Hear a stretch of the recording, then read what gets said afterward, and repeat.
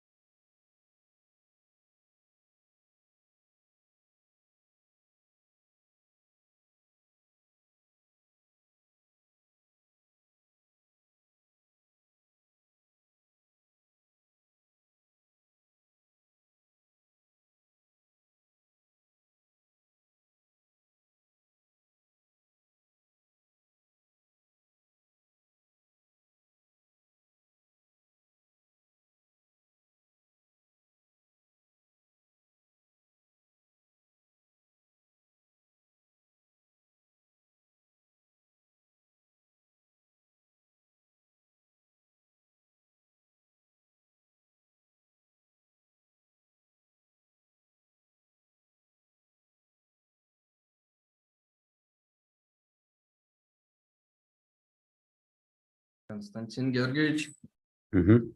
старт. Ну что, думаешь, начнем? Yep. 9.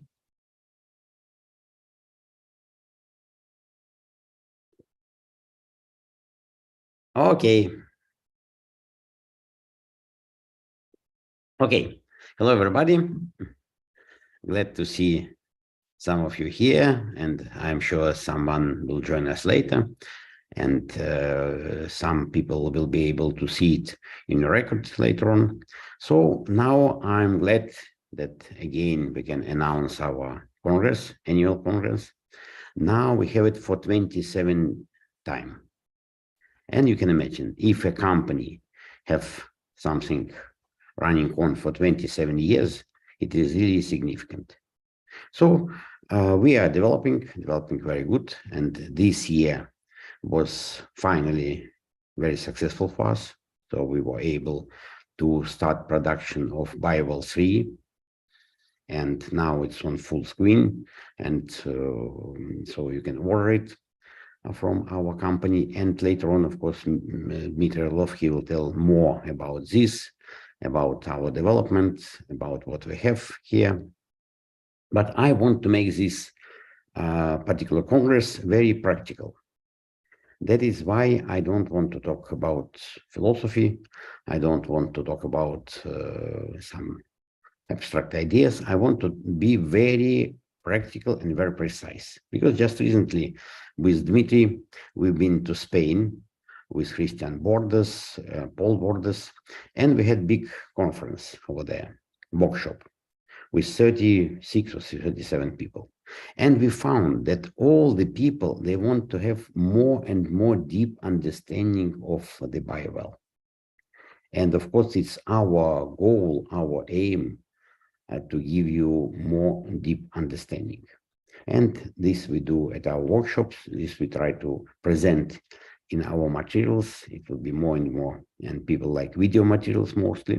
So we'll concentrate on video materials. And now I want to talk about Sputnik. Because again, at our workshop, it was many questions about Sputnik device. And many people are using it. With Bible 3, it will be soon, we'll send a special extra installation to use Sputnik. And then people may have their own very interesting results.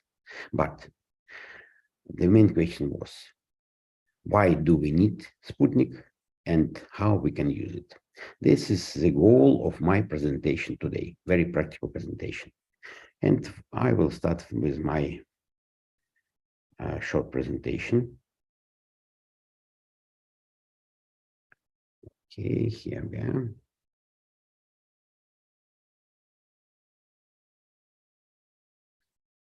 Okay, here we are. I hope now we can see it. Yes?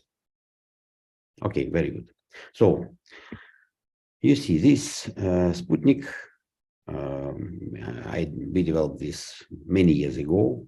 It was a long line of different sensors that I've been developing from 1980s.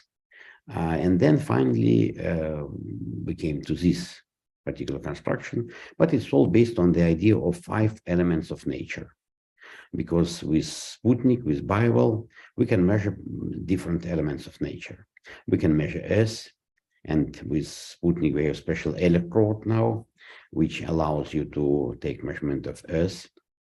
We can measure wood, and again, we have a special needle that we provide you with Sputnik that you can put inside the tree, inside the, some plant, and take measurements, and it shows you very interesting results.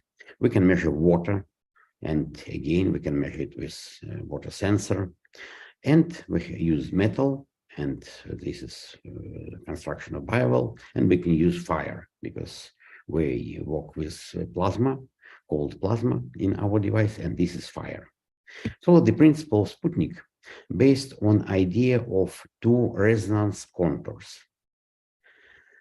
So this is a type of Tesla coil. So we apply to the first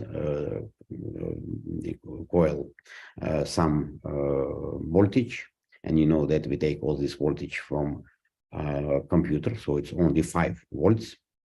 And then second coil can provide this, generate this voltage into super high free voltage. So it is thousands of volts. In our case, it's maybe 7,000 volts, but current is very low.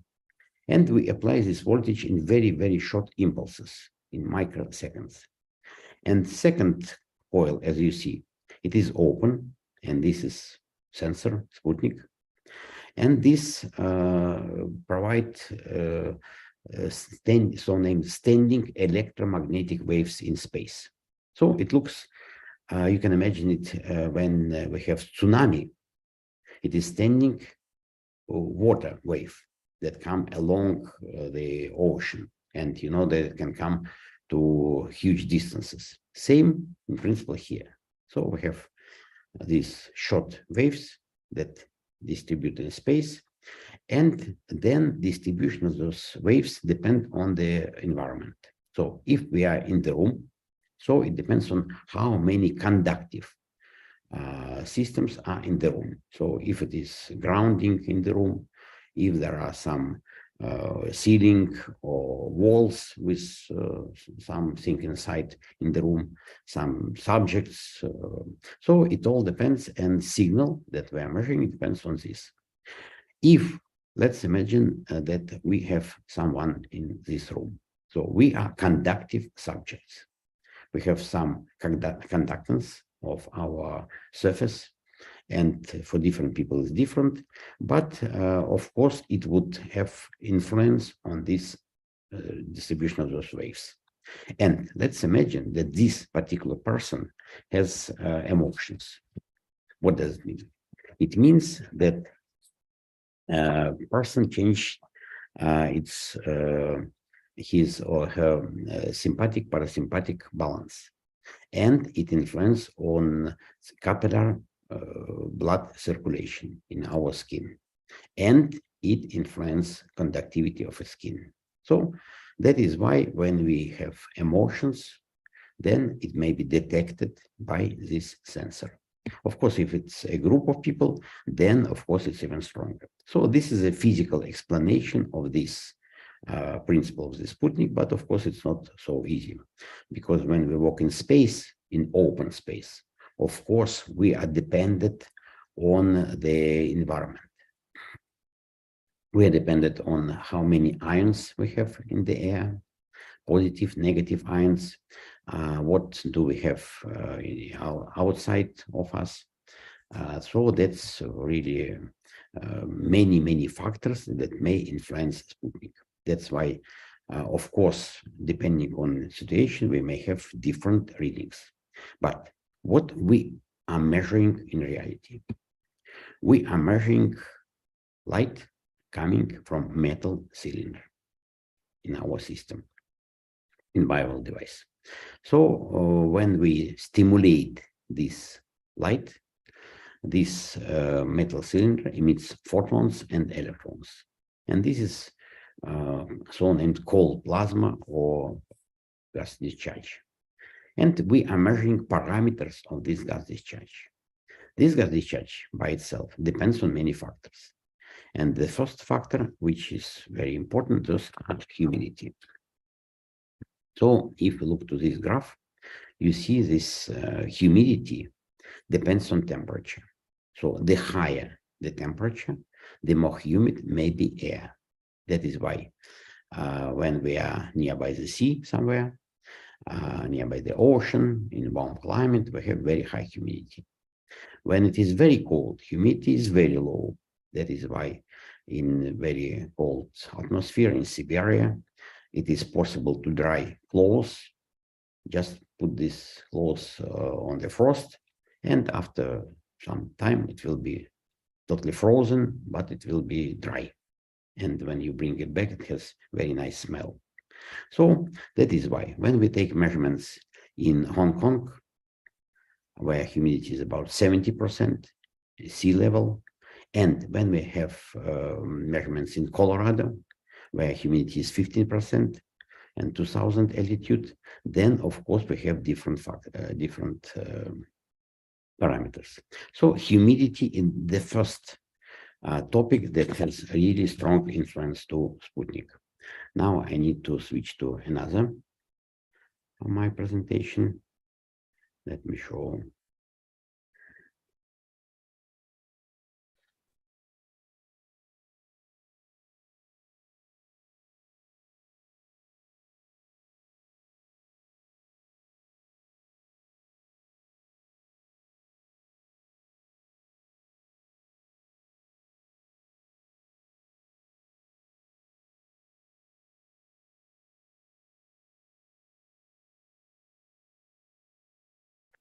Okay, 1 second.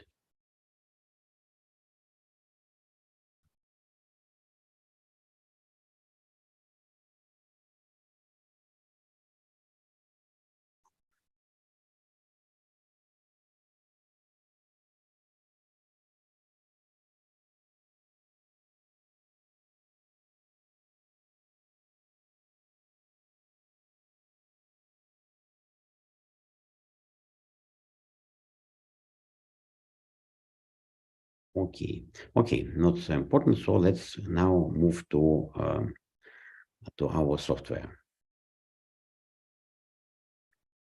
Okay, maybe what we need now, we need the full screen. So let me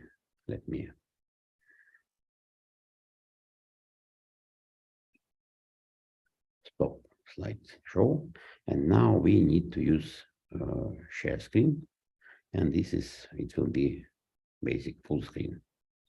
Okay, so here we are. Now you can see my screen again. Yes. Okay, very good. So now so for humidity is the first factor that is important, and temperature to some extent as well. But another factor, of course, this is altitude. And altitude, we can use some data from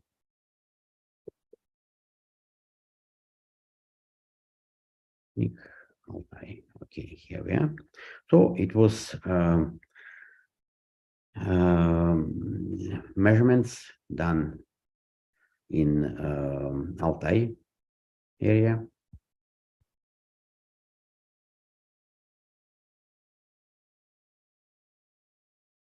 And we can see what does it mean. Okay, so you see, those are measurements done at different altitudes. So you see, it was first it was low level, then we were coming to the mountains, and it was much higher energy in the mountains. But if you look, this measurement, it is 1,500 meters, but this measurement it's 800 meters, then 2,000 meters, 3,000 meters, 2,600 meters. So it means that altitude really has strong influence to our measurements, but it's not so simple.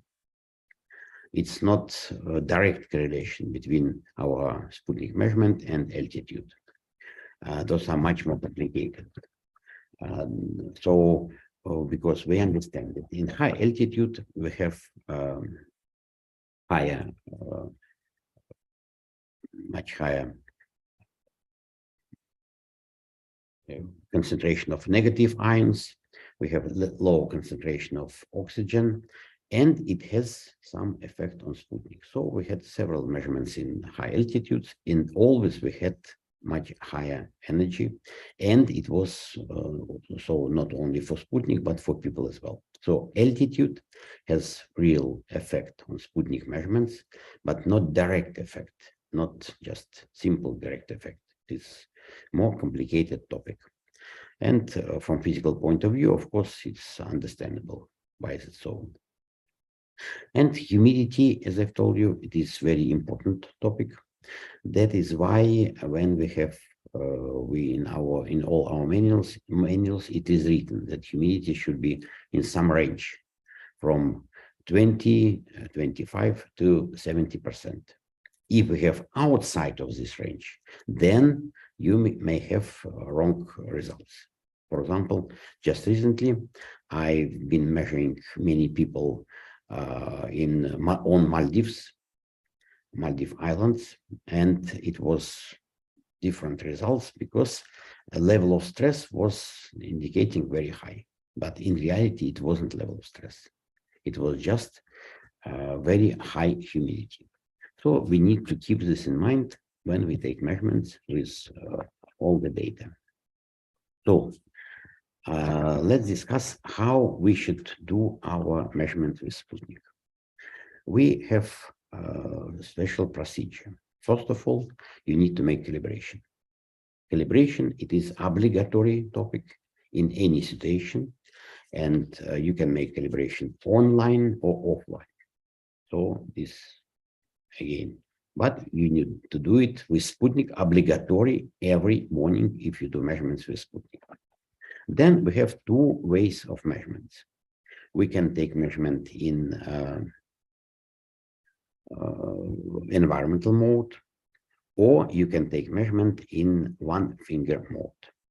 So if you have time, just take measurements in environmental mode. But then you need to take measurements at every port, at least for 15 minutes, and I will show you why. Or you can take measurements in one finger mode, then you can take up to 50 readings, and this will be enough for you to get good results. So let us now go to detailed description how we should do this. And of course, I want to show this for different examples. This first example that I've shown you on mountain measurements, was with one finger mode. Let's repeat it again. So I took measurements and I send it to compare. I go to compare, and we see these graphs. So these graphs give us very clear understanding what is what, and this is every bar. It is this line. It is average of measurement. Every bar, it is standard deviation, and those higher bars, maximum and minimum. So if two bars intersect, then there are no difference. In this case, you see all these bars, they are different from each other. So they are statistically different. We can see this in other way presentation as well, but this is not so clear because these lines are not so clear. So I prefer to use this way. And of course, here we have area. Then we may have intensity.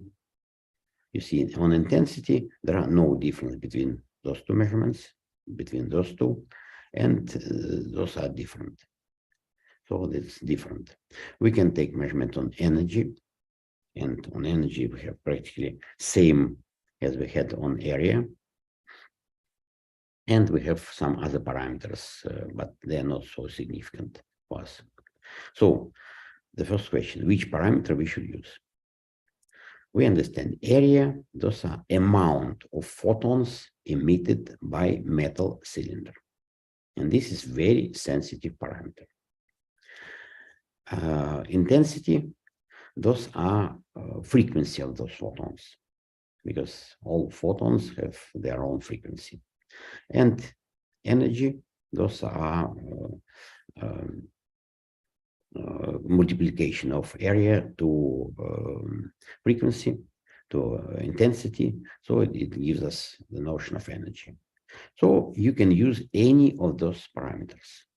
In this case, you see this, both area and energy gives you practically similar results. For intensity, you don't see significant results. Okay, so this is how we process data with one finger mode. And one finger mode is very convenient, for example, when you need to measure some little space. For example, you go to apartment and you want to take measurements of several rooms in this apartment. Then we recommend you to take measurements on the corners of the room and in the middle with one finger mode. It takes you just seconds, and so that in short time you would be able to take measurements of the big apartment, big house. Or on the territory, same story. If you don't have a lot of time, then just use this mode. If you have time, it is of course more important to use this environmental mode, and I will explain you why. Okay, so now let's go back. They're all, and let's go to situations with environmental mode. This is measurement of which I've done in Belize. You know that Belize, it is very interesting country. It is country, a little country between Mexico and Guatemala. It is tiny country, so in principle, in one day you can cross all the country by car, but it has a lot of wonders. It has jungles, it has mountains, it has a beautiful seashore with the second biggest in the world reef, with many different animals in the ocean. Very interesting place. And this territory, it was several important Mayan centers. You know that Mayan civilization is one of the greatest and enigmatic civilization that we had in our human history. And they've been building huge, big cities with big pyramids, with temples. But then they existed for more than 1,000 years, but then they vanished. Now we think, our scientists think that it happened because of change of weather, change of climate, and they were unable to survive in changing climate. And all their cities was covered by jungles. So now some of their cities are explored and excavated, and you can go there in Mexico, in Guatemala, in Belize. And some of them are only recently found by LIDAR. You know, LIDAR, it's laser technology that they use by flying on the plane. on the big territory. And they found big, huge territory that was in ancient times, it was Mayan territory. So in Belize, you can go there, you can climb pyramids, and it is really very interesting. So let me show you how we process data. So in any case, when we go to some historical place, and when we want to see the energy of this place, we need to make comparison. In comparison, obligatory, we should make outside of this place. So typically what I do, I take measurements in the morning in the hotel, just nearby this historical place. Maybe sometimes it's 100 meters, sometimes it's a couple of kilometers, but it's the same territory. So that is why I have this reference for comparison. And so let's compare. This is pyramid top. This is one of interesting, very interesting place, Kinatu niche. This is Kahal Page, another interesting place. Kahal Page for measurements.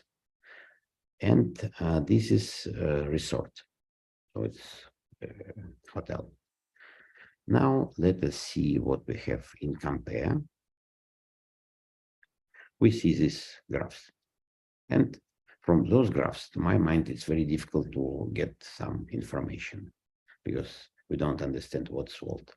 So that's why we go to charts. And on the charts, we really can see very clear information. So on the chart, we see that the highest energy, highest area was in Xunatunic,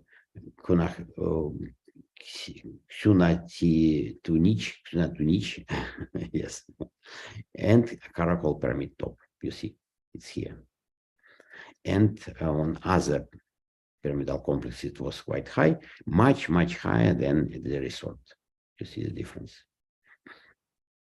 So, on intensity, it was a bit different, but still, in medium, we have the highest at the pyramid, Kahal Page, and again, this Caracol Pyramid top. On energy, you don't see anything here because it's a different scale. You see, with energy, we have different scale. That is why it's difficult to evaluate this by this graph. To get information of energy, you need to save export data to CSV, Excel file. And then in Excel file, you can process data and you can get this information much more clear. But please keep in mind, when you move to Excel file, to CSV, we use a so-named European system. That's why we use comma that divide the whole number and digital. In United States, you use dot. That is why you need to shift, change all your data or your Excel presentation from dot to comma. Then you will see all this data. If not, then you would get total nonsense. That this you need to understand very clearly. So we can present this. So from this graph, we can see very clear. And what's more important, this is area deviation. Area deviation, it is like waves on the sea. So if it's low waves, then we have low deviation. If there are high waves, then we have high deviation. So this is a very important evaluation of the stability of the environment. And again, you see that in medium, we have very high in the different pyramids and very low in the resort, much lower in the resort. So this is important parameters, and later on, I will show you in more details about these parameters. We can press this button statistics, and we can calculate statistics, but this will show later. And if we press button cloud, we show a graph that presents us from this is area, And this is different standard deviation. And this graph, it is more for scientific evaluation. Sometimes it's very presentable for scientists, but in reality it shows us how well distributed data. So again, it's another way to evaluate standard deviation. So the higher this cloud, the more wide this cloud, the higher standard deviation. But again, if this is more for scientific evaluation, so if you like it, you like it. If not, then just use charts or this. This is very important as well. Okay, let's go back, clear all. And another example, this is example of measuring meditation, because this is another goal, how we can use Sputnik. And let's show some examples of meditation. Okay, so let me take one of them. Yes, okay, let's take this. And you see, we have this meditation graph. You see, now you can see it or not, maybe not, maybe it's better back, maybe better. So you can see this graph. Okay. Of course, you can make this, look this and this graph, but from this graph, it's very difficult to understand what was going on. You can press button analysis, and then it is more clear. So, and with this button, you see that it was really something. And you see this difference. Or you can use this button statistics. I like this one. So in this button, you need to add labels. And I suggest you to add labels with 6 minutes. And I will explain you why. Okay. And now we have those labels, close, and calculate. So now we have those graphs. For example, this is area. And you see this area, this moment of meditation, it is 13, so it's here. And you see absolutely clear difference before meditation and after meditation. So if you want to measure meditation, of course, first you need to take measurement of background, obligatory, because otherwise it doesn't make sense. So you need to take background measurements as long as possible. If you can have it for half an hour, couple of hours in quiet room, then of course it's more significant. If not, then at least for some time. And only then you can detect effect of meditation. So this is area, and let me see other topics.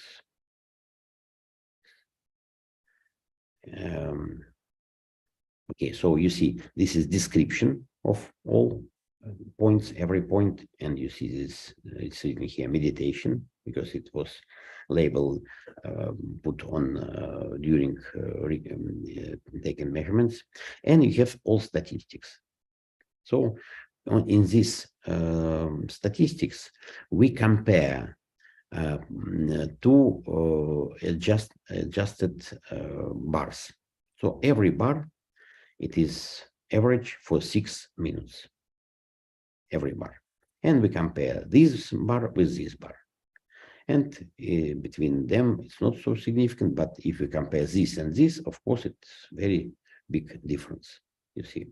So when we have this number below 0.005, then it means statistical difference. So for example, here, it is no statistical difference between two bars, but in all other, here it is again no statistical difference, but here no statistical, but in most cases we have really statistical difference between two measurements. And you see, you've seen area, then you can see intensity, And again, it's you see this difference. You can see energy, and again you see this difference, and deviation.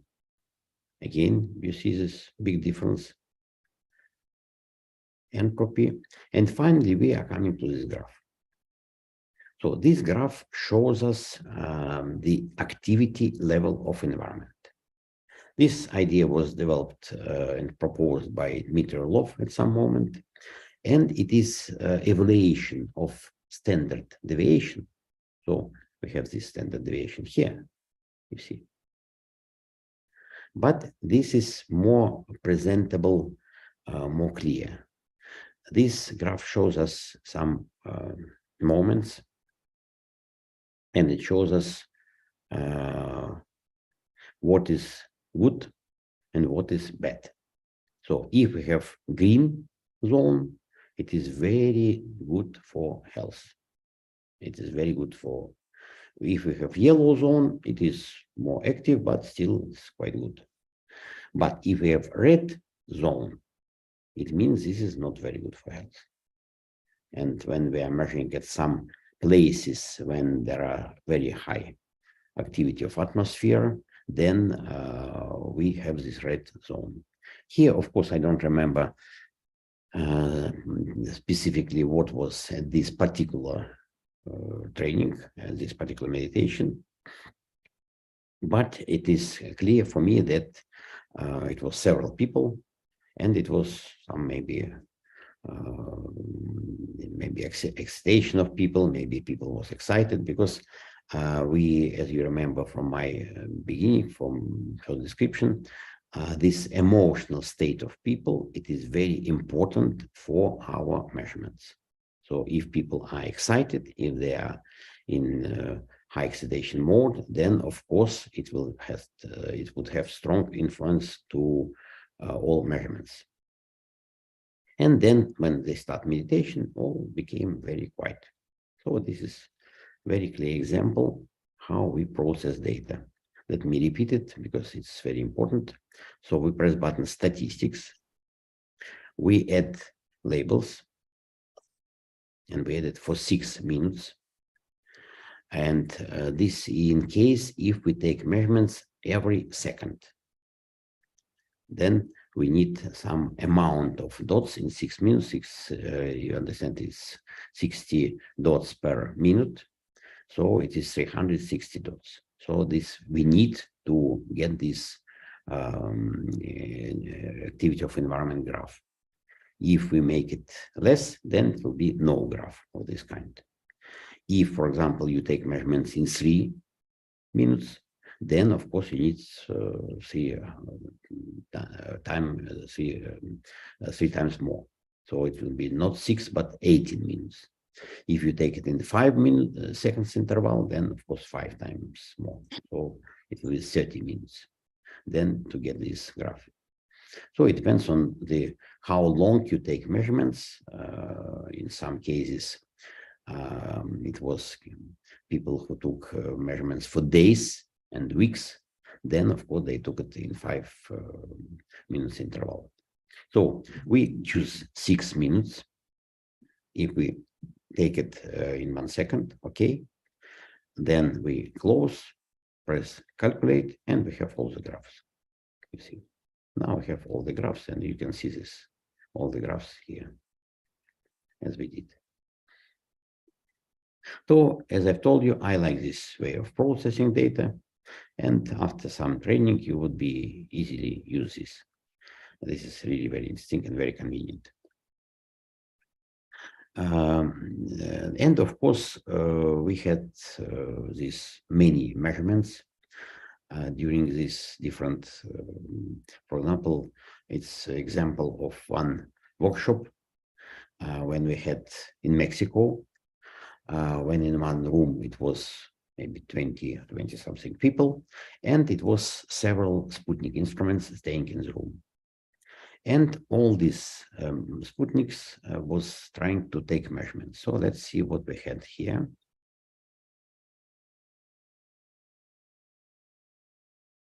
just 3 of them. And you see, if you look here,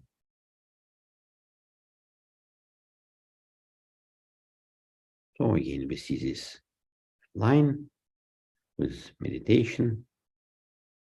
And in this line, it's very difficult to get some idea what was going on.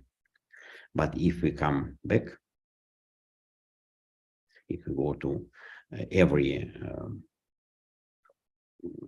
data of this, and we use statistics,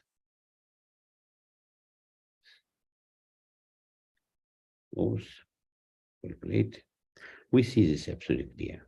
So it was then the beginning of meditation. It was before meditation and after meditation. You see absolutely clear effect on area. On intensity, not so clear because it's increasing.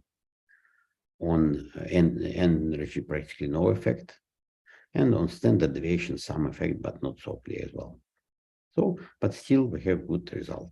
If we take another measurement, this one, statistics, tables, okay, close, calculate, and again, same effect. Here we had beginning of meditation. In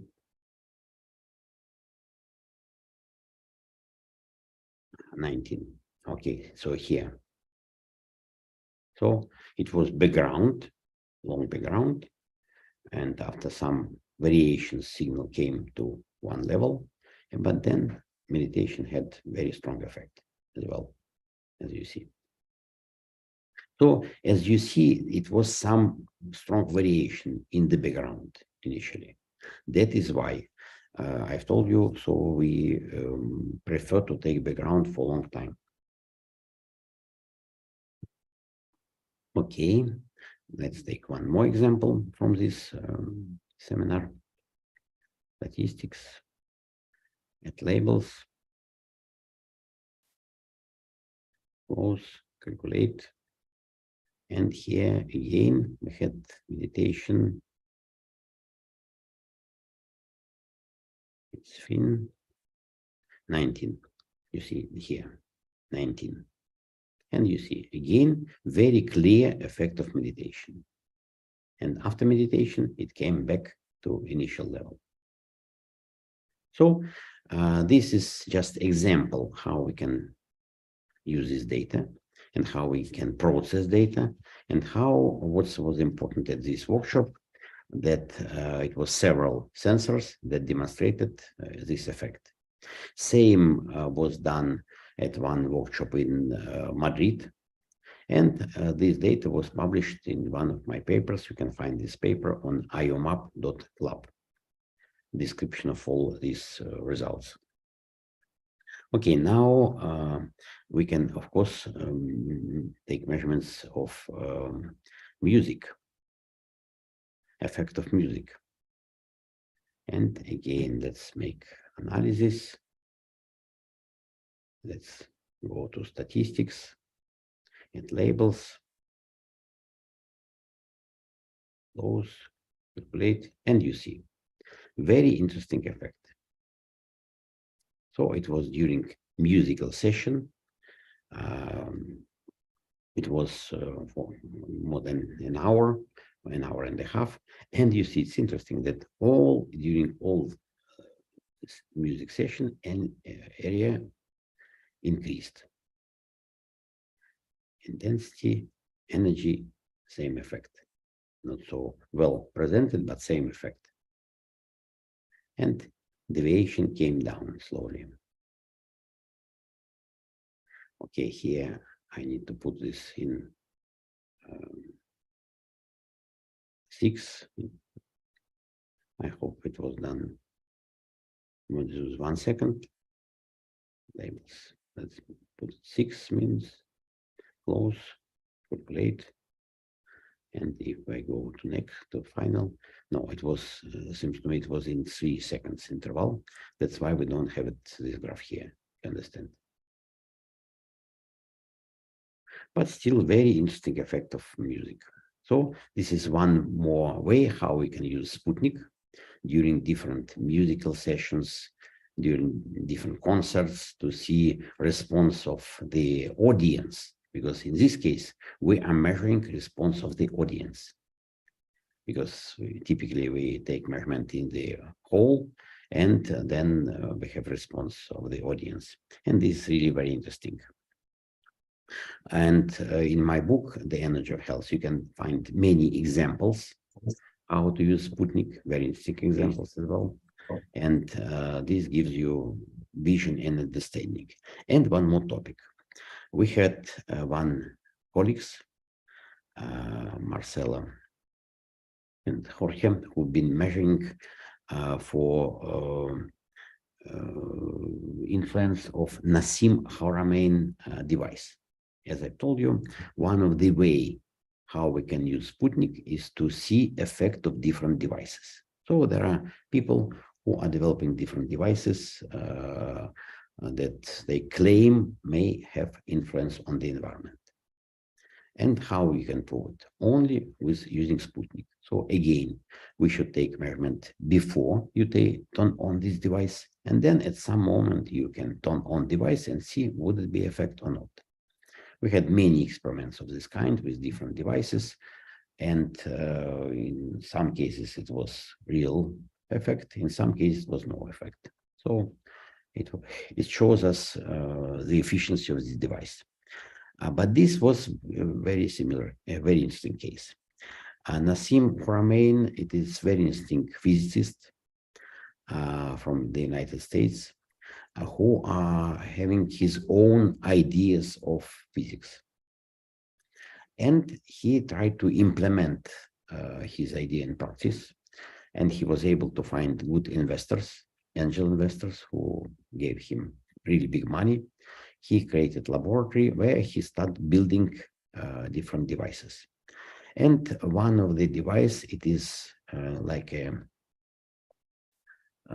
generator, quite big generator, that generate special waves. And those waves should influence environment. And our colleagues, they've been measuring this. And let me show you this effect. So in the beginning, when they've been measuring this for some time, it was not possible to detect effect. But then they start measuring for very long time, for days. You see, it is 173 hours. And when we see, look, let's apply statistics. And here we need to add labels for long time. So because it's a very long measurement, so let's add a label with 60 minutes interval.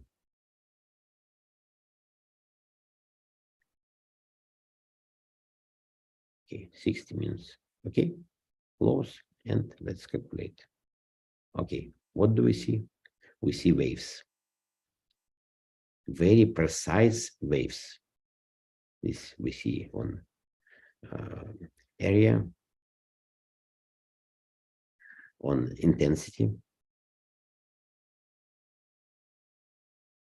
on energy, and in principle standard deviation as well. You see, very interesting effect. So it is absolutely clear effect of this generator. So it is it means that generator was able to generate this type of energy waves that was distributed in space. And our colleagues demonstrated that in time, those waves, they penetrate more and more bigger and bigger area. And of course, that's another topic, how those waves influence people. But it's interesting that maybe it was one of the first real generator that was able to create this type of, as Nassim told, they'll name it as vacuum waves. And it was possible to detect only on long measurements. So if you take measurements in short time, you will see some coming up or coming down signal, and it has no meaning. But only after they start doing measurements for a very long time, they were able to detect this real effect. So this is example how we can use it. And in reality, we had many different type of measurements. We were able to take measurement of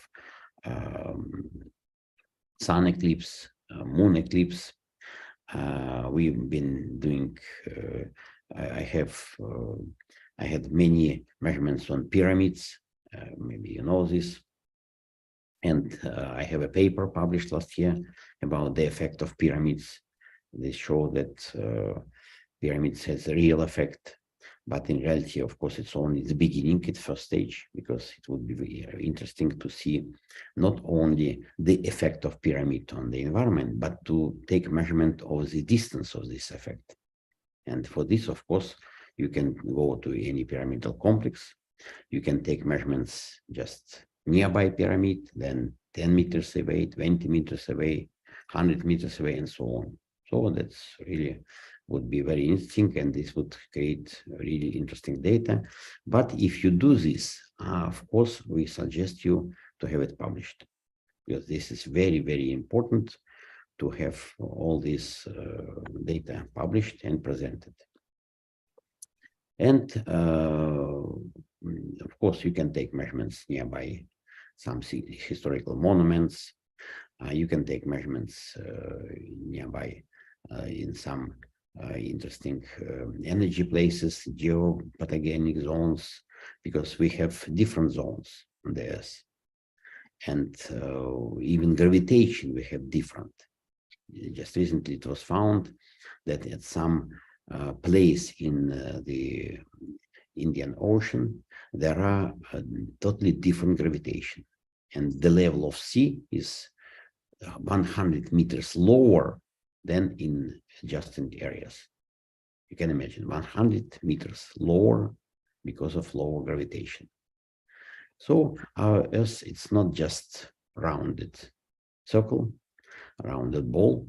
It is more complex, and gravitation depends on many factors that we have inside our Earth. So that's why we have geoactive zones and geopathogenic zones on our Earth. And if you take measurement with Sputnik somewhere in the environment, then I always suggest you to take measurements of people as well, because it's interesting to see not only effect of some place, but to see how this particular place influences people. Mostly, if you take measurement for some time with environmental mode, you can measure this parameter activity of the environment, and then you can compare this to effect on people. That's very interesting, really very interesting. And that is why I repeat how we take measurement with Sputnik sensor. First, obligatory in the morning, we make calibration. Would it be in the hotel somewhere, or would it be in a particular place, online or offline? Then you go to the environment, you take measurements in the environmental mode for 15 minutes, because if you take it less, then you wouldn't get this parameter activity of the environment. Or you take it in one finger mode, so depending on your time. And you, if you are on the environment, of course, you can do it in offline mode. It's much easier. You are not dependent on what's on internet. And then coming back, you will be able to process data. And of course, now with Bible 2, Bible 3, you can do it with your computer. In short time, this year, we plan to start production of Bible mobile device. It will be device for mobile phone, very compact. With this, of course, it will be much more convenient to take measurements, because it's some historical places they wouldn't allow you, or they would ask you many questions if you use computer, but if you use your mobile phone, nobody will ask you questions. So that is what I was intended to deliver you. And later on, this information will be like a separate file, a video file, and I'm sure this will help you to use our sensor, our Sputnik sensor. And then maybe next time I will make another presentation, another video for using water sensor, some love, and then I will present it as separate video file as well. Okay, so that's what I wanted to deliver you. Okay, so we can move forward. Thank you very much, Konstantin. Thank you for the presentation. And now it's my turn. And I will just give you a brief presentation about what's going on with the Bible. So, hello everyone, my name is Dmitry Mitya Orlov. I'm a general manager of the Bible company, and today in this Congress, I'm happy to see those people who are online in real time with us. It's very good not to speak to a black screen, but to see real people. And thank you for joining during the weekend. And well, thanks for watching for those who have decided to watch this recording at other time. All of our videos are posted on our YouTube channel, so you can always watch it at your convenient time. So my topic is very simple. It's about our development of the Bible community, and of course our new model, Bible 3. I will explain what's actually new about it, so that everybody understands how much efforts we have put into it in order to make it happen, despite all the odds and all these COVID restrictions and other difficult situations worldwide, and with the business too. So let's go. Let's begin with the simple things. Well, this year is really unique year. We have our annual Congress now, right? It's 27th already Congress of Science, Information, Spirit.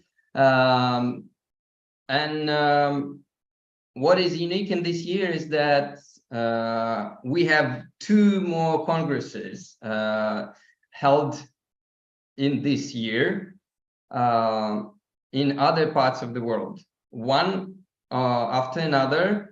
There will be Congress held in United States in November 10 to 12. And let me share the screen and show it to you. So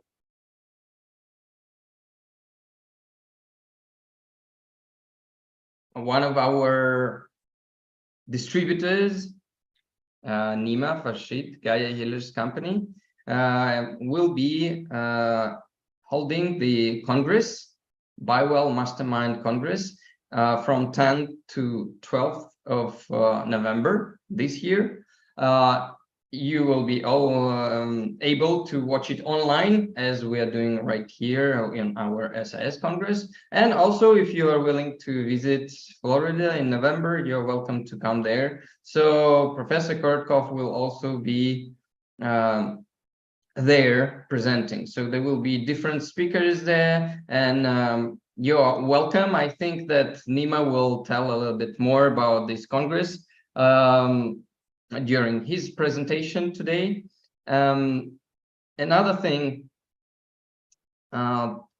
second Congress, also devoted to Bywell and this field, energy and science and integrated medicine, will be held in Brazil right after this Congress in United States, and it is organized by our prominent distributor, Dr. Neto Pignataro, and it will be from 17th to 18th of November 2023 in São Paulo.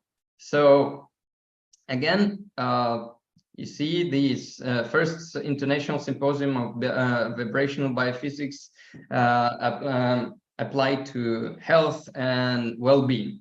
So those of you who speaks English or Portuguese, you're welcome to this Congress too. There will be other speakers, and as you know, the topic of GDV and Kirlian photography is very popular in Brazil. They have their own branch of Kirlian photography technology development there, so it's pretty well known in this country. And the integrative medicine is quite well accepted in this country. So I think there will be very interesting speakers there, and maybe Neto will give more information. And of course, he has many time left till the 17th of November. So the list of the speakers will be refreshed many times until then. So again, you see that this year we are having not one Congress only here online, but 3 Congresses. This is for the first time in our history. And also the Congress in Brazil is devoted to 10 years anniversary. So 10 years ago, NATO has started with the GDV, and then when Bible was not yet there, and then continued working with GDV, and still he is very active and one of our best distributors in South America. So you see that interest is staying there, and you see the lot more congresses are happening. Additionally, I want to say that we have very active distributors in main languages on this planet. So, for example, well, Elizabeth Donbitter is here live, and she is very actively conducting seminars, not only the advanced level. Hello, Elizabeth, but also the intermediate level, where she can help people, German-speaking people most of all, to master their skills in interpretation.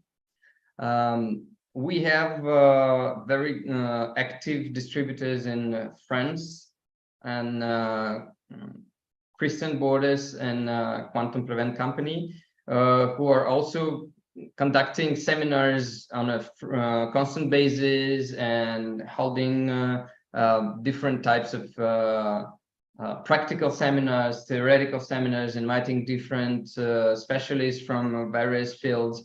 So always welcome if you speak Spanish or French.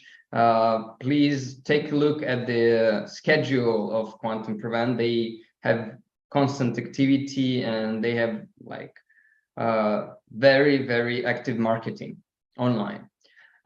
We have, that's about Europe. Well, we have, I think, the biggest amount of distributors in Italy, even though Italy is not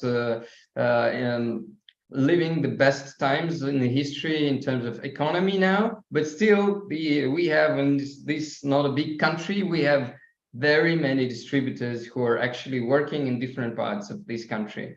We have very active trainer and distributor in India.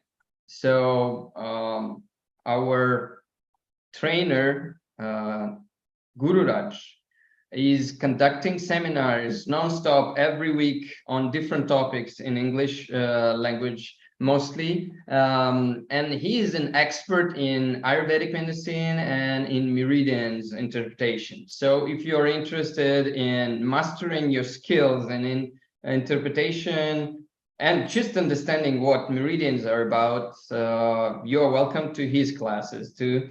So he is constantly online, running Telegram, WhatsApp, and doing different types of classes non-stop. Well, we have talked about Neto Pignataro, who is very actively distributing in Portuguese language in Brazil and Portugal, and also conducting seminars, different presentations. He is collaborating with several universities. And well, what I can say is that, well, some people are still skeptical who just find out about BioWell and GDV technologies. They can be skeptic about this technology and how you can extract light from fingers, etc. So what in this year, 2023, we can say that we, our company, our distributors are collaborating with scientific research institutes or just universities, governmental, national universities in different countries. And it's Spain, France, Brazil, India, United States, so all over the world. We do our research in different fields, and if we go to our database of research papers, as you know, we are not posting all the research papers on our biowell.com website, but all of the of our archive of different publications is saved on the eumap.club, International Union of Medical and Applied Bioelectrography. So here we have all the publications, and we are trying to keep it up to date and publish all the interesting papers on the topic of bioelectrography from all over the world. And it doesn't matter on which language it is. You see that we have publications in several languages here. And the main problem, so for example, if we look what kind of publications were done within the from the previous Congress in 2022-2023, you will see that most of them, well, there are 3 papers published by other authors, but 1, 2, 3, 4, 5, 6 are published by Dr. Kortkov or with his involvement. If we look for 2023, we will see that, again, same story. You see only 2 papers published for now, but well, these are interesting papers for those who are interested in this kind of field. Main conclusion from this is that I address to all the users, all the researchers worldwide who are using the BioWell and in their research activities. Please don't be shy, don't keep it private, share the results that you get. If you don't know how to publish the results, you can always address either me, either Dr. Kortkov, and we can help in publication or just give some recommendations, and so that you can finally publish your work, and then you can share it with the community, because in fact, the BioWell community really needs the results, the fresh results from all over the world, because we know that there are lots of research activities going on worldwide, but we know that most of these research activities are not published, or if they're published, we don't get information about that. So please share, and we will be happy to share your work on our website.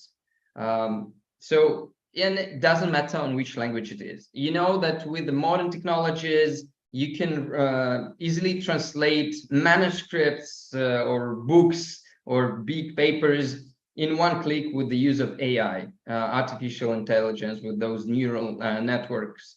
So nowadays, it's for us, it's easy to translate the videos even from other languages. You just click and the some program software translates the video in real time to your language. So all the technology is already here, so the language is no longer a big barrier. So please don't be shy, share your results, research in whatever language you do, and publish it. So we are happy to share and publish it on our resources.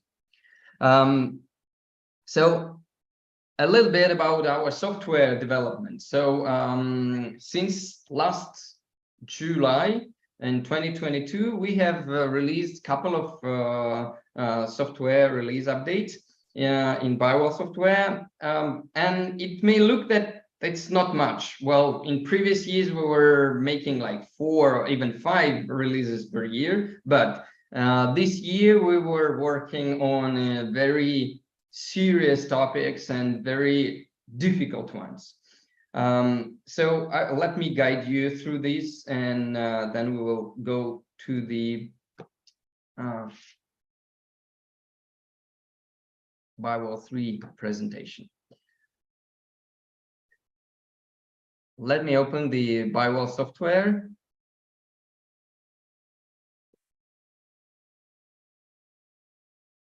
Here it is.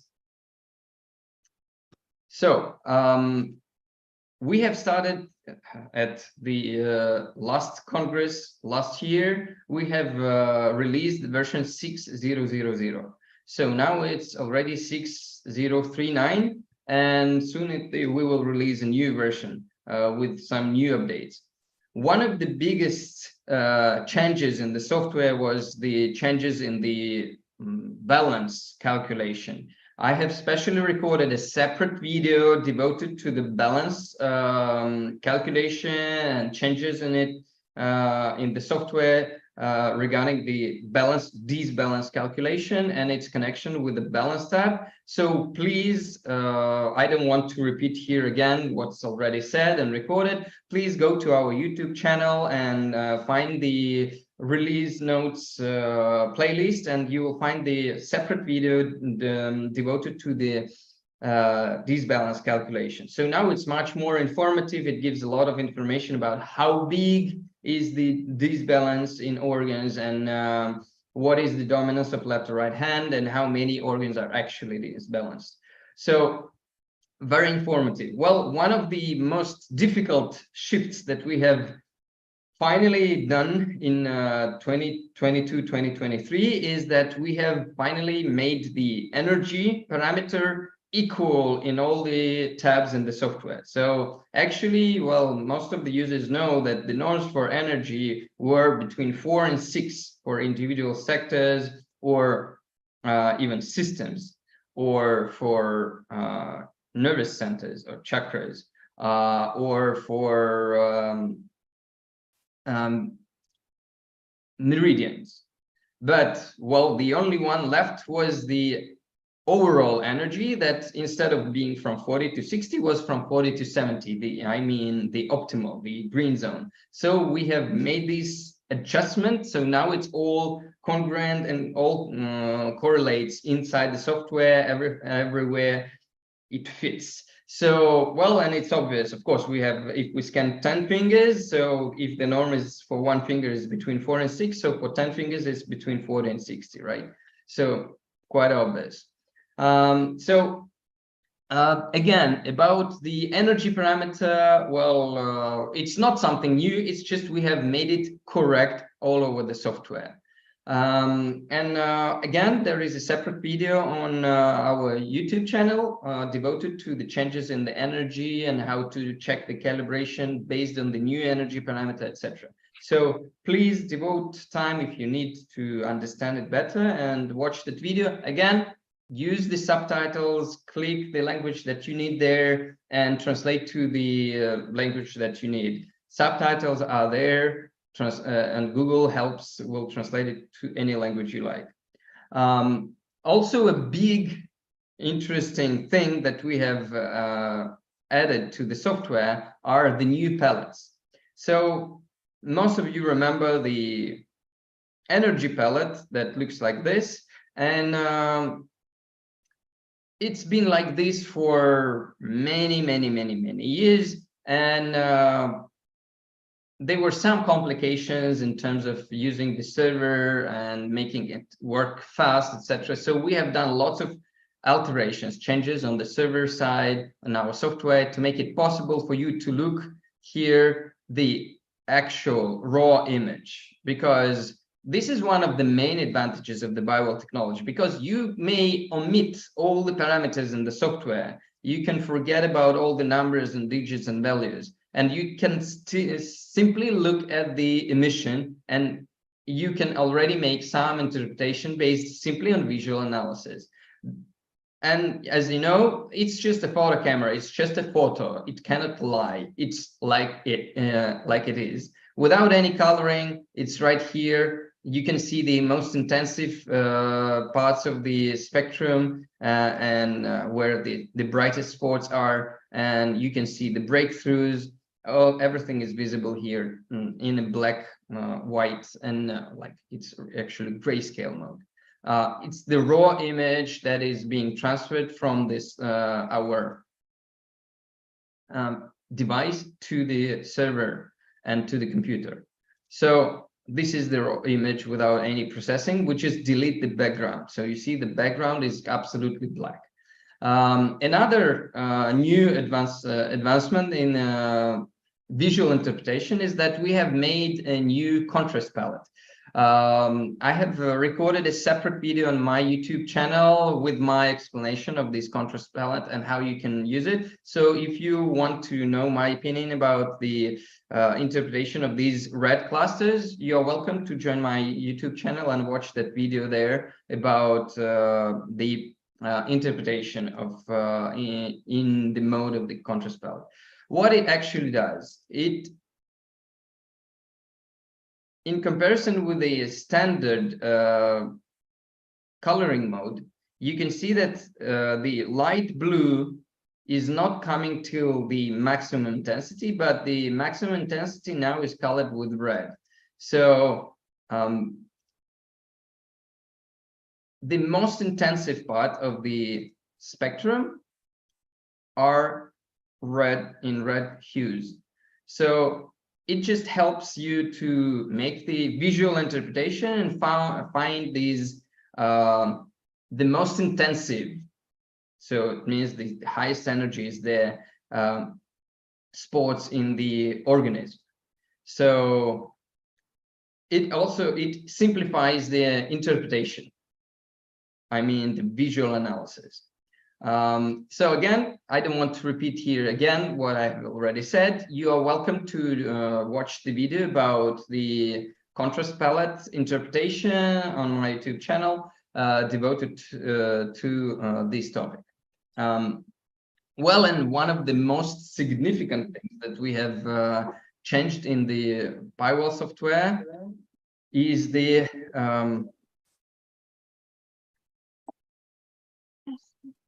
sorry, somebody has switched on the sound.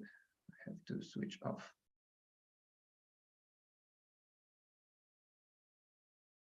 Sorry for interruption.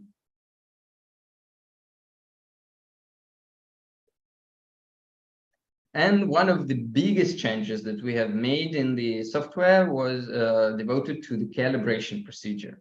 And of course, we were preparing ourselves to the Firewall 3 because the way Firewall 3 works is way different from the way the previous Firewall 1 and 2 were working.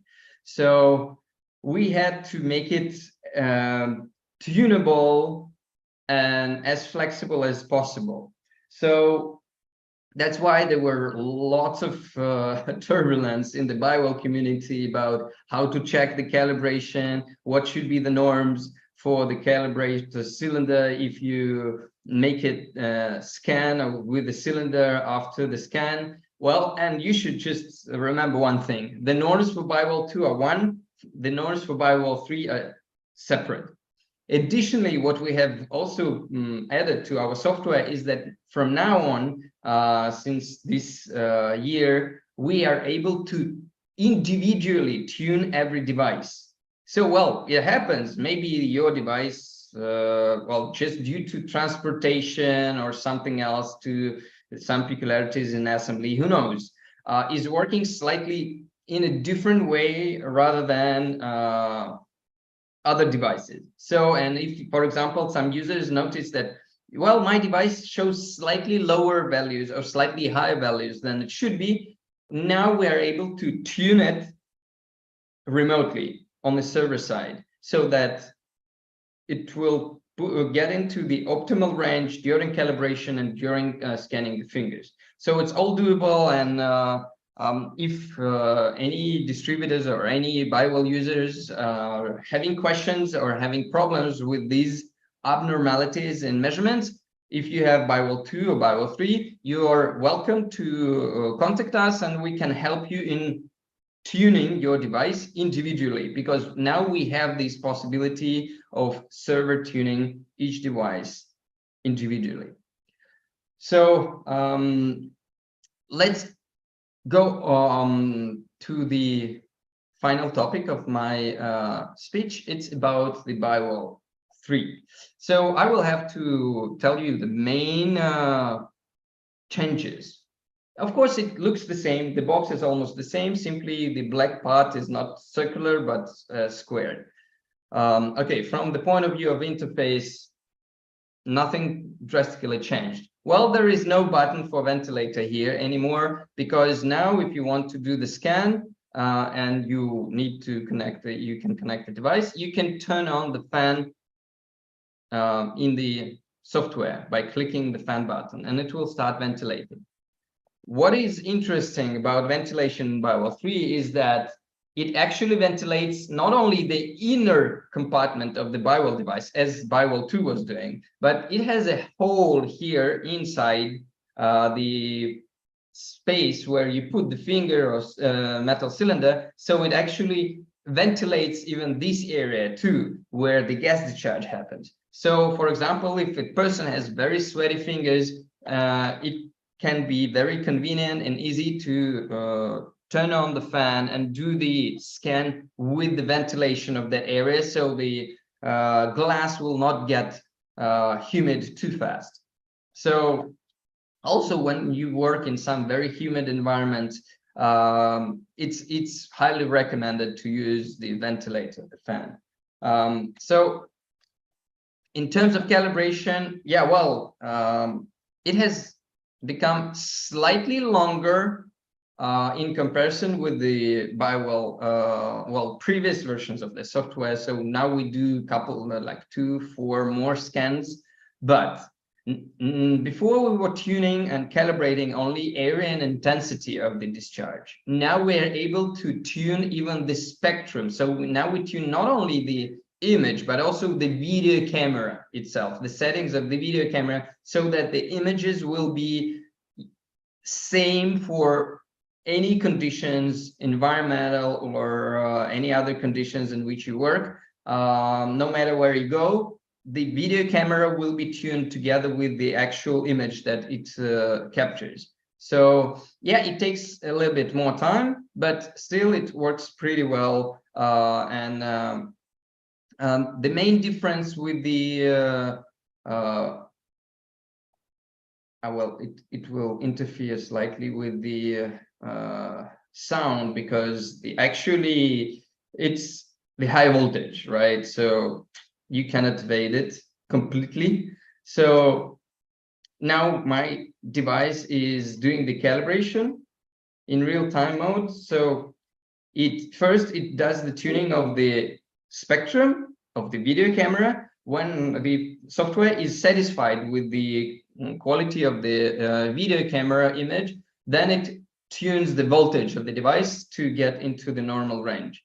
So if I do the scan of the cylinder now, the spectrum should be in the sorry, it's too sunny today here, so a little bit excessive sun. So if I analyze the results for Bible 3, the normal range, if there was no individual tuning, so the standard factory setting, it should fit into the range between 53 and 58. So you see in this case, it's there 57.8. So all good. And if we look at the actual image and look at the spectrum, we will see that it's fitting in the normal range. It starts from 24 as it should be. So all good. And if I do the scan of fingers in real time now, again, I will do it in a stress test mode, so to make it faster.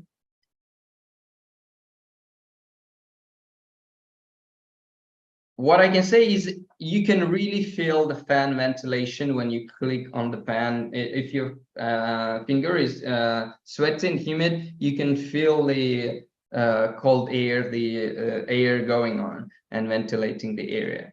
So I have checked and I've seen that it doesn't, if the finger is not sweaty, the switching on or off the ventilation doesn't change the actual values. So you see my stress level is slightly increased. Well, yeah, I'm slightly nervous about this Congress happening, and it's a high responsibility on me. So but you see my energy is in optimal range, and I hope it will stay like that till the end of the Congress.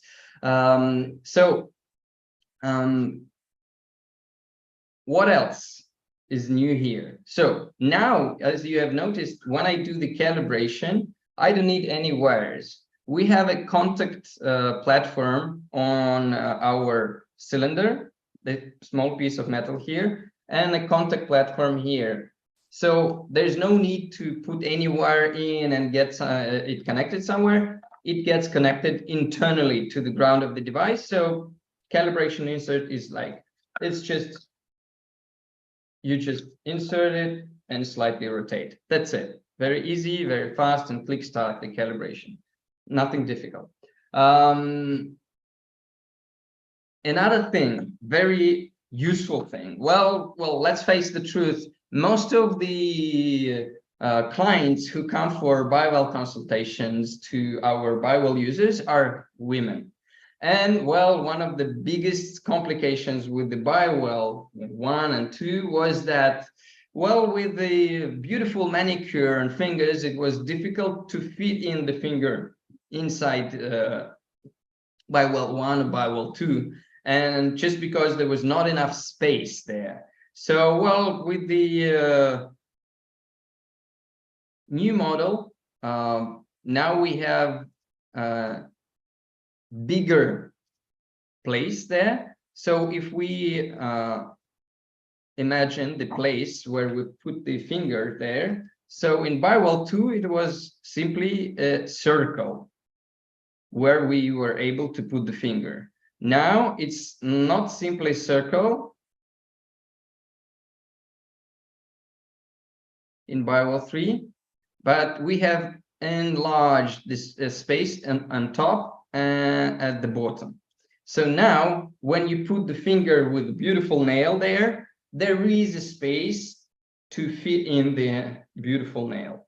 So now it's possible to do the scans even for the ladies with a manicure, and it fits well.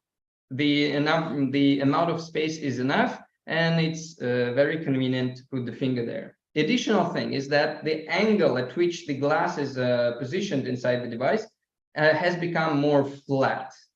So now when you put the finger in the device, again, in order to evade touching or, putting the nail close to the glass, whilst it's flattened more, now when you put the finger, the nail is further away from the electrode. So it's easier to do the scans with biwell 3, even with the different types of shapes of the fingers, and no matter how your nail looks like, now it's much more viable and possible to do the scans of most of the clients who come for biwell consultations, women.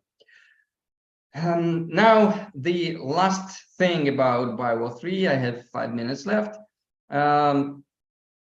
I will show in a special software created for tuning the biwell devices.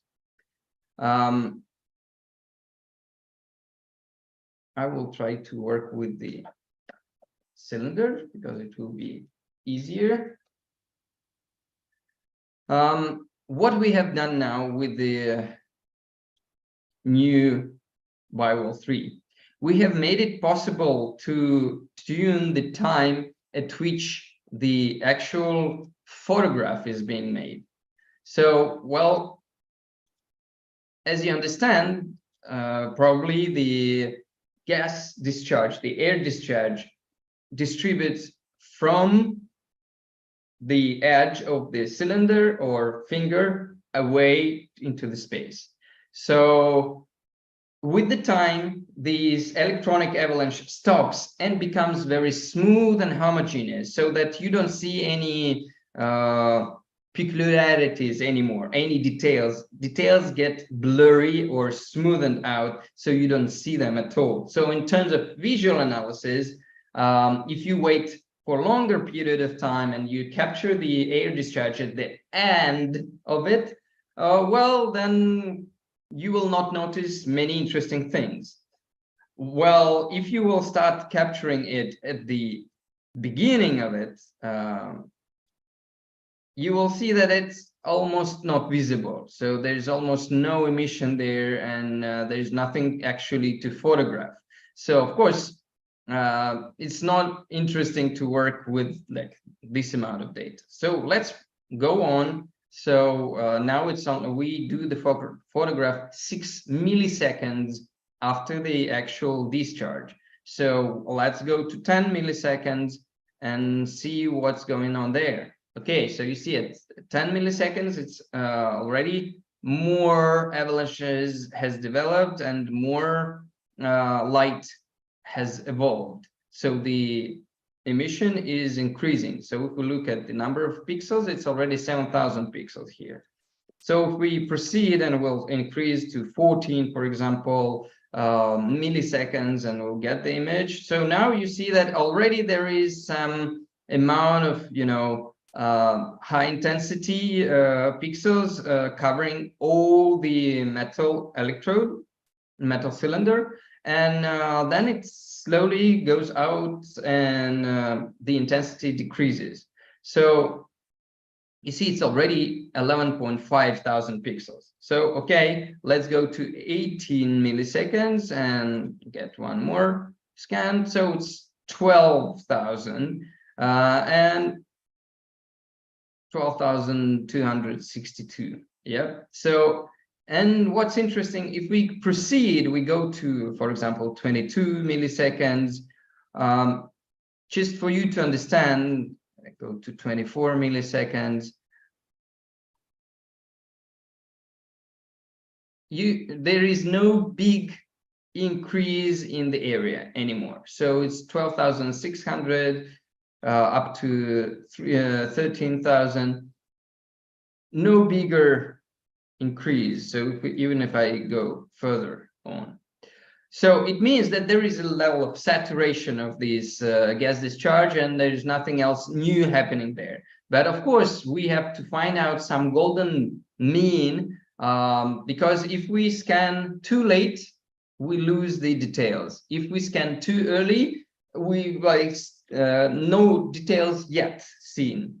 So we have to find some kind of balance, because if we scan too early, it's very non-stable, because the air discharge will be having very high variability in between the scans. While if we will be scanning late, too late, it will be very stable. Like those people who like stability a lot, they will love it, but we will lose sensitivity. So with BIWELL 2, we had to find some golden mean, and we have these parameter detected and in small research that we have done. So it is done on this level, 18 milliseconds. And in some cases, well, we are able to tune for some researchers who are willing to sacrifice stability in sake of getting more sensitivity. We can decrease it up to down to 15 milliseconds. So you see that the area drops down, and the gas discharge and the image is not so big and thick. So, but it has higher sensitivity when you do the scans of the finger.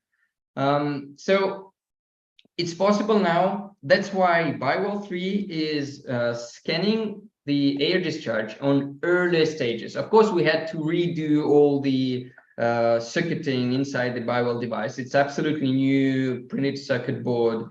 So the protocols are new because we have to reintegrate and redo all these things. But what we have achieved is that now when we do the scanning with the Biowell 3, we are able to get the information on the earlier stage of the air discharge, and that's why it's much more sensitive in terms of finding some problematic areas. So for example, I have done like 3 scans in a row, and maybe you have noticed that in these 2 fields, these 2 splashes didn't move. This kind of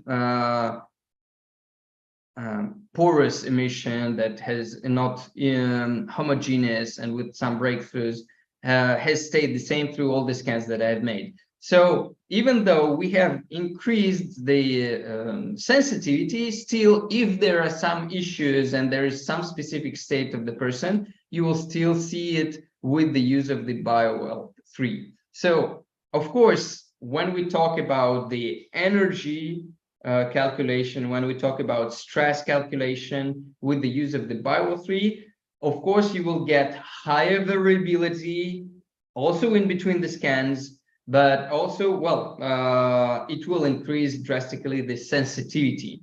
So now with Biowell 3, it's much more often that you can see excessive stress levels, or you can see the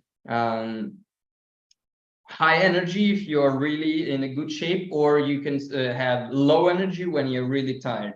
So the Biowell 3 is actually much more sensitive in the regards of detecting and assessing the energy and stress state of the person. Well, these are the main aspects that I wanted to highlight during my short presentation here on this Congress. So, well, Biowell 3 is in production. We're still actually working on it. Well, we had lots of complications because of the COVID restrictions in China, and the factories on which we were producing some of the components for the Biowell 3 were closed, then opened again, then closed again. So all the thresholds, all the deadlines that were established were rewritten many times, and we couldn't really predict when something will happen finally and when something will be produced finally. But, well, thanks God, well, it has taken us a lot of efforts, emotional too. Well, more white hair has appeared on my head through this year, but, well, finally we have it, and it works.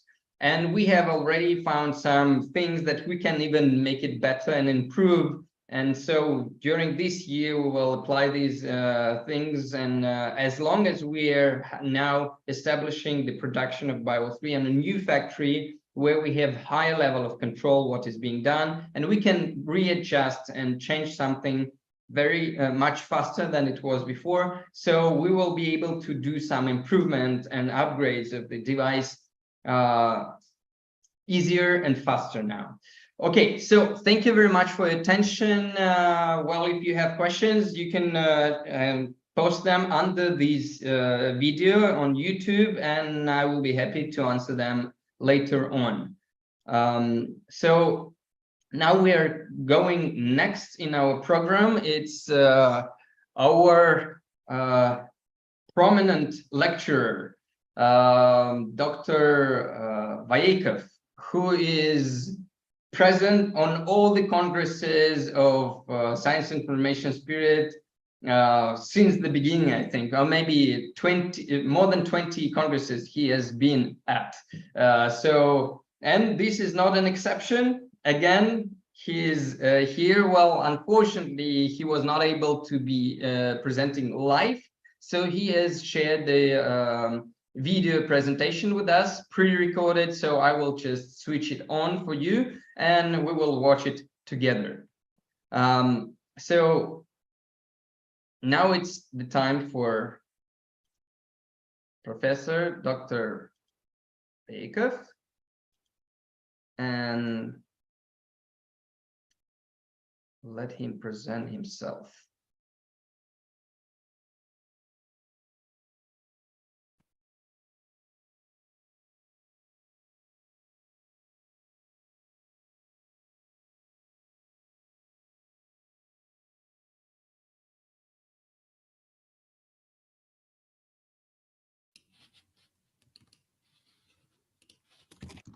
Dear colleagues, it is my great pleasure to participate in this most interesting and innovative lecture course, which is devoted to the key essence of life, flow of energy and information exchange, processing and accumulation in living nature. Three of us understand very well that water is the major material foundation of both energy exchange and uh, information processing.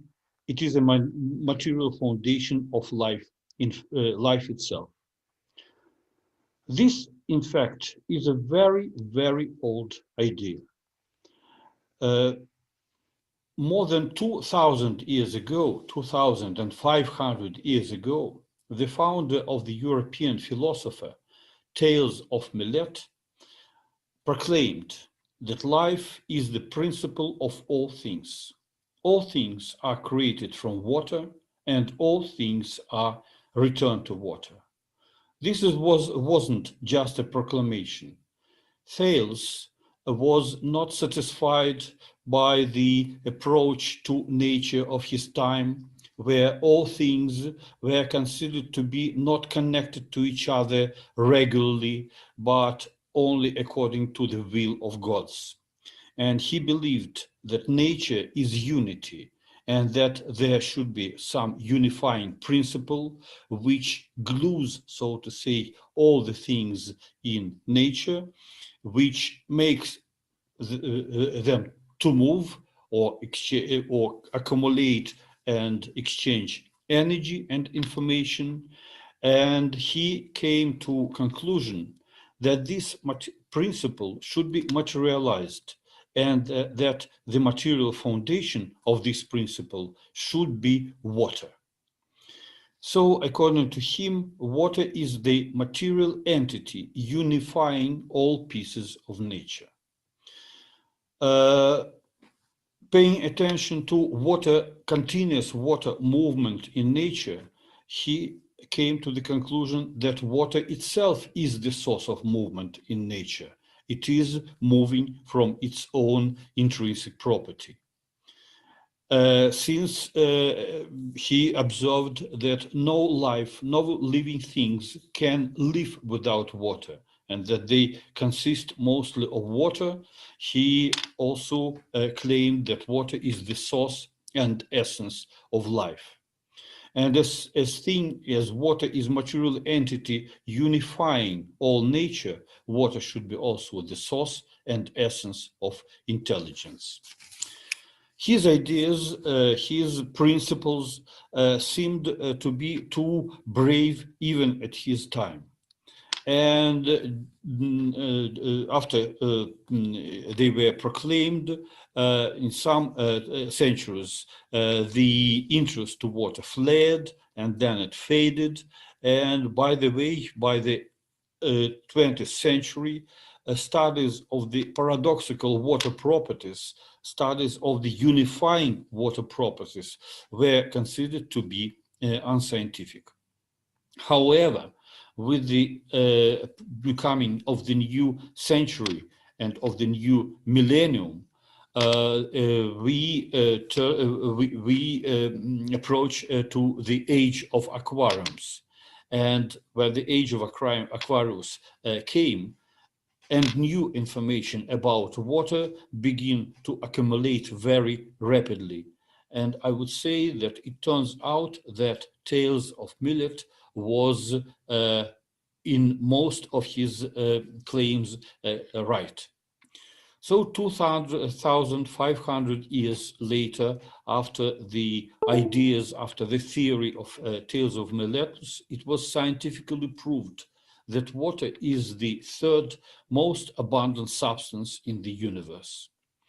Due to the miraculous technique devised by human beings, it was shown that water, for example, around only one quasar may fill 150 trillion of Earth oceans. And water was discovered, abundance of water was discovered in many places where the new planets are formed. And how much water is in our solar system? Is it only here on this blue planet in our solar system on which we live, on Earth? As a matter of fact, 50 or even 30 years ago, most people believed, and most scientists and people who listen to scientists, they believed that Earth is a very unique planet, and water, liquid water, contains is present only on Earth. Or there are ice satellites, ice meteorites, but liquid water is just the destiny of the planet on which we live. And at the age of Aquarius, it became clear during the last couple of decades, or even the last 10 years, that our planetary system is really wet as universe itself. Here at this picture, one can see that such satellites of Jupiter, satellite Europa, small planets, or satellite of Saturn, Titan, there are oceans of liquid water. And these pictures show the proportion of water to the mass of the whole planet. One can see that, for example, quantity of water in the ocean on Titan exceeds several times quantity of water in the Earth ocean, with which our Earth is covered. Though there are now some data which shows that quantity of water inside the Earth may be many times more than in the oceans. That we know about, for example, Titan and Europa, something even more than we know about the depth of our planet. So how can it be that these oceans are on these planets and they do not evaporate, for example? Of course, these planets are covered with a thick layer of ice, of solid water. And this thick layer of ice, it preserves liquid water, liquid ocean from freezing and from evaporation. There is a third satellite, which is called Enceladus. And here is the diagram which shows the model of Enceladus containing also a very, very deep ocean, 65 kilometers of ocean on this Enceladus, the satellite of also Saturn, covered with 5-kilometer layer of ice.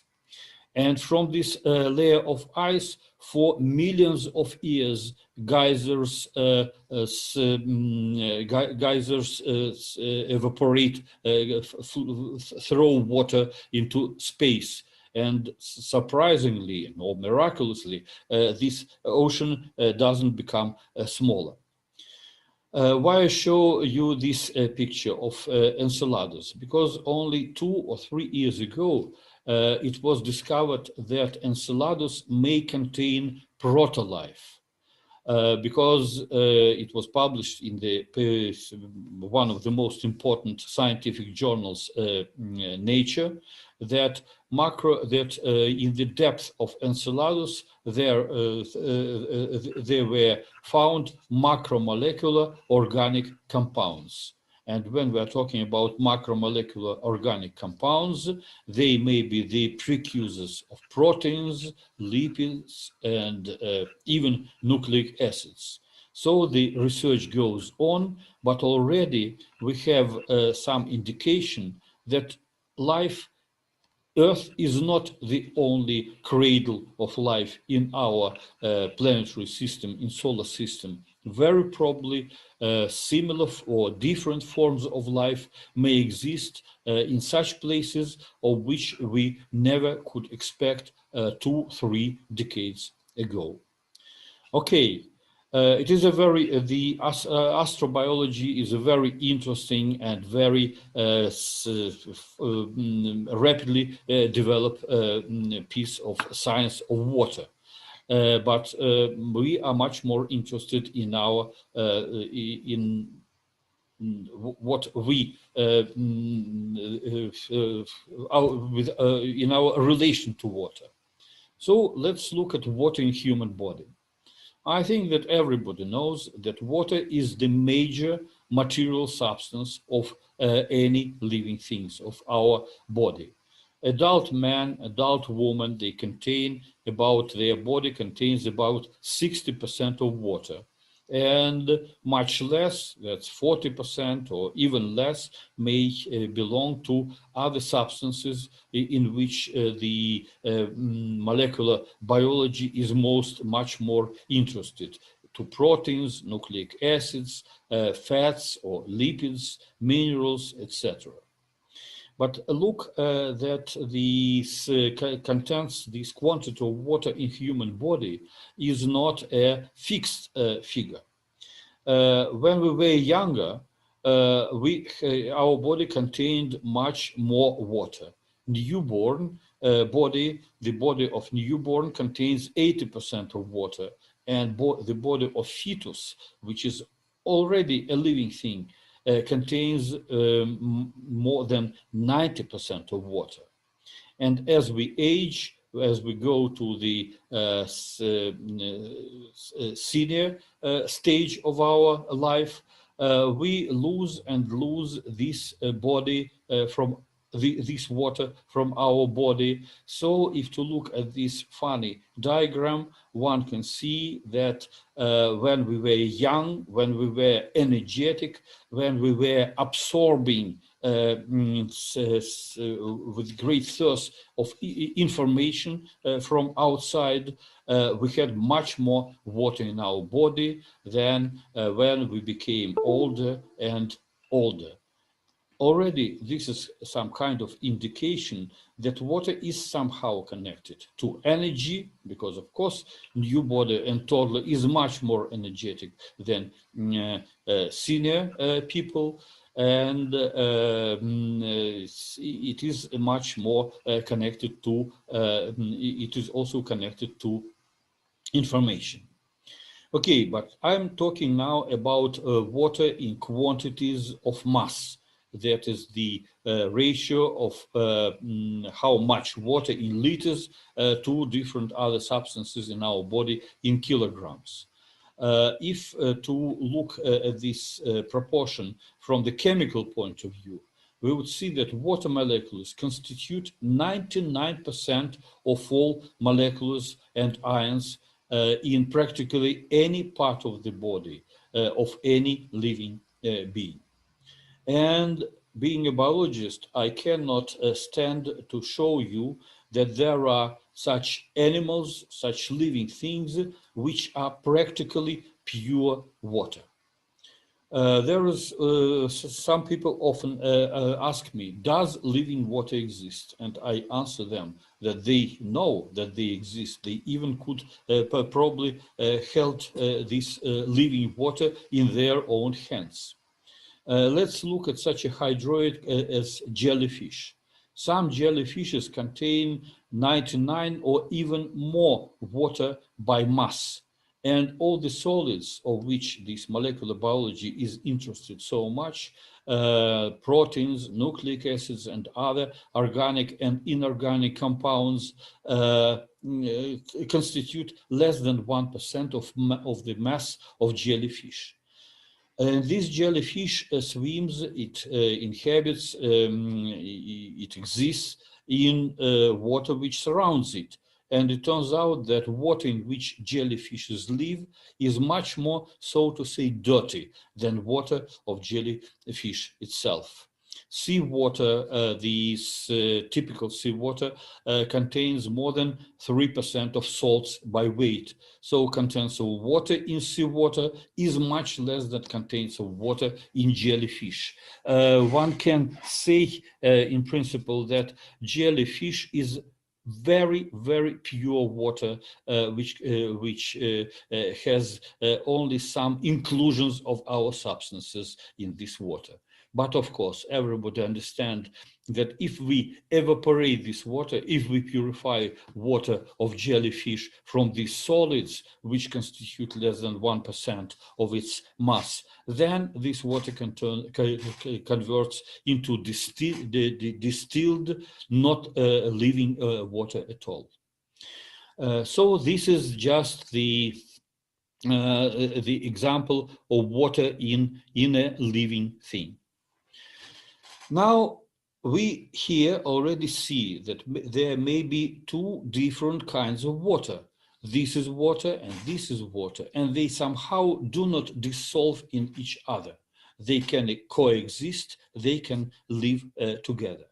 And this is one of the very interesting property of water, which is one of the enigmas of water. And though water is the most abundant substance and is supposed to be a collection of seemingly simple molecules, H2O, here is just the model of such molecular, two hydrogen atoms connected to an oxygen atom. It is in fact the most enigmatic entity, the most enigmatic compound of all other compounds which we know. The British physical chemist, Professor Martin Chaplin, he wrote or collected an encyclopedia of modern knowledge about water in the internet, which is called Water Structure and Behavior.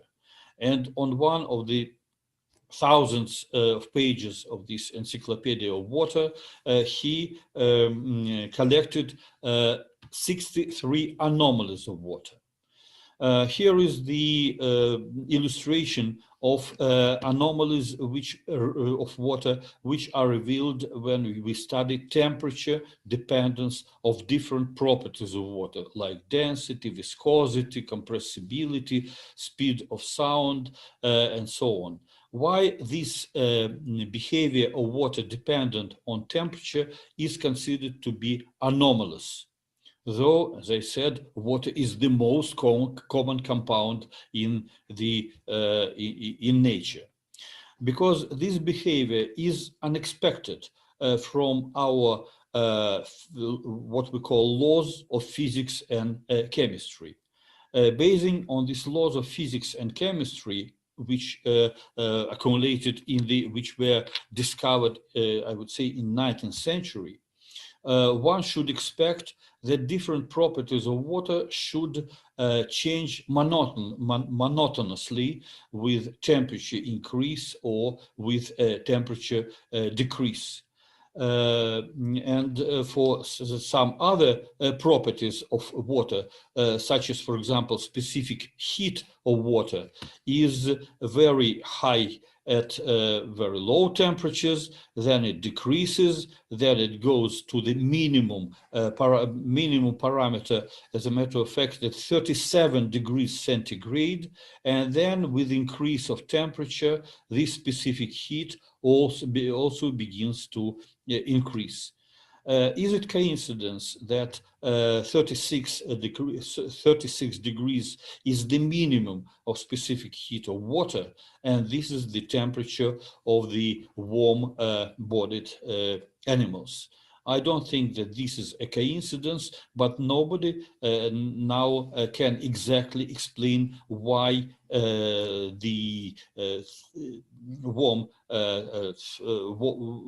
why animals have this temperature of their body. Okay, we of course will not discuss all these 63 anomalies of water. Let us look at some of them which may be most common and most interesting for us. First anomaly of water. Water is the only substance that exists on Earth in 3 aggregate states. Well, we can see around us, always can see gaseous water, or which is vapor or clouds, We very often, and we cannot live without liquid water. This is another aggregate state of water. And we often meet solid water, snow and ice. All other substances exist on Earth either in two or in one aggregate state. They may be solid, and they may be, we can see solid substances, we can see gaseous substances, but there are no substances which exist on Earth in three aggregate states. Why it is the anomaly for water? Because if to look at water as an other, as a representative of the family of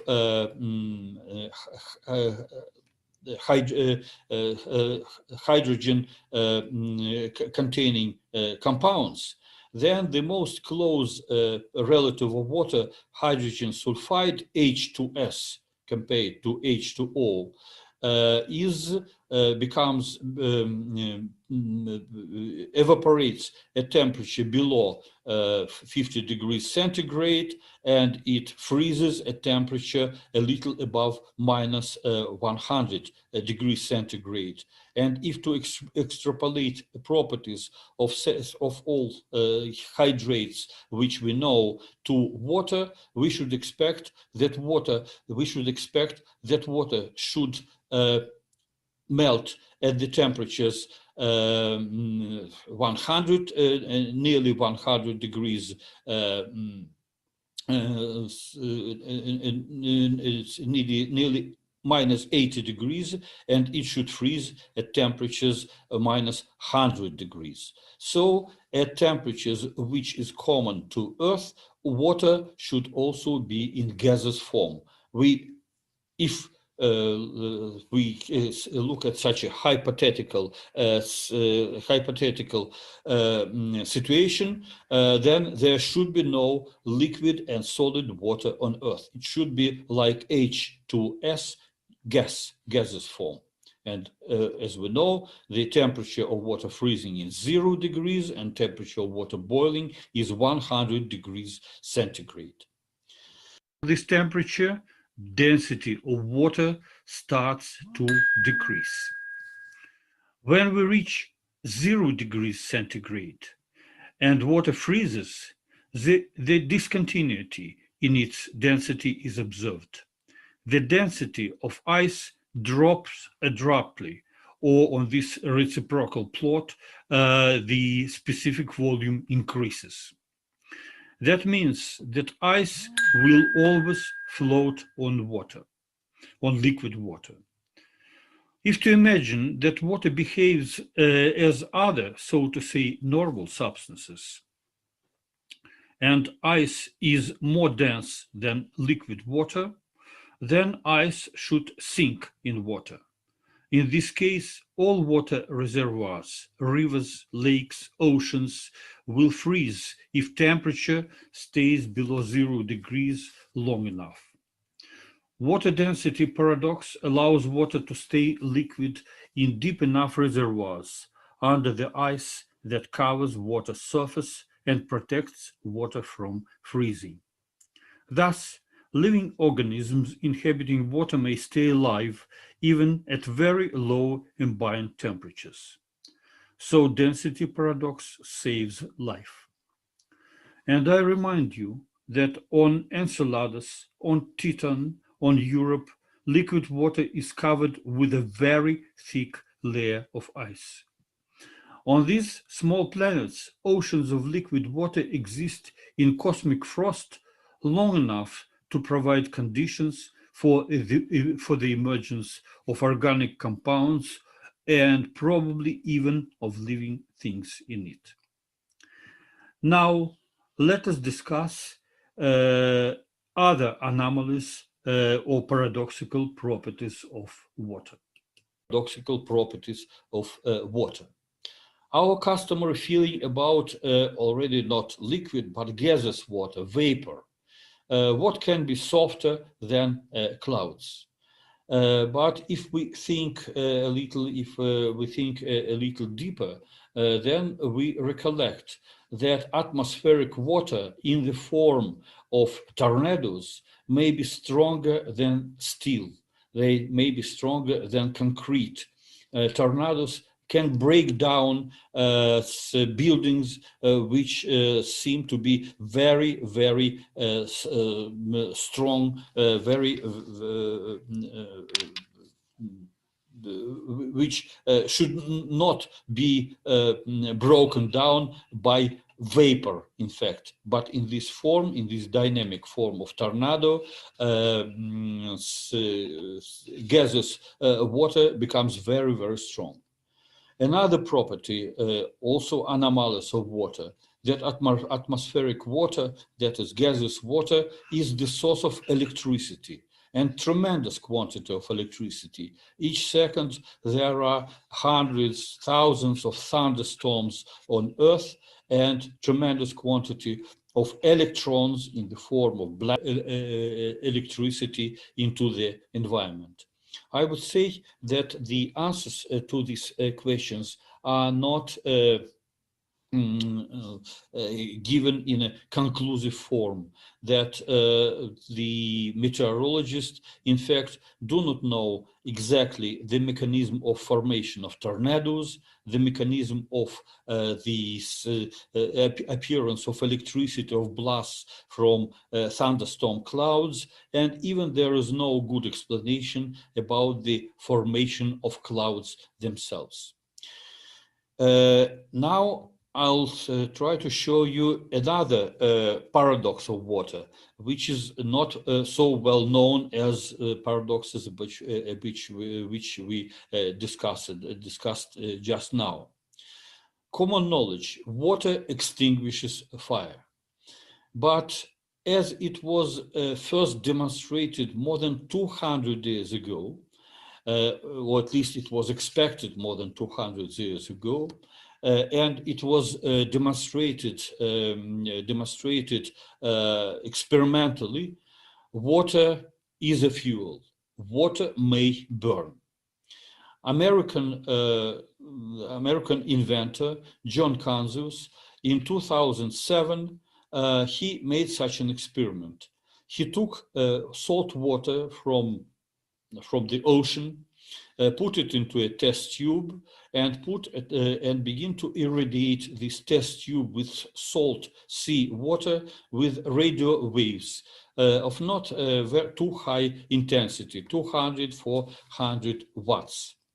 The thing is that radio waves are the low density energy. They have a very long, very low frequency, and one should not expect that they could produce some effect on water.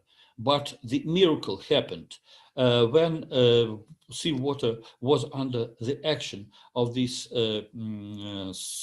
radio waves, and the spark, and you could take a match or a spark, and water begin to burn. So the temperature of this flame was as high as 1,500 degrees. So what is water burning? It is burning of of any other fuel. Burning is such hot burning is the combining of hydrogen atoms to oxygen atom. That means that radio waves under these conditions could split water into constituent atoms, into hydrogen atoms and oxygen atoms.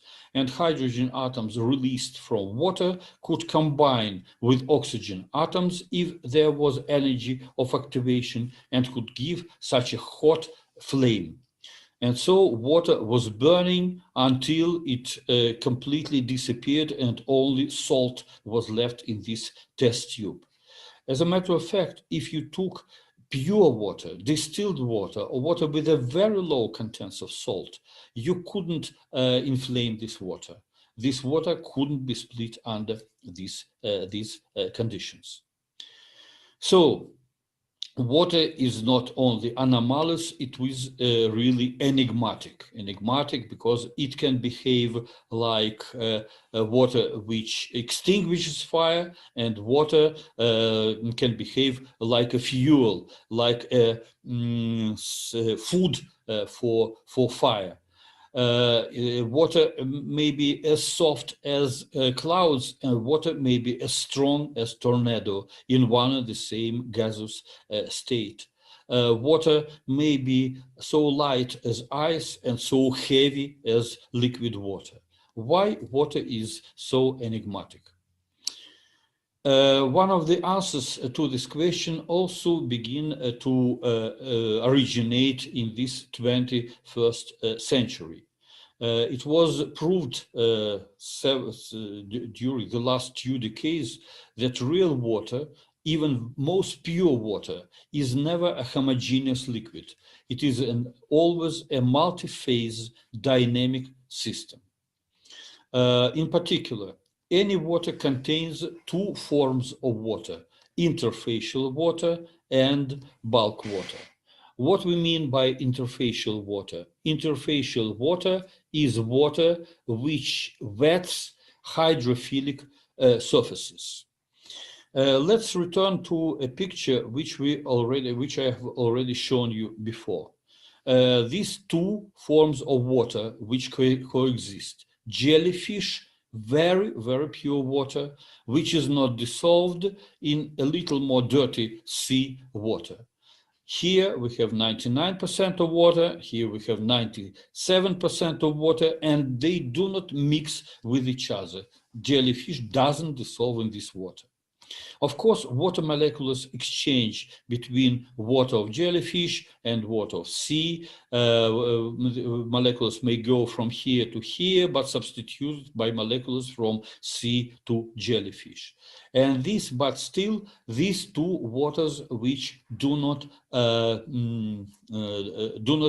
mix with each other. That means that these are 2 forms of water. Jellyfish water is mostly interfacial water because this 1% of solids, or even less 1% of solids, these are molecules which are very, very strongly hydrated. This is gel molecules. And these gel molecules convert water into something which is so different from bulk water of the ocean. And one of the scientists who decided to study what is the difference between the jelly water and liquid water or bulk water is Professor Jerry Pollack. He is the leader in this field of studies of water, who shows that water is a very complex and very dynamic system, and that many enigmas, many paradoxical properties of water may be explained by these non-mixing parts of water. He discovered the water which he called exclusion water. That is water which hydrates, which wets hydrophilic surfaces. And he decided that this is a new aggregate state of water beyond solid, liquid, and vapor. Several years ago, he published a volume in which he collected all his discoveries and discoveries of other scientists who also prove that water is a very, really complex system. And I recommend you very much to find this book and read it. It is brilliant. It is a piece of art, not only a very exceptional science. Okay, so how he discovered the presence of this 4th phase of water, which he called exclusion zone water. If to take a piece of gel, here is on this picture, here is to the left is a gel, hydrogel, for example, polyvinyl acetate gel, which contains a lot of water, and put this gel into water, into suspension of particles, which may be called microspheres, which are easily suspended in the water, then one can see that with time and very short period of time, these microspheres are expelled from the gel surface. And they expelled to rather macroscopic, I would say, the distances. For example, here is the, after 5 minutes of standing water together with this gel, about 50 microns of water near the surface of this gel are practically completely free of these microspheres. As a matter of fact, this layer of water, which is forms near the hydrophilic surface, this layer of water expels also proteins, it expels also dust, it expels also even low molecular weight compounds like dye compounds. For example, if you take water colored with some low molecular weight dye, then you have here clear of this dye water. Other surfaces and under other conditions, this layer of water which expels everything from itself may reach such dimensions and as hundreds of microns or fractions of millimeters. For example, with the naked eye, one can see this thick layer of water, which Jerry Pollack called exclusion zone water. So here is water which suspends, which dissolves different substances, and here is water which doesn't dissolve, which expels from it. This water behaves like ice, because when you freeze water and ice forms from the crystal structure of ice, all particles which do not fit into his crystalline structure also are expelled. So in such a way, this discovery of this exclusion zone water or water interfacial water with very special properties was done. And so in water adjacent to hydrophilic surfaces, which we called interfacial water, and now we call them exclusion zone water, is different from bulk water in majority of physical, I'm sorry for this jumping of pictures, in majority of physical and chemical properties. Hydrophilic surfaces. These surfaces are very common in nature. These are surfaces of most of minerals. These are surfaces of nanoparticles, of dust, of soil, and so on. These are surfaces of biopolymers and their supramolecular complexes. These are cell surfaces. All of them are hydrated with water, and near all of them, this interfacial or easy water forms. So this interfacial water, which Jerry Pollack considers to be the fourth phase state of water, is a liquid crystalline, quasi-polymeric, and coherent water. While water, as we know it, which is always in contact with this easy water, it is an ordinary and quasi-chaotic water. These two waters differ in very, very many properties, but we shall pay most of our attention to one very important for energy and information properties of water, this difference between interfacial or easy water and bulk water. One of the most important properties of interfacial or easy water for bioenergetics is that electrons in interfacial water are in an excited state. this water is in most cases charged negatively. That means it contains quasi-free electrons. While bulk water with which contacts with this easy water contains excess of protons, and it is positively charged. So there is a difference in charge between these two forms of water. Interfacial water may be considered as a negative pole of the battery, and bulk water with which it contacts may be considered as positive, as anode, positive electrode of the battery. Bulk water is a solvent, unlike easy water, exchange water. And one of the solutes in this bulk water will be oxygen. But before I go to oxygen, I would like to show that the charge difference, the potential difference between easy water and bulk water may reach 150 millivolts, or fraction of a volt.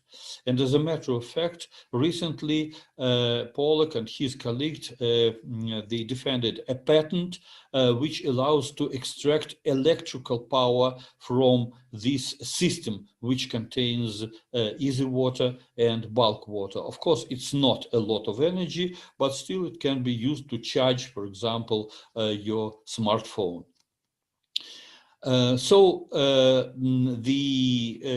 What was discovered here? It was discovered that when you have hydrophilic surface with which water contacts, and water practically always contacts with some hydrophilic surfaces, there is charge separation between these two waters.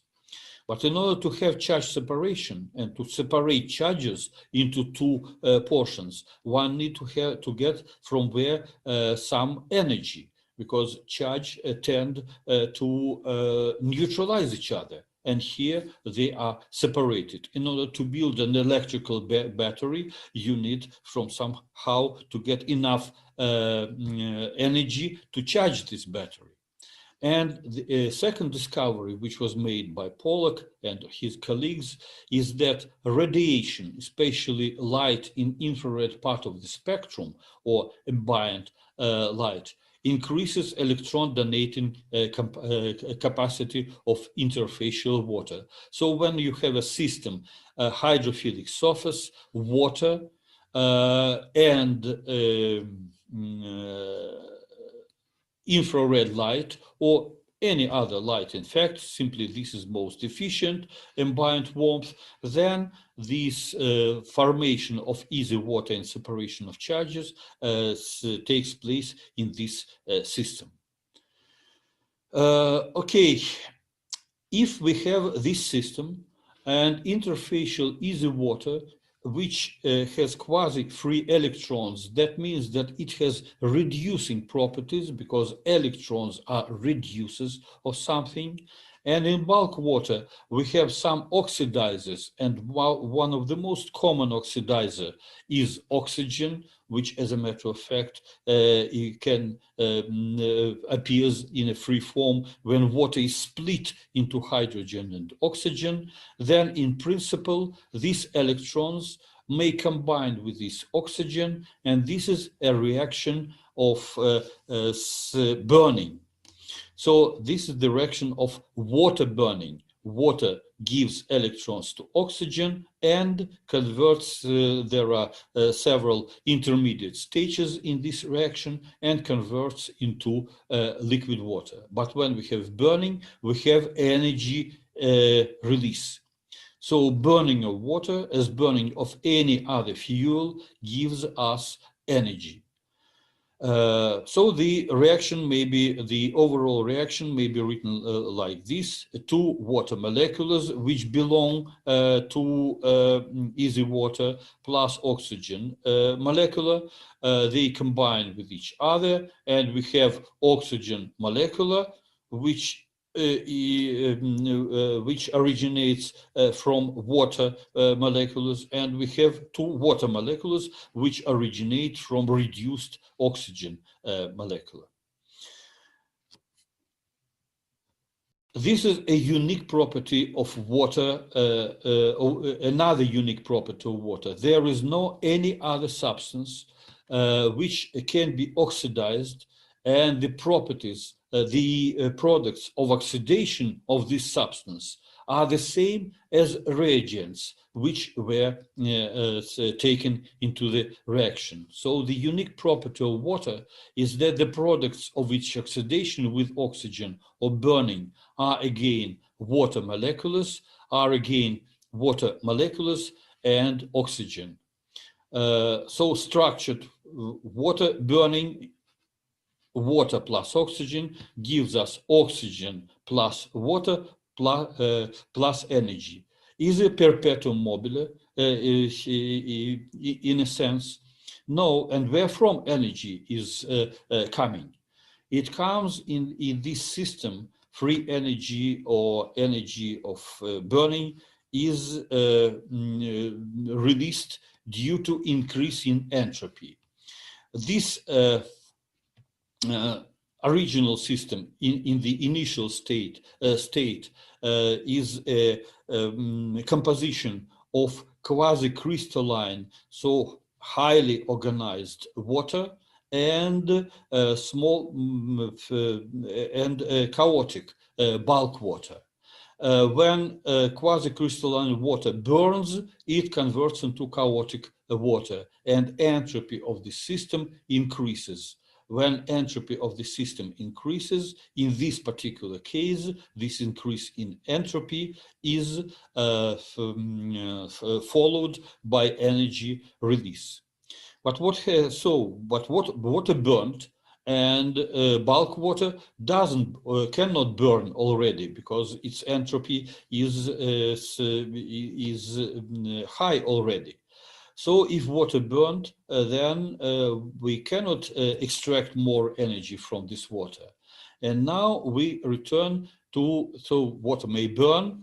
I show you the already experimental example of this water burning. And how can this water again convert into fuel? And I remind you that another discovery which was made by Jerry Pollack is that radiation, especially light in the infrared part of the spectrum, warmth, promotes regeneration of structural water from disorganized water molecules. Water is always under the action of the infrared radiation. Everything is under the action of infrared radiation. One cannot shield this electromagnetic part of the spectrum from any substances. We can only decrease the intensity of infrared radiation when we make environment cooler, and very cold. But when we make environment colder than 0 degrees centigrade, then water freezes, and all these phenomena, all these effects, of course, disappear. So in order to have liquid water, we need already to have enough intensity of infrared radiation. And when we have infrared radiation of this intensity, then structured water burning, conversion of organized water into disorganized water, is followed by recovery from disorganized water back to organized exclusion zone water due to imbibed always presence of infrared radiation.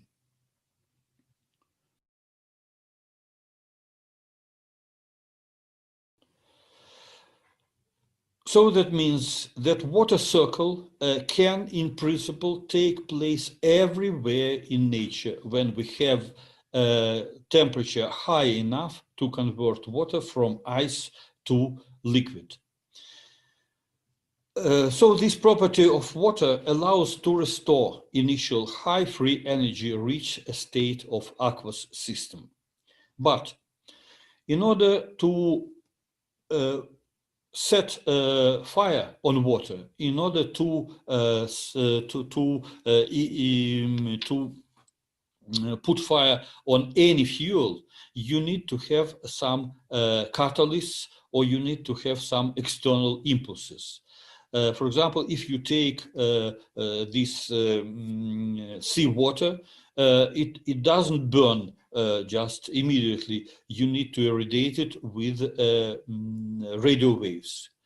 You may convert water into fuel, which easily burns, even by mechanical treatment of water, which also splits water molecules into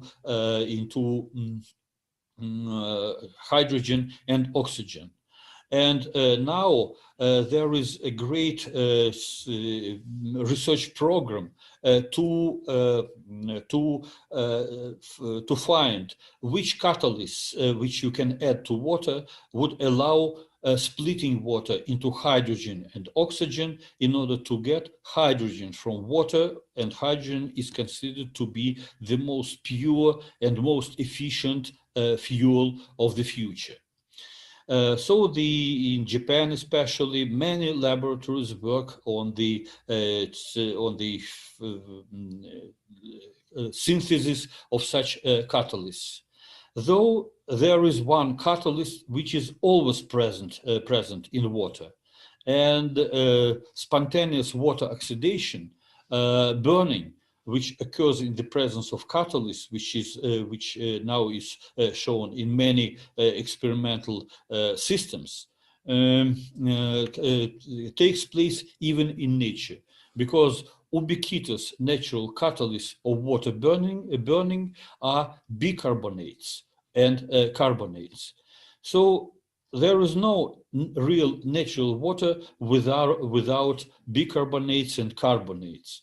CO2 is always with us. We can get rid from bicarbonate by using very sophisticated and tedious methods of water purification. But as soon as you purified water, make a distilled water or so-called milky water and put it on air, and especially if you are close to this water, immediately this water will absorb carbon dioxide from the environment, and this carbon dioxide will convert into water into carbonic acid, and if you have cations such as the alkaline cations such as sodium, potassium, magnesium, calcium, then you have conversion of this carbonic acid into bicarbonate. And it turns out that these bicarbonates can be the natural catalyst of water burning. As a matter of fact, when we, especially in our laboratory, came to this conclusion about 15 years ago, we also paid attention to very well-known property of common baking soda, sodium bicarbonate, which is universal remedy. As a matter of fact, I think that it is mostly the area of alternative, not conventional medicine, to use baking soda for treatment or prevention or prophylactics of many diseases. Usually, medical doctors consider that baking soda are such a universal remedy because it improves acid alkaline equilibrium of liquids in our body. This, of course, is the case. But what is acid alkaline equilibrium? From one point of view, it is equilibrium between protons or hydronium ions, H+, and hydroxyl ions, HO-. And neutral situation is when there is equal quantity of H plus and OH minus in the liquid. So when we have acidification, this is the symptom and or probably even the reason of very many chronic diseases. So our body should be a little alkaline, about 7.6. pH should be well at least higher than 7. And this alkalinity in the body is given by bicarbonate ions, is provided by bicarbonate ions. But on the other hand, what is the acidic environment? This is an environment where you have excess of protons and deficiency of electrons. And what is alkaline? It is excess of electrons over the protons. And when you have excess of electrons, then these electrons can be used for oxygen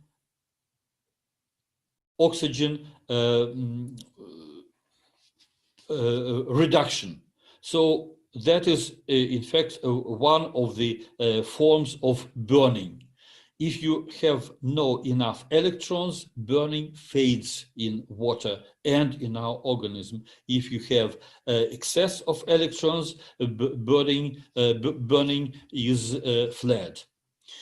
Probably this is one of the most important properties of bicarbonate or baking soda for our well-being. Indeed, we have shown that if you take a bicarbonate solution and add to it a small quantity of active oxygen in the form of hydrogen peroxide, very small quantity of hydrogen peroxide, then this bicarbonate solution begin to burn, in a sense that it begin to emit photons, and this long-term water burning in the presence of, in the presence of active oxygen can proceed for many months, even in complete darkness, and even when this vessel with this bicarbonate solution is hermetically closed from the environment. Here we performed hundreds of experiments with these bicarbonate solutions, where the concentration of bicarbonate is like in ordinary normal drinking water. And here is the example of such an experiment.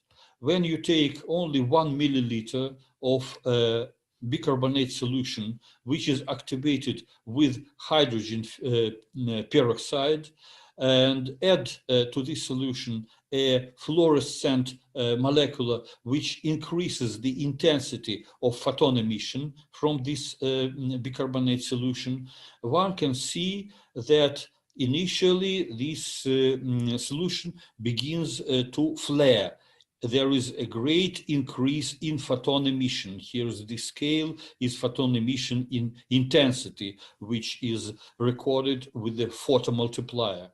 And the photon emission becomes higher than background emission several thousand times, and this high level of emission lasts for a couple of months. Then it falls down, but not to zero. And for several other months, it stays at the intermediate level. Then again, it goes down, but still it doesn't fade completely.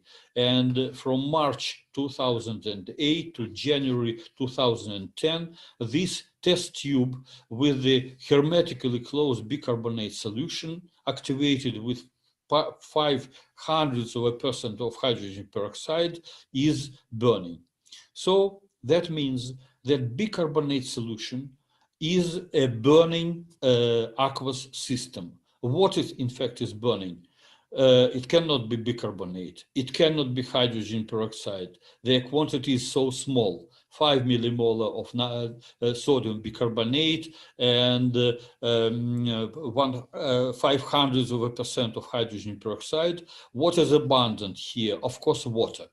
And this process of which I demonstrated you before, that is easy water, which appears and which reduces oxygen, and then due to the environmental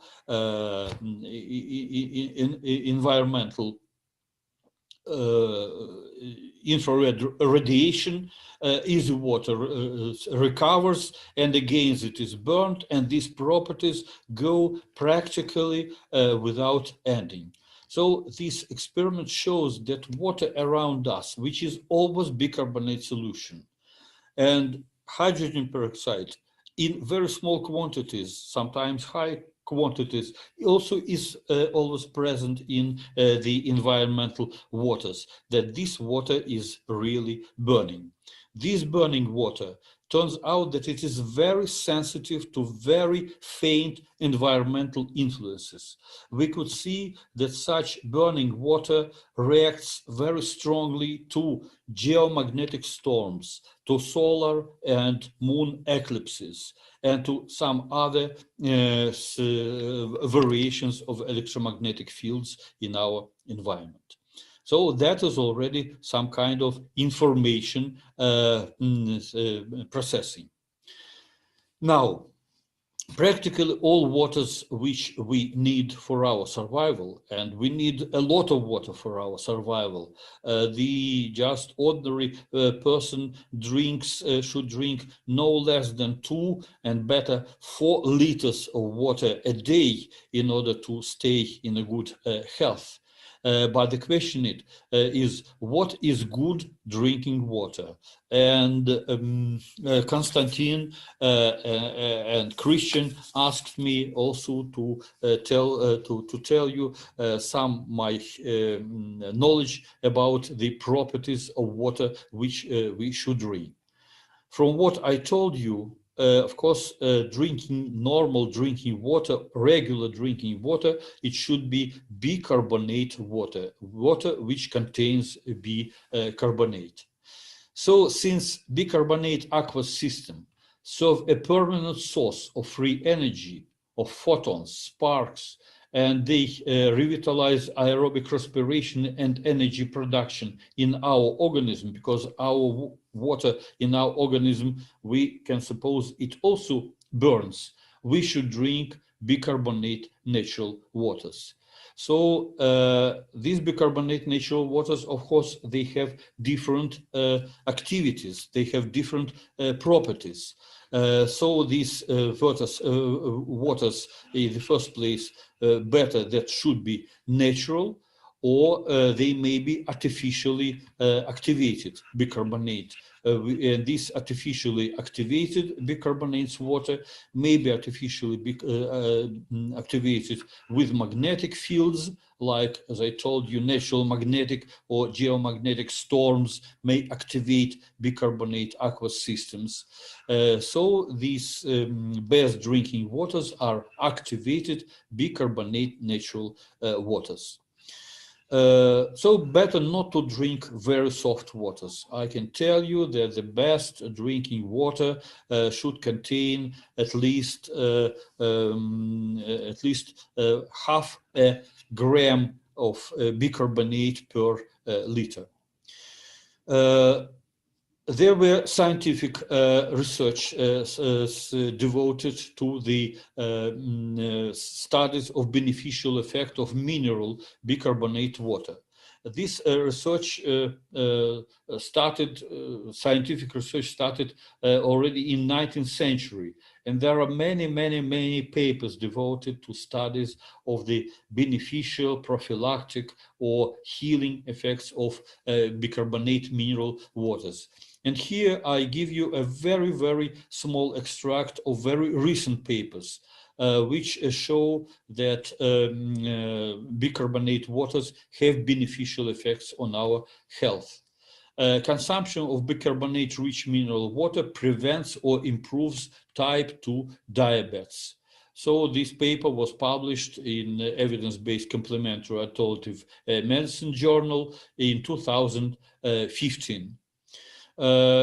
Another example, reduction of cardiovascular risk by sodium bicarbonated mineral water in moderately hypercholesteremic young adults. Of course, bicarbonate waters do not substitute for all other medicine, for physical activity, for all other forms of health way of life, but without them, there is no health way of life. And here is the very recent review. Is there a modulation role by mineral water consumption on metabolic syndrome features? Now, this metabolic syndrome is considered to be the essence of all chronic diseases, starting from heart, cardiovascular diseases, the endocrine diseases like diabetes, and even to cancer. And so the authors of this review of many papers of the 2019, they come to the conclusion that ingestion of mineral waters might be beneficial upon blood pressure regulation when a dysfunction of metabolism exists. The same applies for lipid profile and glucose homeostasis.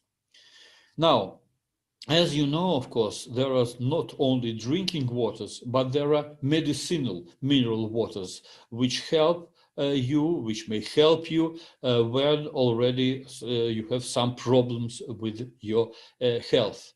And I would like to name only two waters, which from my point of view are universal medicinal mineral waters, which contain a lot of bicarbonate, and not only bicarbonate, but also a very important cation, without which activates water, bicarbonate water, much more than in normal drinking waters they have.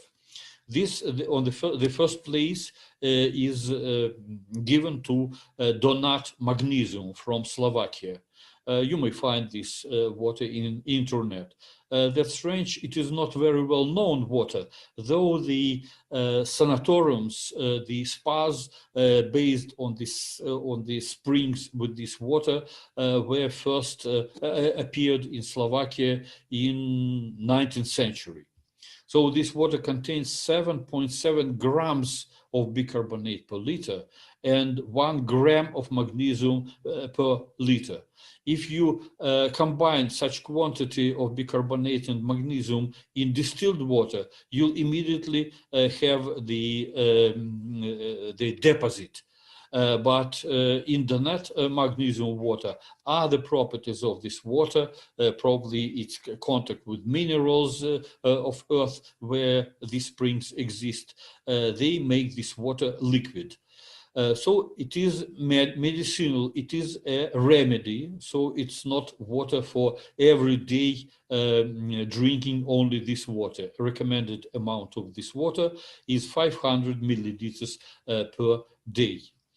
And there is another water which is maybe used as both medicinal and normal drinking, table water, so to say. This is water from Slovenia, the country which is neighboring Slovakia, Sulinka water. It contains less bicarbonate, it contains less than magnesium, but you may drink much more water than that magnesium. So just pay attention to these two medicinal mineral water. Of course, the list of medicinal mineral waters is not exhausted with these waters. There are many other waters which contain excess of sulfates over bicarbonates and so on. But this is another story, the story about the mineral waters. To discuss it, we do not have too much time. I was telling you in this lecture that water is a fuel, and bicarbonate, which as a matter of fact, I would like to remind you, we produce in our body when we respire, when we inhale oxygen, this oxygen burns organic food in our body. The product is carbon dioxide, which is converted into bicarbonate, and bicarbonate is the catalyst of water burning. And we may now just to discuss a hypothetical case. If water can burn, can it be the primary fuel for bioenergy supply? This is just a fantastic question. It may seem that it is a fantastic question, or even just foolish question. Can we substitute with a glass of water this so nicely looking organic food? Well, there are many cases which were even documented that some people can stop eating and they do not die. Of course, it is not just fasting, artificial fasting for a very long period of time. People should get prepared to eat. But there are such people, they are called sun eaters, who practically do not eat any organic food, but they only drink water and breathe, and they're in a very good health.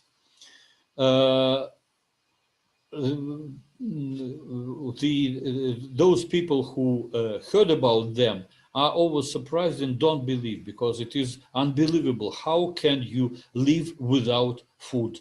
And still these people exist, and this principle of water burning can explain their existence. Of course, it is not. It would not be a good idea tomorrow substitute all your food for only water. Those people who became sun eaters, they came to this state for very long period of time. It needs a lot of training. And as a biologist, I would like to show you some examples which are very biological phenomena, which are very difficult to explain without attraction the idea of water burning. Everybody knows about migrating birds, which can migrate thousands of kilometers.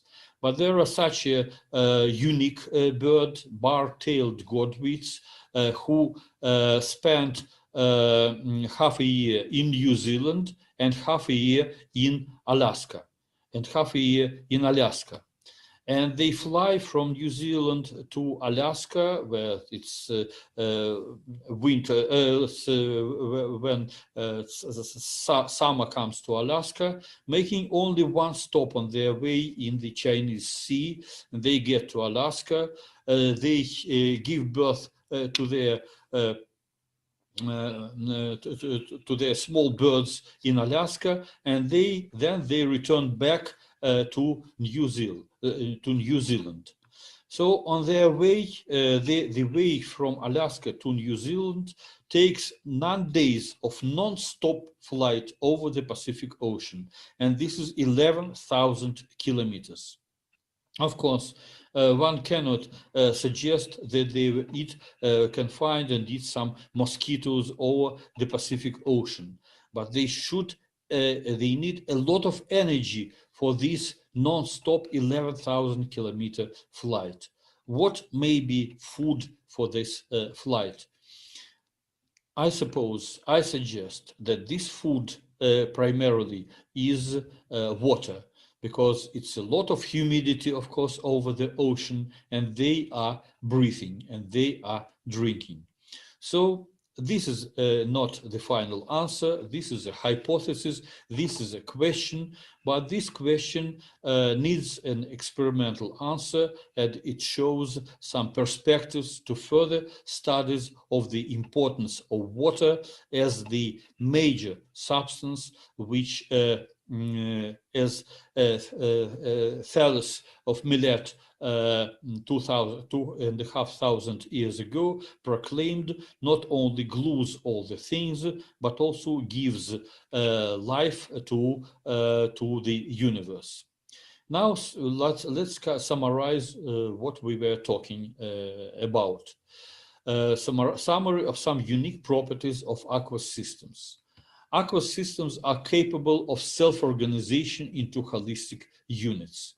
So one of the examples is that under the in the presence of infrared radiation, which is ubiquitous, water can self-organize into quasi-crystalline, quasi-polymeric, easy, like water, which has so many miraculous, unique properties. And it is a holistic unit. It is not a combination of water molecules.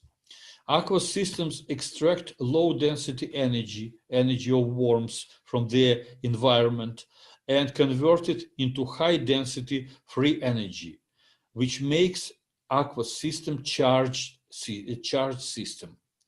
So if they are charged, they have intrinsic activity.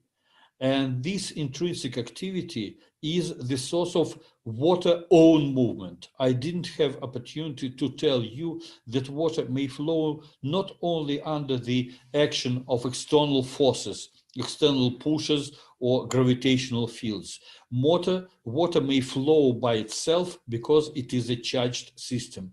As a matter of fact, the intrinsic property of water to move was one of the axioms proclaimed by Thales 2,500 years ago. The intrinsic activity of water, since they're charged system, allocate them with the capacity to receive resonant signals from the environment and react to them. I just told you a few words about the effect of solar and moon eclipses on the bicarbonate aqueous, activated bicarbonate aqueous solutions, which are completely shielded from the environmental light, from the environment, but they cannot be shielded from the variations of electromagnetic field. So, and they react to them. And also, aqueous system may serve the source of coherent photonic radiation, and we see that they radiate photons, and also phononic radiation. Phononic radiation, that is sound, and water also reacts to sound. So this list of properties of aqueous systems returns us back to the principles proclaimed by Thales 2,500 years ago. So properties of aqueous system are characteristic for living matter. And here on the background, you can see two living organisms which are practically completely consist of water. Hence, we can say that water is life's matter, mother and matrix, mother and medium. There is no life without water. This is the this statement proclaimed by the Nobel Prize winner Albert Szent-Györgyi more than 50 years ago. At that time, nobody knew about this separation of water into exclusion zone water and bulk water, about the charge separation of water and so on.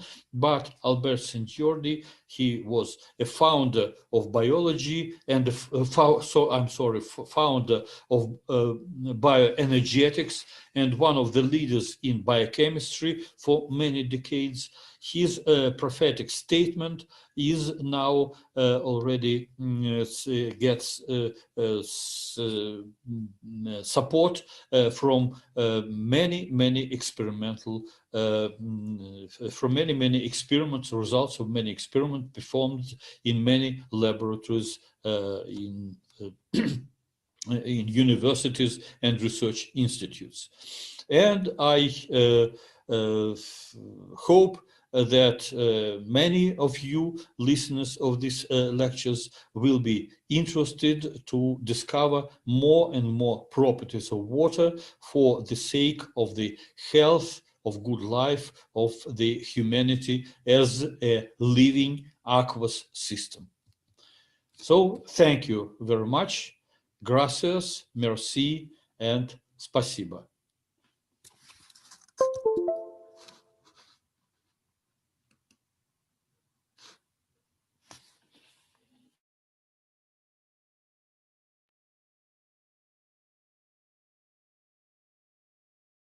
Okay, that was an interesting lecture. Well, maybe not so easy to understand from the first try with all those chemical formulas, etc. But well, in essence, well, understanding that we need to drink not some kind of pure H2O water, distilled water, but some specially bicarbonated water, so the water with some minerals, etc. So it should have some, cores around which it should be structurized. Then we understand that not all the waters are the same, and just the general understanding that we just need to drink a couple of liters a day is not simply just pure water, maximum filtered or reverse osmosis water. No, not that one. So a very interesting one, and thanks to Dr. Vayekov for this sharing his knowledge. And let's go further with our schedule. And Dr. Avinash, are you ready? Okay, let me activate our next presenter, Dr. Avinash Kulkarni.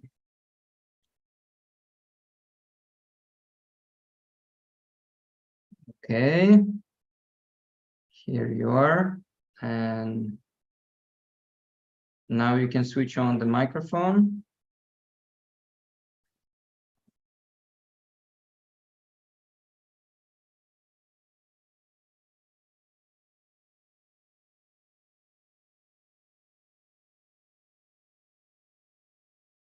Should I start? Yes, if you are ready, all working, you're ready to go. Okay, thank you so You can much. present yourself. Dr. Avinash Kulkarni is one of the best leading specialists in Vastu. Well, maybe for Western world, they don't even know what Vastu is, but actually many people have heard about Feng Shui. Well, actually, Vastu is like a parent for Feng Shui. So, but with Indian roots. So, Dr. Kulkarni will share his research with Sputnik, right? Yes. That he has made in very interesting topic of Bhagavad Gita. So here you go. The stage is yours. Thank you so much, Dimitri. Thank you. Thank you. Sairam to you all, friends. It's wonderful to talk to you all. And so good to be with all of you.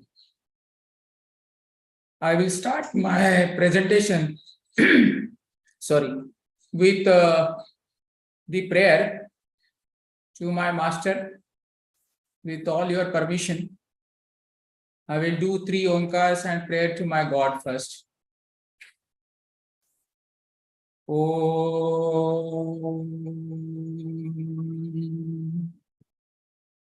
Om.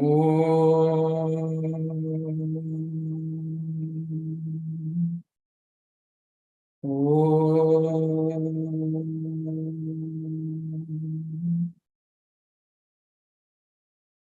My most humble salutations at the lotus feet of my Lord and Master, Bhagwan Shri Satya Sai Baba. I am presenting today one of its kind of research, maybe for the first time in the world. And thanks to BioWell for giving us an instrument like Sputnik, which has given a very wonderful results to us on this experiment. I will share the screen if I am permitted.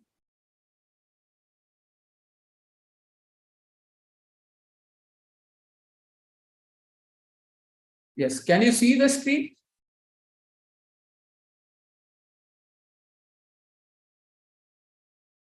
Okay, thank you. Let me start with this Bhagavad Gita its chanting and its environmental energy. It is a science of Bhagavad Gita, you can shortly say.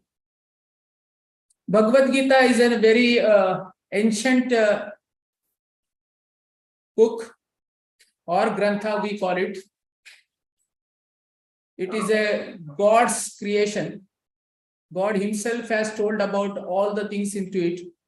There are 18 chapters into it.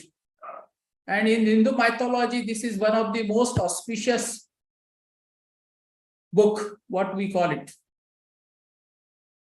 Probably as it is to a Christian Bible, or for a Muslim as it is a Quran. For all Hindus, Bhagavad Gita is one of that. I will just go through some of the slides which will give us the presentation. If you see this slide, you will find that Bhagavad Gita is the Lord of world of God. He himself has said this, and it has been spoken by the God himself. The God Bhagavad Gita is spoken by the Lord Krishna to Arjuna. And it is 3,100 years ago. It is the only sculpture spoken by the God in person. The Bhagavad Gita gives exact information regarding the God, the soul, the material nature, the birth, death, and life after death. I can just give you few of the narrations from that. And you can see that karmanye vadikaraste ma phale kushukadachana. It means that you have the right only on the action, never on the fruits of the action. That is why don't you do the action without any results. You have the right only in doing the duty, never in the fruits. Therefore, don't be to the cause and results of the action of it. So there are many such wonderful narrations into this. And that is why it is one of the most acceptable in the sculpture or grantha, you can say. There are many, I have given few more also, so that one can read that. 3-4 more we can go take.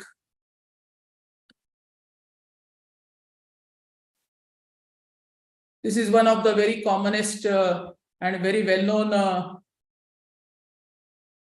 Nainan Chindanti Chestrani Nainan Dahati Pavakaha. It means that neither weapon can cut the soul, nor fire can burn me. Neither water can wet me, nor wind can dry me.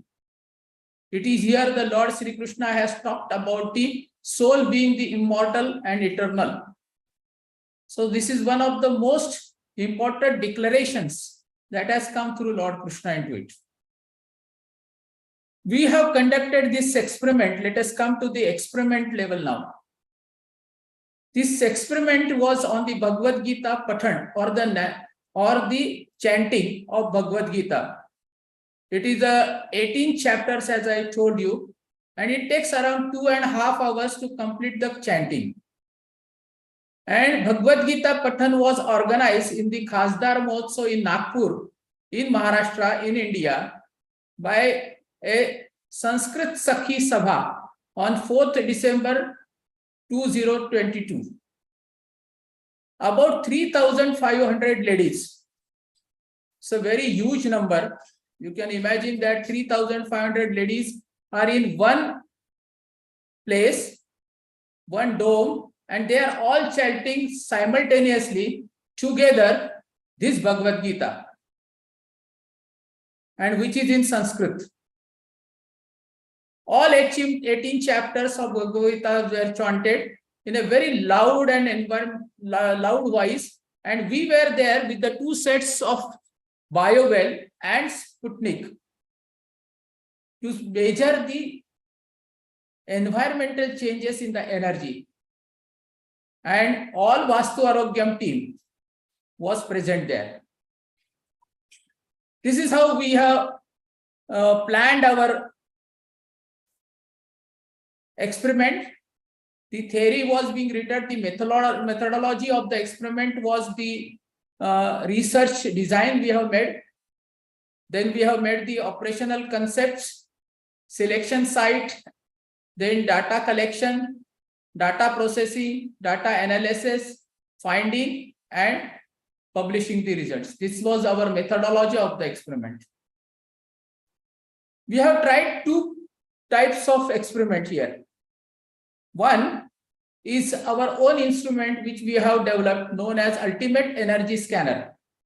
This is an ultimate energy scanner which I am using in this photograph. If you see this slide, I am measuring the energy of some of the samples which we have taken.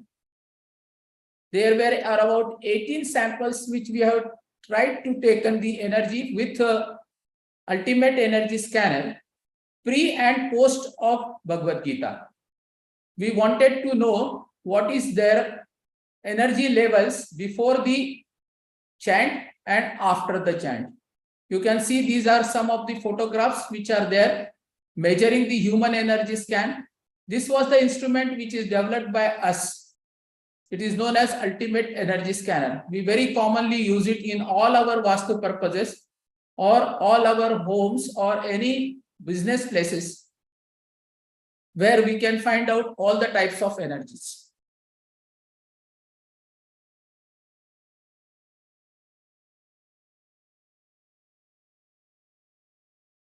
As in Indian philosophy, it is known as there are 7 koshas, 7 types of layers around us, and 7 types of energies are covering our body. So here we have given that 7 koshas. It is known in Sanskrit as Annamaya Kosha, Pranamaya Kosha, Manomaya Kosha, and so on. The experiment was being done, and first we got the results of the human energy scanning. If you see the graph, we have 2 types of graphs here. One is a dark green and second is the light green. So this was the measurement which we did with those 18 sample ladies. And you can see that the graph which is before this scan, the energy levels are low, and after the chanting, the energy levels are high. And it is also seen in the second lot also. If you see, they are also showing the similar results. So it proves to come to the conclusions that results in increase in energy of all the sample studies is 100%. And the percentage increase in the energy in each sample depends upon the individual capacity of a person, her involvement, her chanting capacity, and her attention to that. So there was a variable factor which also we recorded into it. Coming to the experiment part, with BioWell,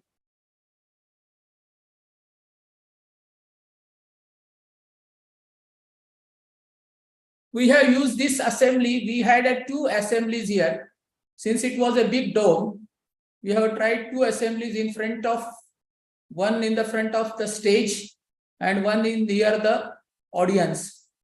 And we simultaneously run all the samples and all the assemblies regularly. If you see this, as we have mentioned it, that Sputnik is a sensor attachment system affixed to the BioWell devices, allowing to the energy of an environmental to read.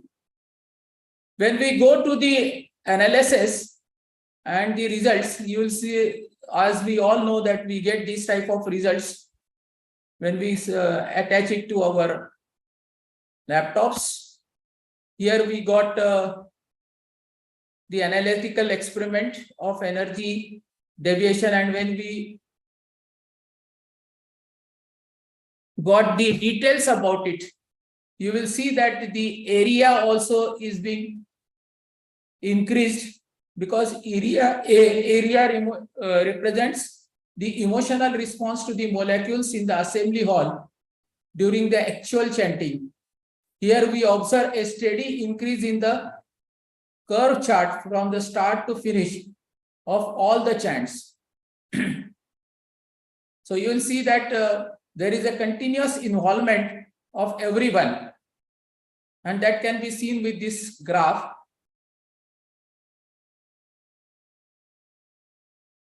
Second reading which we got is intensity. If you see the intensity which represents the level of photon counts at the respective intent point during the chants, here we observe a uniformity, not much of a changes, but it was continuously being there. And almost at the same intensity, we see the results. Here we got an energy. Energy represents the thermodynamics reserves at the assembly hall during all the phases of measurement. And these values also shows as uniformity. So both the values, if you see, and intensity and energy, they look almost uniformly. But the activity level in the environment, if we see, you see that there are a lot of green patches in between, which shows a very low level of activity there. We call it almost like a samadhi avastha. We almost call it as a uniformity with the God. Very low level of activity. And there are good spikes we can see there. And the most interesting thing which we got is here again. You see here also that these first two rectangulars which we have tried to show you, it is a pre-activity of starting actual chant. There was some inauguration and everything was going on. But once the chant starts with a Shankhanad, you see that there is a steady increase in the area deviation. It is getting up and it is growing up. So we see a very uniformly growing activity in the dome.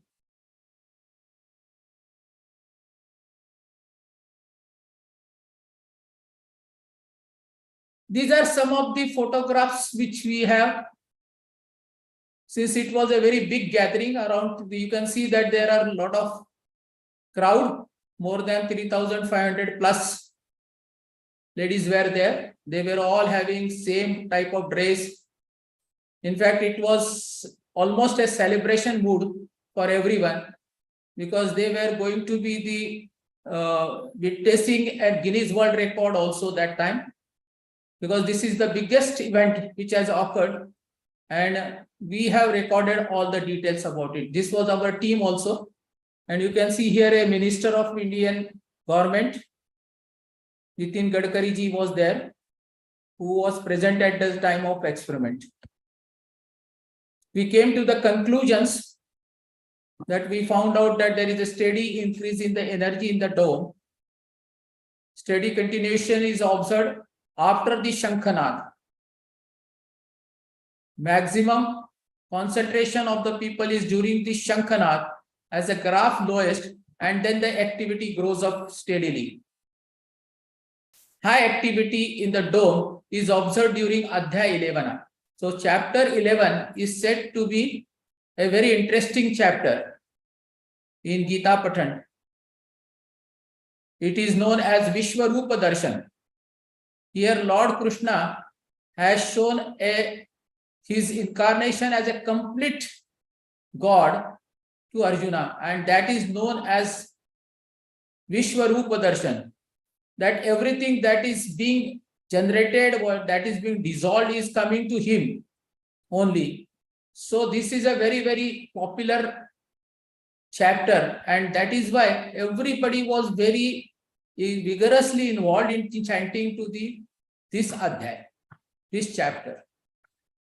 Highest activity in the dome is observed during the 11th chapter. Area deviation increase, resulting in the people being more charged, excited and involved in the process. As I told you, it was a charged atmosphere, complete charged atmosphere. right from morning in the 8 o'clock, we were all assembling till the afternoon about 3 o'clock. So it was a very charged group for everyone. Emotions of the people involved in chanting are tied up with Bhagavad Gita. In India, everyone is very, very emotionally attached to Bhagavad Gita. You will not find any home in India where Bhagavad Gita is not there. Everybody in every house, you will find that this Grantha is there or this book is there. Collective growth of the devotion is observed during the Aham Brahmasmi. If we see that green patches at the low activity level, that has shown that some of them have started feeling that Aham Brahmasmi, I am God. The low activity zone leading to show that Aham Brahmasmi, I am in God and you are God in me. So this is what is very, very important. And this was the very interesting observation which we got.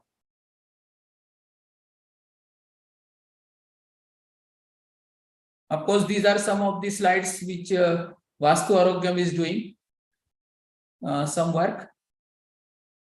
I am coming to almost an end of my presentation. I once again thank the BioWell team, being always a guided forum for us. And thank you to everyone for listening this.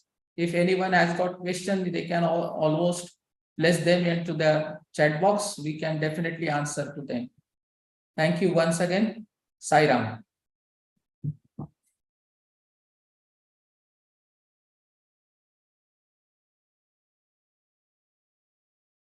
Thank you very much, Dr. Kulkarni.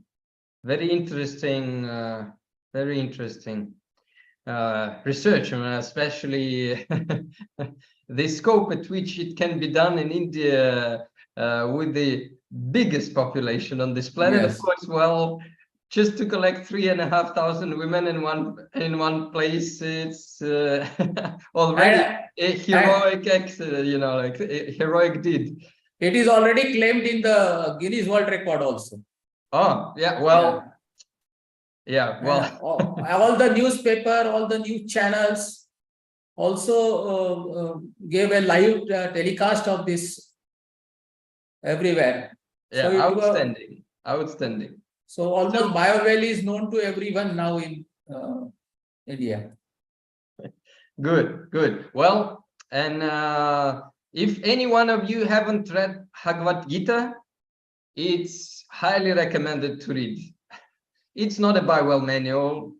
BioWell manual, of course, is always recommended to everyone to read who are present here. But Bhagavad Gita will also help you to understand the nature of a human being. And it's really, really good manuscript. Well, me personally, I have read it at least 4 times. So really recommend to everyone. So I have one small comment. If there are no questions, well, if there are questions, you can type them in real time in the chat. Always welcome. I have only one comment that I want to add into the topic of Sputnik. It just happens that it's very popular to use word energy. It's like some years ago, it has become popular to use the word quantum. So people were adding quantum to everything. So no matter about what they talk, they were even selling quantum trousers for men, you know, to increase the male power, etc. So they were quantum trousers. So well, just to evade this, you know, like hype thing about energy, when we in BioWell talk about the space measurements, especially with Sputnik, we do not talk about the energy of space. We talk about activity of space. Activity, yes. Yeah.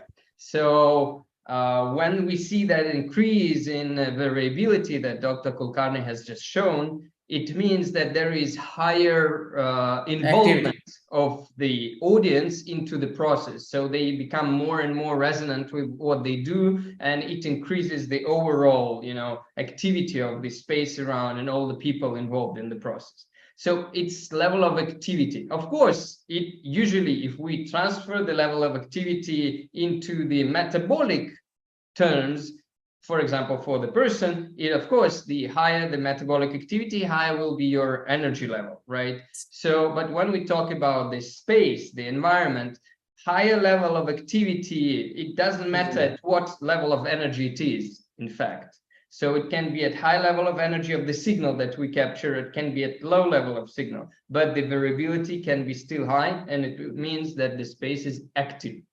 So, and our human being, the body, is constantly getting adjusted to the environmental conditions, this exactly activity level, because our metabolic activity is constantly getting in line together with the environmental activity. No matter to which place we come, we can right away get in tune with the space, because we are constantly exchanging with the space. So, well, and Vastu is also talking about this topic as the science that is talking about this non-stoppable interaction between human and environment in which we are. So, very, very interesting topic to discuss and to discover. And thanks for this research, Dr. Kulkarni. Thanks a lot. Now we if there are no questions right now, you can always add questions at the YouTube videos, because they're all available in recorded version. So please add your questions there, and we will inform the speakers about these questions, and they will have the opportunity to answer, or we will answer ourselves if it's possible. Okay, let's go next, and we continue our Indian session. Well, as you can see, for our Dr. Contreras from Honduras, who is here with us in real time. It's 3 a.m. at his place. I wouldn't even call this morning even. It's rather late night. So thanks for being here with us. So of course, for the Asian part of our audience, it's easier to be connected now. So now we will continue with another lecture from our prominent trainer, Bible trainer, Guru Raj, who is the head of Guasa Therapy Foundation, and he's leading specialist in BioWell for meridians and Ayurveda. So, well, we are working on new software tabs, sub-programs for BioWell, and one of the programs that we are working on is 3 doshas. So maybe, well, for Western audience, the doshas are not so common. Many people have heard about meridians, but not so many have heard about doshas, Vata, Pitta, Kapha. But it's very interesting way of looking at the person too. And well, there are even online tests to detect and analyze yourself. You just pass the quiz online, and you can merely understand what is your constitution on Vata, Pitta, Kapha. And for example, why it's so interesting for you in daily life, for example, depending on your constitution, it is recommended or not recommended to have a nap during the daytime. For example, for some constitutions, it's completely forbidden to take naps during the day. If you take nap, then you will not get a sleep at the evening, at the night. Or for some constitutions, it's absolutely okay. They can sleep for like half an hour at the daytime, and they will be absolutely fine at the night. So in terms of nutrition, also, there are lots of interesting recommendations based on your constitution.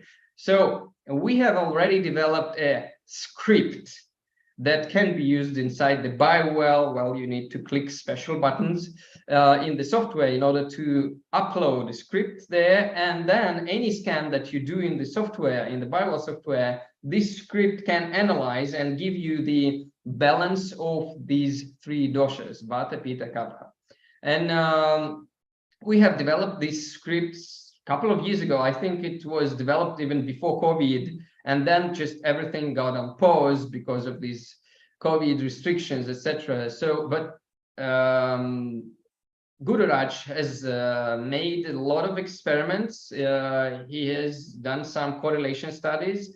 Now, once we will publish the correlation studies between the Ayurvedic device, Nadi Tanjarini device, that is able to detect and analyze the three doshas balance based on the pulse rate, the heart rate variability, then, well, if I am not wrong, then we will add a new tab to the BioWell software that will be called Three Doshas, where our software will be able to do this analysis without clicking a secret button and uploading scripts, but it will be just calculating these three doshas balance, and maybe even you know, highlight the most problematic ones for you. And if you are you will know a little bit about the three doshas interpretation, then it will be one more angle from which you can analyze the state of the person. So now I will give the word to Gururaj, and well, he's a little bit shy to present in real time because he says that maybe I will mix the words, etc. So he has specifically pre-recorded his session. So now we will listen to his first presentation devoted to doshas. And tomorrow he will present a separate lecture about meridians interpretation. So, well, from my perspective, if you want to be a really good specialist in BioWell and integrative medicine, you need to know as many different systems, different angles from which you can analyze the person as possible. So doshas, the Ayurveda approach, is one of them. Well, the chakras interpretation will be given to us by two specialists, one from United Arab Emirates, from Dubai, tomorrow morning, and at the evening will be a session by Russian psychologist Elena Yanovskaya. Well, she's one of the eldest users and developers of the GDV technology, also about chakras interpretation. That's also Ayurvedic approach. So now Gururaj will speak about doshas and Ayurveda interpretation. So let's go.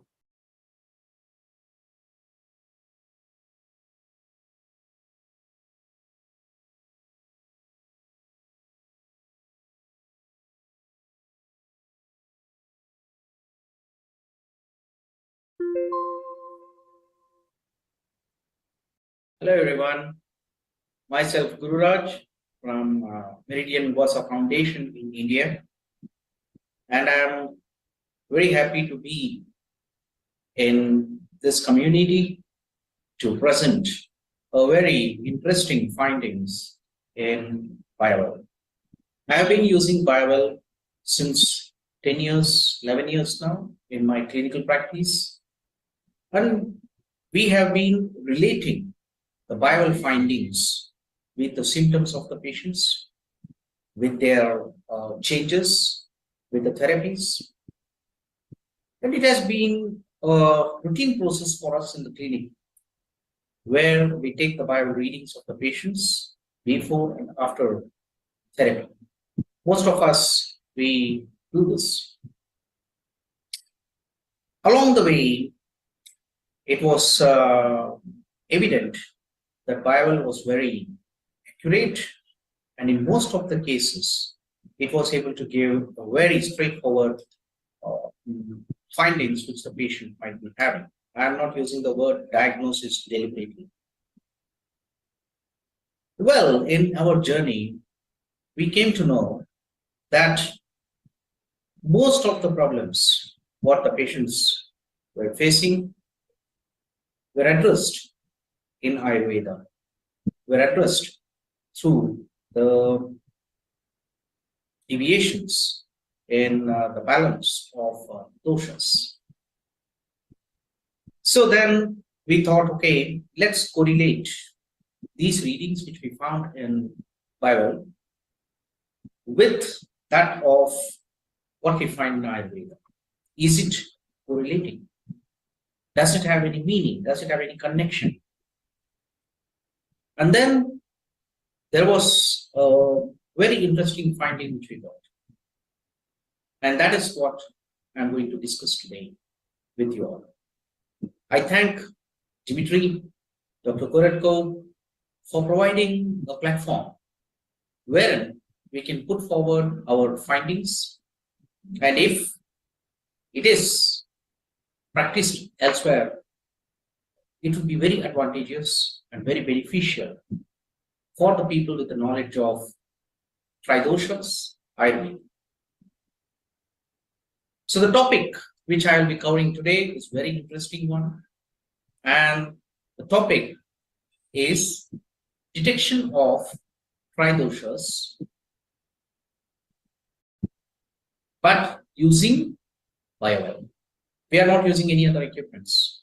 Okay, so we will be using BioWell to detect the deviations in Tridoshas.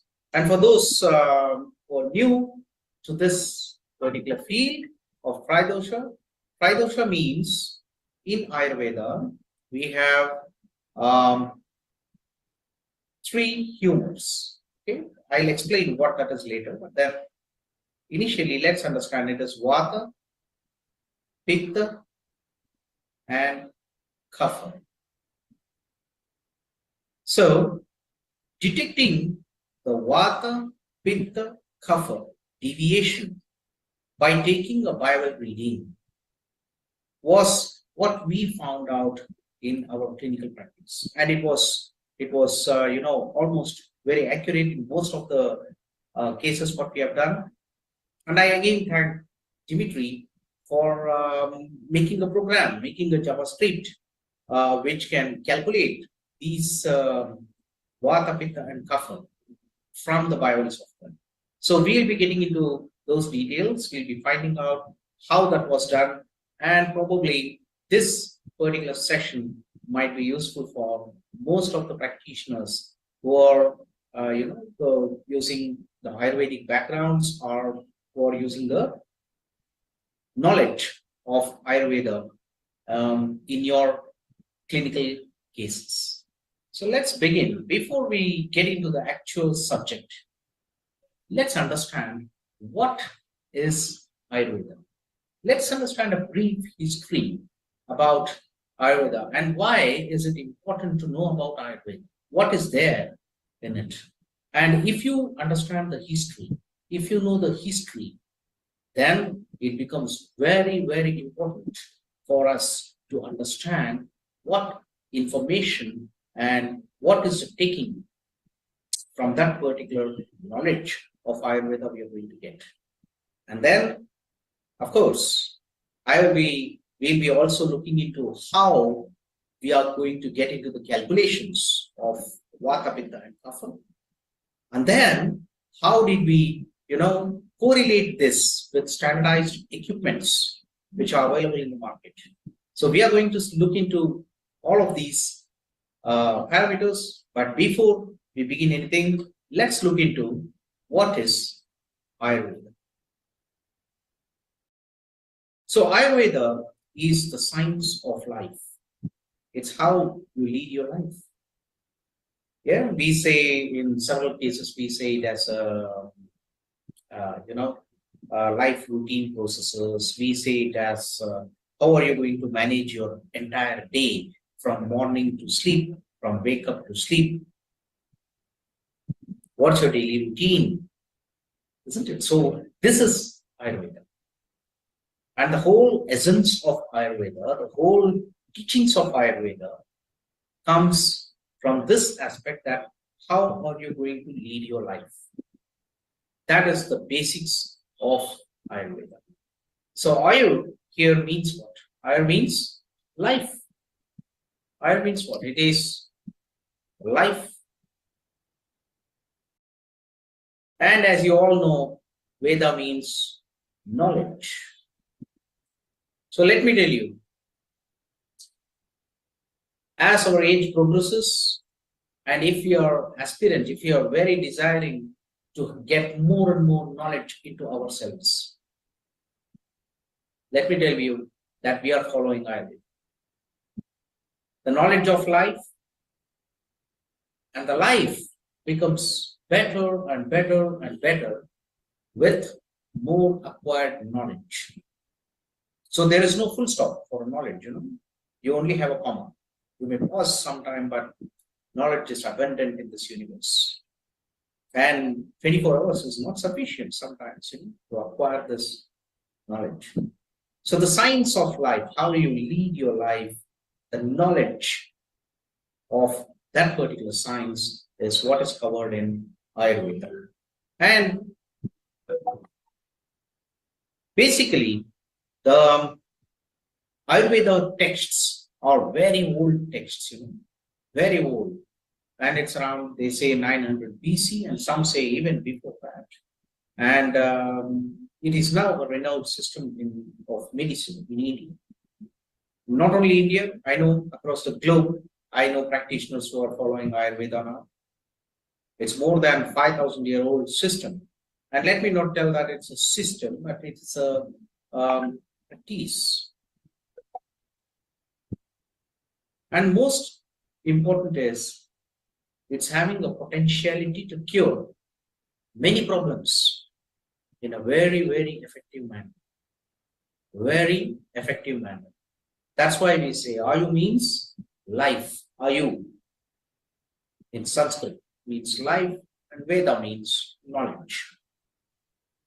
So let's know more about the science of this particular life. So it was a part of one of the Vedas. We have 4 Vedas in our scripture, and it's part of one of the Veda called as Atharva Veda. Ancient mythological contents, and the concept and essence of Ayurveda was actually revealed by Lord Brahma. He is supposed to be one of the superior divine beings. Veda Vyasa, the famous Rishi, then Bharadwaja. You might all be knowing about the first surgeon, Sushruta. Yeah. They all, started their journey in Ayurveda, bringing this particular knowledge to humans through Vedas. Vedas are the written documentary scripts, what we have about Ayurveda. So you have several books, such books which are available, which are thousands of years old. Atraya Samhita, Charaka Samrita, then Ashtanga Hridaya. These are all some of the very important books of Ayurveda. So it is not today's world where we have different departments. We have medicine, surgery, ENT, pediatric. It was provided at that particular time itself. Kaya Chikitsa, Salya Chikitsa, Salakya Chikitsa, Bala Chikitsa, Jara Chikitsa, it all gives treatments in different parts of the body. So, Ayurveda not only dealt with how you're going to lead your life, but it also dealt with how you're going to correct the problems in life. So, all the parts, all the divisions were very, very clearly emphasized in Ayurveda. Further, we all know that every particle in this universe is composed of 5 basic elements, and those are called as Panchamahabhutas. What are they? Prithvi means earth, Upper or Jala means water. Teja, Agni means fire. Vayu, air. Nakasha, it's space or a void space, you can say. So these are the 5 elements which have formed every bit of matter on this universe. Every cell in our body are made out of these elements. Let me tell you, this is the basics. If we understand the 5 elements, then we can bring about changes in the systems very rapidly. There are several practitioners who work only on the 5 elements. They don't know the name of disease. They don't want to name it, but they know which element is affecting this particular disease, and they treat the element, and the symptoms are vanished. So these 5 elements combine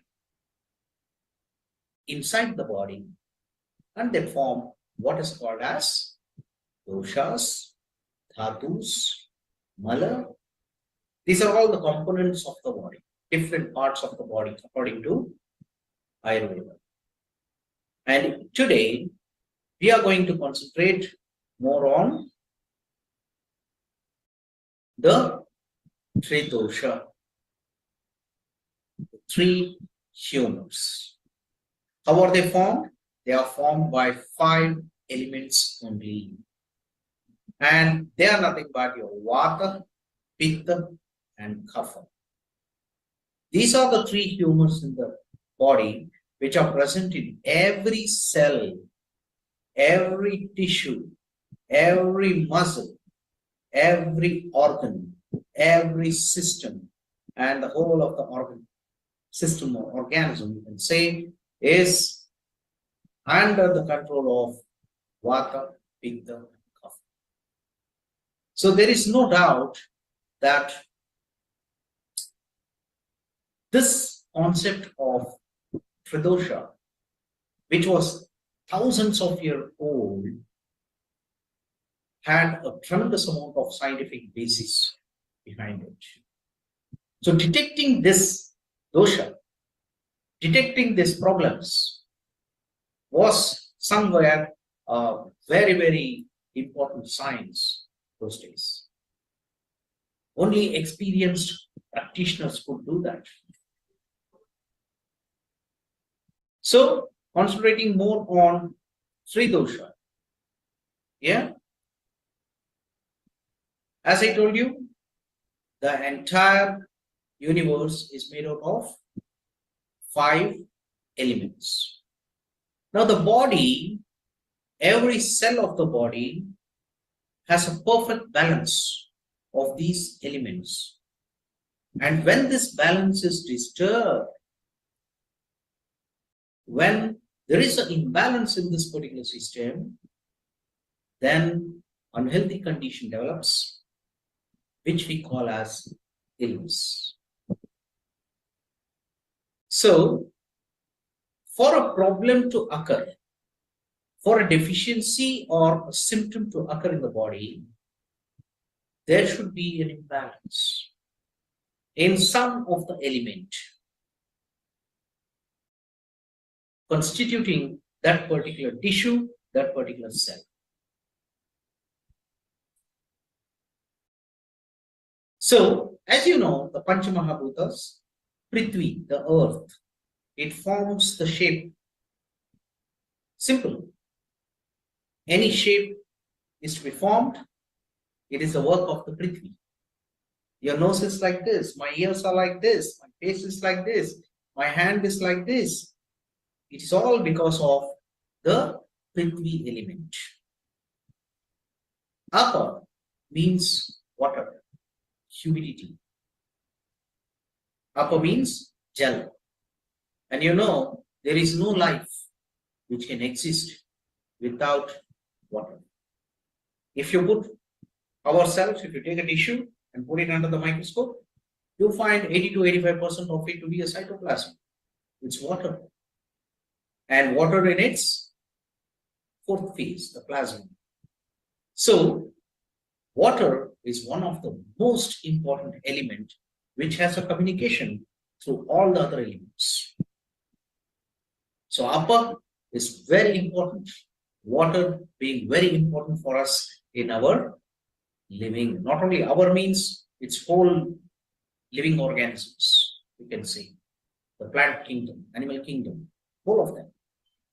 Teja is the heat or the energy which is produced for creating a transformation, changing. Isn't it? Today morning, we all have taken some breakfast, or we would have taken a lunch or dinner. And you know what happens? The body understands only constituents like proteins, carbohydrates, vitamins, minerals. It doesn't understand the name of sandwich, burger, chapatis. Isn't it? Our body never understands that.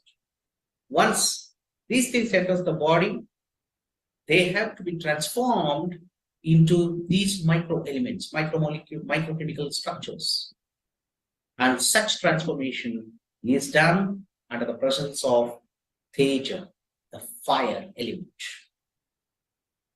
Of course, Vayu, which is one of the most important vital force in the body. Yeah, oxygen, for example. Without oxygen, no life. So Vayu plays a very, very important role in respiration, breathing, and of course, the oxygen saturation in the blood. Very important. Along with space or Akasha, the Vayu has an additional role. What does it do? Along with the space, the Vayu carries a momentum or movement in the body. Anything which moves in your body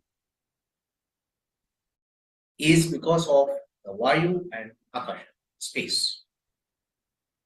So I usually, give simple examples so that we understand this. See, for example, this is a artery. Yeah. And there is a good blood circulation happening in the artery. Let's take it as a cardiac muscle. The artery supplying the cardiac muscle, the coronary artery. But unfortunately, what happens? Over a period of time, there might be some deposits. Yeah. And these deposits may lead to blockage. This is what we call it as blockage. Isn't it? So what happens when there is a blockage? So whenever there is a blockage, the blood cannot pass through. And there is a very tiny space left for the blood to pass. So what exactly happened here? Here we say the space element or the Akasha element is affected. The space is reduced, you see. So once the space is reduced, what happened to the movement? It reduced. So in old age, we say people cannot walk fast. They have joint pains, knee pain, quick movements are not possible. It's all related with these two elements, the Akasha and the Vayu. And ultimately what happens? When there is less movement, so you will have decreased nutrients and obviously decreased oxygen, leading to a condition called as hypoxia. Yeah, and this is what is going to lead to what is called as ischemic disease. Ischemia. Isn't it? The cells do not have sufficient oxygen and nutrient to develop, to produce ATP, energy from the mitochondria, the powerhouse of the cell. So what happens? The cell becomes weaker. So whenever you have weakness in the body, attribute that to Vayu, and Akasha. So like these, every element in the body constitutes to different functions. And every cell has all the functions what we enumerate in biology. Every function is constituted by the 5 elements, right? Now, the most important is these 5 elements do not work independently, right? They do not work independently. They work in combination. And this function of when they work in combination, they create what is called as doshas. What's called as doshas are created. So when the 5 elements combine, they form 3 doshas. The doshas means what? It means, you can say, imbalance, impurity, etc. And the beauty of these things is it can affect not only the physical body, it affects the mental process. The psychological effect is also seen in a human being. Health is maintained when these doshas are in harmony, or you can say when they are in synchronized balance. Any imbalance in these 3 doshas leads to the development of a disease. And before the development of disease, you will have symptoms. You will have a lot of weakness, lot of dysfunction in the body, organ instability. Everything can be detected, right? So 3 doshas are, that's why, a very important concept which has been developed from directly 5 elements. Now, what are the elements combining to form what dosha? You see, the space and air combine to form vata. Okay, what is vata? Vata is nothing but a combination of the space element and air element. So just close your eyes and imagine any movement happening in the body. It is because of this dosha, the vata dosha. Anything which has to move, you require this dosha to be present there. That dosha should be dominant. Otherwise, it will not happen. Do we get that? Now we say that, blood is a liquid substance, but it has to move. It has to circulate. It cannot stay in one place, isn't it? So when it circulates, it's going to create a momentum within the substance, and that momentum is given by the vata dosha. Similarly, the fire element, and in some texts they say a little bit of water, but usually we say fire element is for transformation. It's called as pitta dosha, right? For example, you eat something, as I told you, it has to get broken down into smaller micro chemical substance. For example, any carbohydrates you take has to be broken down into glucose. So this breaking down, transformation from one shape to another, one form to another, is with the pitta dosha.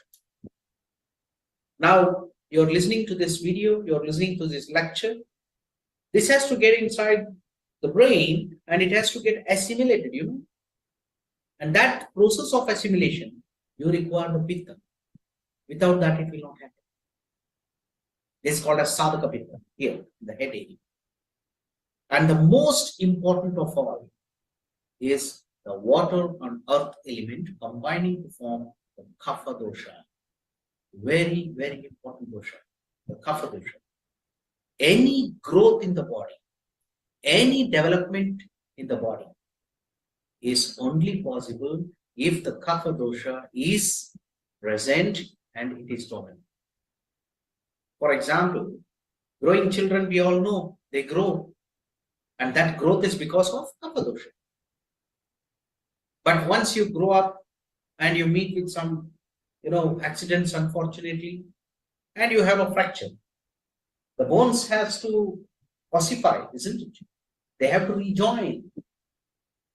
So this process of rejoining is aggravated when the kapha dosha becomes dominant. So now you understand. Understanding the three doshas in the body, understanding these three doshas in the body can give tremendous amount of information about ourselves, about the self-well-being of the person. So these three doshas, the vata, pitta, and kapha, detection process is very, very interesting. Initially in the olden times, if you see, well, this is okay. In olden times, it was very experienced, Nadi practitioner, Ayurvedic practitioner, who used to hold the nadi, or at say the radial artery, and they used to analyze the pulse. And when you analyze the pulse, I'll show you this. When you analyze the pulse, it was so found that there were the deviations in vata, pitta, and kapha can be detected. But unfortunately, it required a lot of practice, lot of experience. See, I'll show you. This is how it was detected, like how you're seeing in the screen there, by using your hand. But too much of experience was required.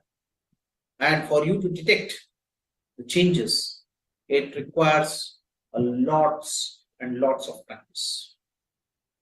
And this is subjective. A doctor, a practitioner who's looking at these nadi decides which dosha is deviating from norm, which dosha is prominent, dominant, which is deviating from the norm. So he will decide depending on his expertise. And then when patient goes to one more practitioner, what happens? He will also do, and with his knowledge, he will be ascertaining it. But it was more on subjective manner. There was no exact documentary evidences of such analysis of pulse diagnosis. Though we know that understanding vata, pitta, kapha is very, very important. Vata, pitta, kapha is, one of the most important primary understanding of the body. But unfortunately, the equipments were not present to measure it. So it was all done by Nadi Vaidyas and expert people in the particular field. But still, scientifically, it was subjective. Right? And understanding the nature of a pulse requires tremendous amount of expertise. Just with our fingers, it's very difficult. But then, how do we record the changes in vata, pitta, and kapha? So this is where we in our center started with one of the understandings of tridoshas in a different way. As I told you, the tridoshas are because of the 5 elements. And these five elements control the 12 major meridians in the body. They control the 12 major meridians in the body. The fire element controls the heart, small intestines, pericardium, and triple warmer, though they are subsidiary, but still they are considered there. The earth element controls the stomach and the spleen meridian. The metal or air element controls the lung, large intestine meridian. The water element controls your urinary bladder and kidney meridian. And you know, the wood, or you can say space, controls what? GB, gallbladder, and liver meridian.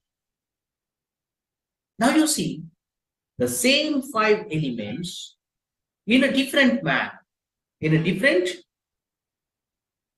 type of knowledge, shows something in connection with the meridians. And the same elements constitute to form the doshas. It's the same thing, isn't it? So, when we came across such findings in the meridian system, 12 major meridian system, we were able to get a particular understanding with that of doshas. And then what did we do? We tried to link these findings of the meridians to the findings of the doshas. Say, for example, we say a fire element constitutes the pitta dosha, isn't it? And pitta dosha, fire element, is also controlling the heart, the small intestines, pericardium, and triple worm. Yeah? And then, to find out pitta dosha, if you are able to get these readings of the meridians, then probably it is similar to that of pitta dosha, because the element controlling both are same. It's the same element what we are talking about. The organs remain the same. Isn't it? The organs are not different. Meridian organs, dosha organs, they are not different. They are same. And in biowell, we are measuring, we are getting the measurements for these meridians. We are getting the measurements for these meridians ready. You don't need any additional scanning. You scan your 10 fingers, open the software, you have the yin-yang tab ready there. You have all the readings of meridians. And all these meridians readings are already present. So, understanding the link between the meridians and the dosha through the 5 elements will provide us a way in which you can get the readings for the doshas without any additional scanning, with the same scanning what you have done. So we continued our studies in this way, and then we this is with your meridians which are getting connected, as I told you, and then we were able to link it with the 3 doshas.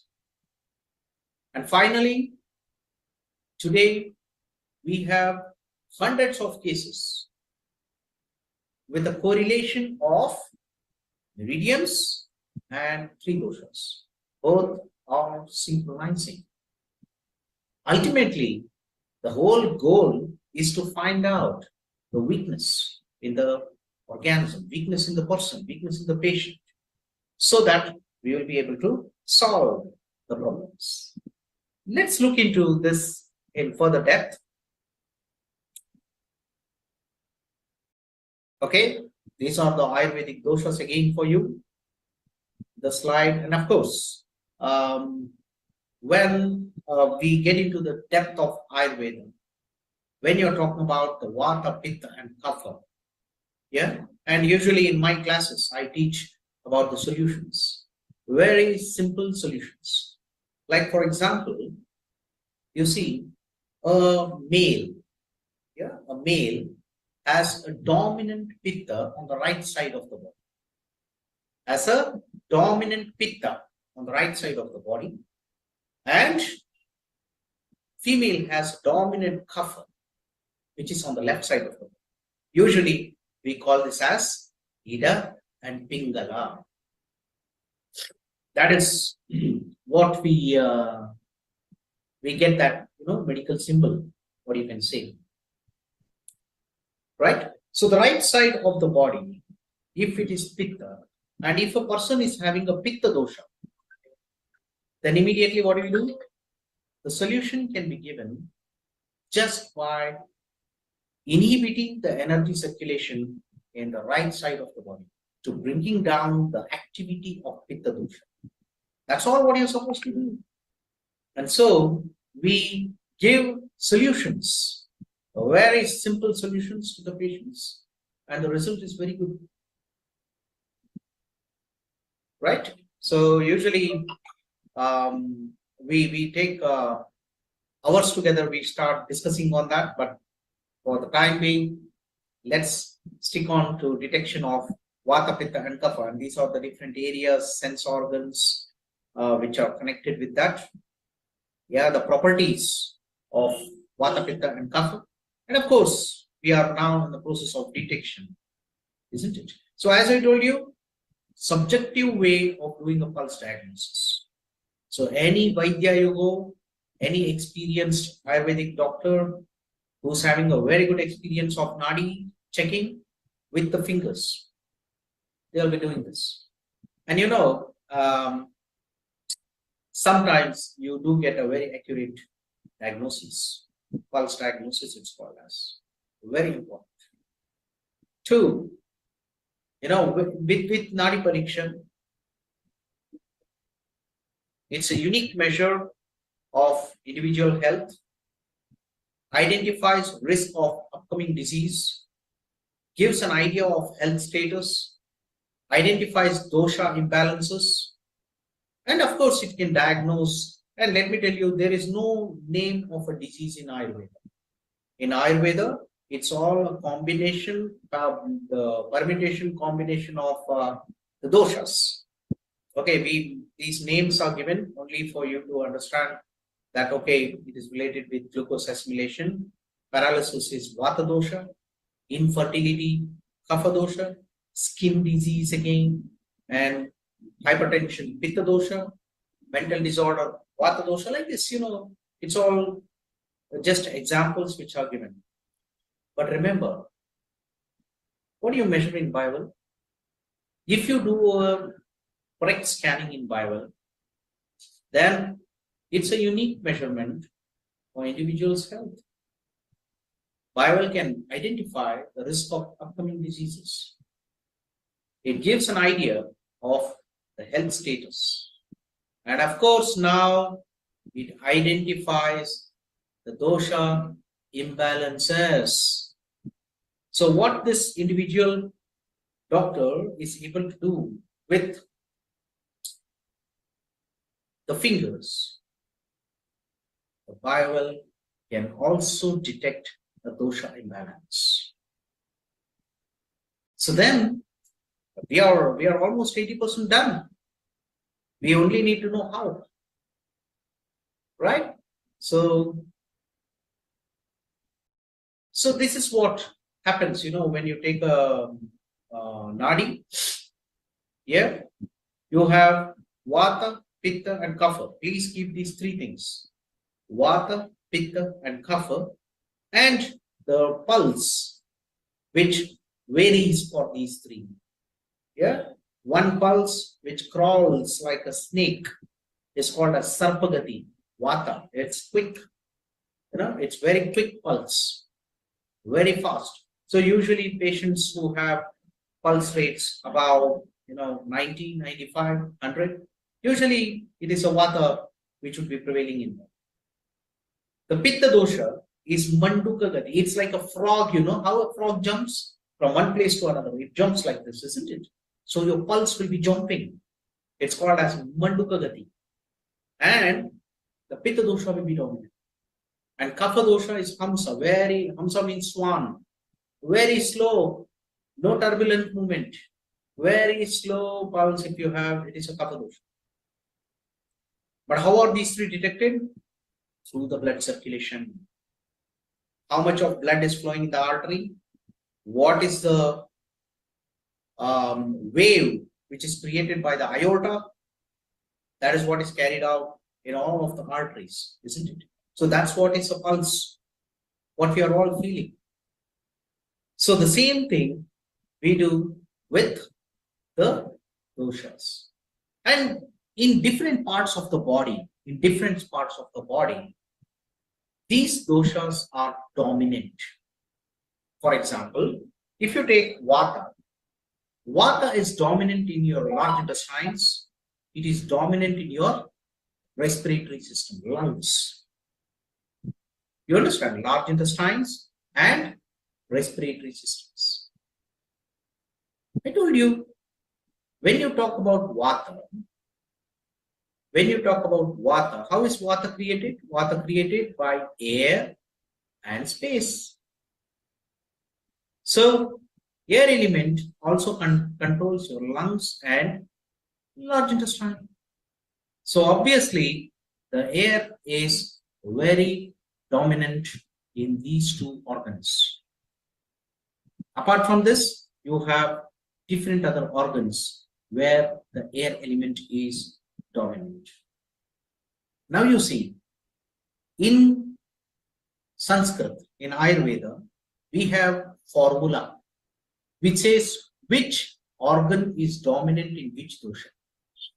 For example, if you take Vata, Pakvashaya Kati Sakti Shrotrasti Sparshanendriyam Sthanam Vatasya Tatrapi Pakvadhanam Visheshataha. Meaning, Vata dosha is located in the parts of Pakvashaya, colon, hips, lower limbs, ears, bones, and skin. Especially, which part of the skin? Sparshanendriyam, the sensory system, sensory nervous system of the skin is mainly dominant in Vata dosha. So if you have any imbalance in Vata dosha, you are going to see the symptoms in these organs first, isn't it? And let me tell you, in BioWell, we are getting the complete readings of colons, complete measurements of colons, right from appendix, blind gut, ascending colon, transverse colon, descending colon, sigmoid, rectum. We are getting the complete reading of the colon, right? Then, of course, we have different parts of nervous system readings, what we are getting in BioWell. So, what did we do is, we combined that particular readings and then we made an average. I thank Dimitri for helping me in making the script, and I will demonstrate, I will show you the script as well, how it works. And then it immediately gives me a deviation in a particular dosha, right? So this is how we were able to detect the Vata dosha. Similarly, when you come to the sites of Pitta, where Pitta is more dominant in the body, yeah, same formula we use. We have a formula in Ayurveda. It's in Nabhiramashayaha Svedho Lasika Rudiram Rasaha Trak Sparshanam cha Pittasya Nabhiratra Visheshataha. Nabhi, umbilicus, stomach, sweat, serum, plasma, and lymph, blood, cardiovascular system, your heart, yeah, blood plasma, the eye, and skin again. And this time it is the dermis where we take. And you know what are they dominant in? Pitta. And most of these systems are recorded in BioWell. Small intestines, of course, stomach, of course, eye, of course, cardiovascular system, all of the cardiovascular system is recorded. Isn't it? We have the readings of that brain function. Of course, the brain, when you take we have the cortex. What is being recorded there? The sweat, which is being detected by the sympathetic and the parasympathetic imbalance in the body. So we are having almost all the readings ready for us. And finally, we have the kapha dosha, where all it is dominant in chest area, varaha, kantha, throat area, shiraha, head area. Then kloma parvanyashmo, kloma parvanya mashayo rasaha. Here, kloma means lungs, parva means joints, amashayaha, part of stomach, medhodhanam cha jihva, cha afasya sutaramuraha. So, medhas means adipose tissue, grana, nose, jihva, tongue. There your kapha is more dominant. And most of these areas, again, we are getting the measurements from BioWell. So what did we do now? We used the BioWell software, and Dimitri created a script with all these sectors of the fingers, which are representing that particular organ or the meridian. So, every finger is divided into different sectors. We all know about this. And each sector is connected with certain organs or the meridians, we say. And those meridians are now connected with doshas. And ultimately, we were able to get readings, the deviations of vata, pitta, and kapha just by taking the measurement. You take the measurement, you got the readings with you. Now, how do we make it used in BioWell?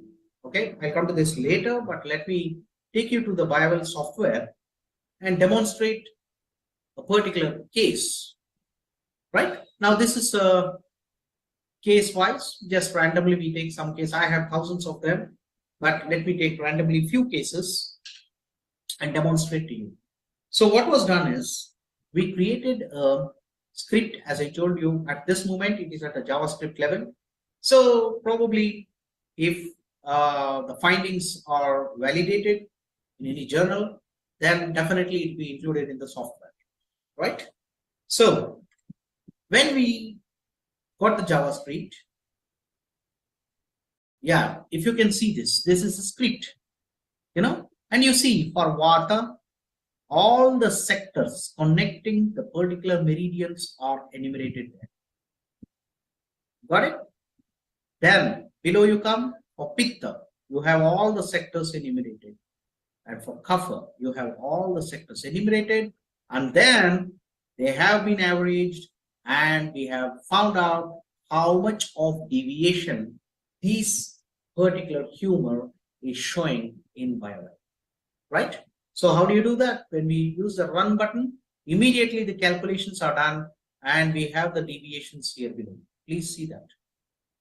Deviation of V means vata, deviation of pitta, and deviation of kapha within seconds. And which is maximum? The maximum deviation is seen in the vata dosha. Minimum deviation is seen in the pitta dosha. Right? And of course, secondary will be your kapha dosha. So, we take multiple readings in BioWell. We don't stick on to one scan. So we repeat it with another scan. Let's find out what is there. The maximum deviation is shown in the vata dosha there. And the minimum deviation is shown in the pitta dosha. Same thing, it's repeating. Isn't it? Which means that this particular individual will have the symptoms which are pitta, which will be on the lower side, vata, which will be on the higher side. So you can, in Ayurveda, we always tell it in combination. We say pitta vata. Yeah? Pitta vata. I don't want to get into the details of any case, but I just want to show you the readings. Now, what did we do this? This particular reading, when we took the BioWell, we also tested this individual with a specialized equipment which is meant to take up with the Vata, Pitta and Kapha reading. See, where is it? Okay, here it's called as Nadi Tarangini. It's a equipment which is meant to take the Vata, Pitta and Kapha. It is a certified equipment. And what do? Instead of fingers, you have sensors. Okay, it's a air sensor. It's a patented system, they say. And it is being followed by most of the Ayurvedic doctors here in India and abroad as well. So what does this do? Keep the sensor on the nadi, on the radial artery. It will automatically detect the Vata, Pitta and Kapha for an individual. You understand? And they have done thousands of cases, I believe. And it is a patented technology, and it's one of the best known technologies to measure. This is a website of that, naditarangini.com. You can see here. And you see, the same manual system is now changed to sensor. And this will make us reading not subjective, but quantitative. You have the values now. It is not that what I feel. It is not what I should tell. The software or the readings which are taken by the sensors only depend on the position of how you're keeping the sensor. It has nothing to do with your senses. It has nothing to do with accuracy. It's only the position. Correct placement of sensor is all what is required, like how correct placement of fingers are required in BioWell. So no human intervention. So we get the results from this particular equipment called as Nadi Tarangini. And this equipment we used simultaneously along with BioWell at the same time for the patient. So when we did that, what did we get? The reading. So let me just show you the readings in this is a software of Nadi Tarangini, and let me come to the same patient. Okay, I should have kept it open anyway. Okay, so let me see if the report opens up quickly.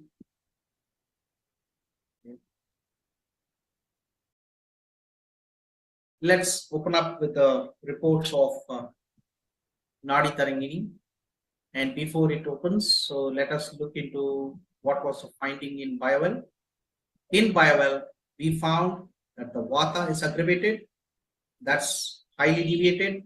Highest deviation, least deviation is seen in the Pitta, which means that it is something to do with your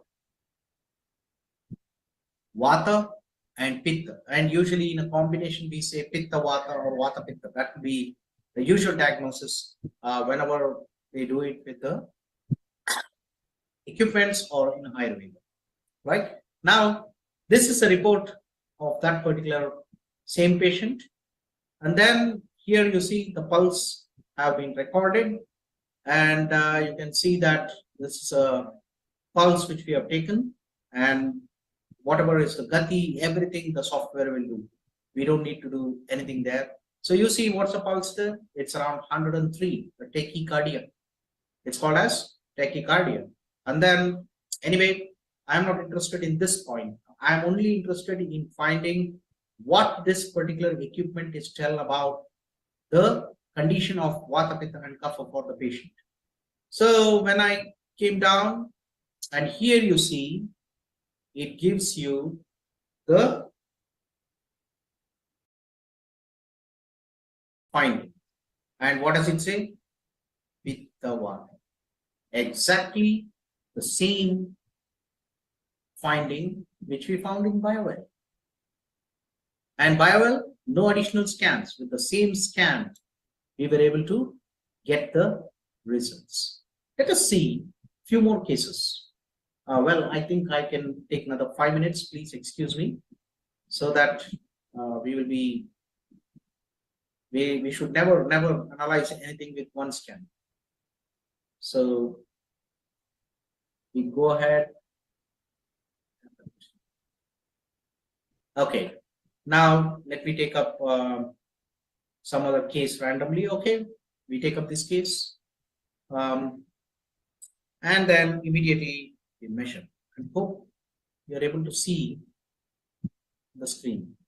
I have chosen another random case, and I'm just measuring it, and let me see what did I get.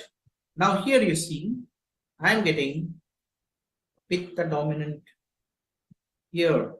What is dominant there? It is pitta. But if you see vata and kapha, they are almost at the same level. They are not deviating much, isn't it? But the pitta is definitely seeming to be on the higher side, right? One scan says that. How about the second scan? So I come to the second scan, and let me run the script. What is it? You see pitta. Again, dominantly deviating from norm. So with 2 scans, if the results are same, so luckily we have the third scan of the patient. So let us just check that also. I have not done that, so let's just check. Here again you see the pitta being on the highest dominant varying. So definitely this particular patient will show pitta dosha. Symptoms relating with pitta dosha. It is sure, confident. But let's check it, recheck it with the Nadi Tarangini or equipment which is meant for doing that. Okay, let me reiterate. The scans were done simultaneously. Okay, it is not that I have taken Bible now and Nadi Tarangini you do somewhere tomorrow or after tomorrow. No, immediately at the same time you have to take the scan. So which was the patient? Sorry, what is the patient name? Yes. So I come back to Nadi. I come back to the case. Okay, we have 2 visits here. So let me open up the report. Okay.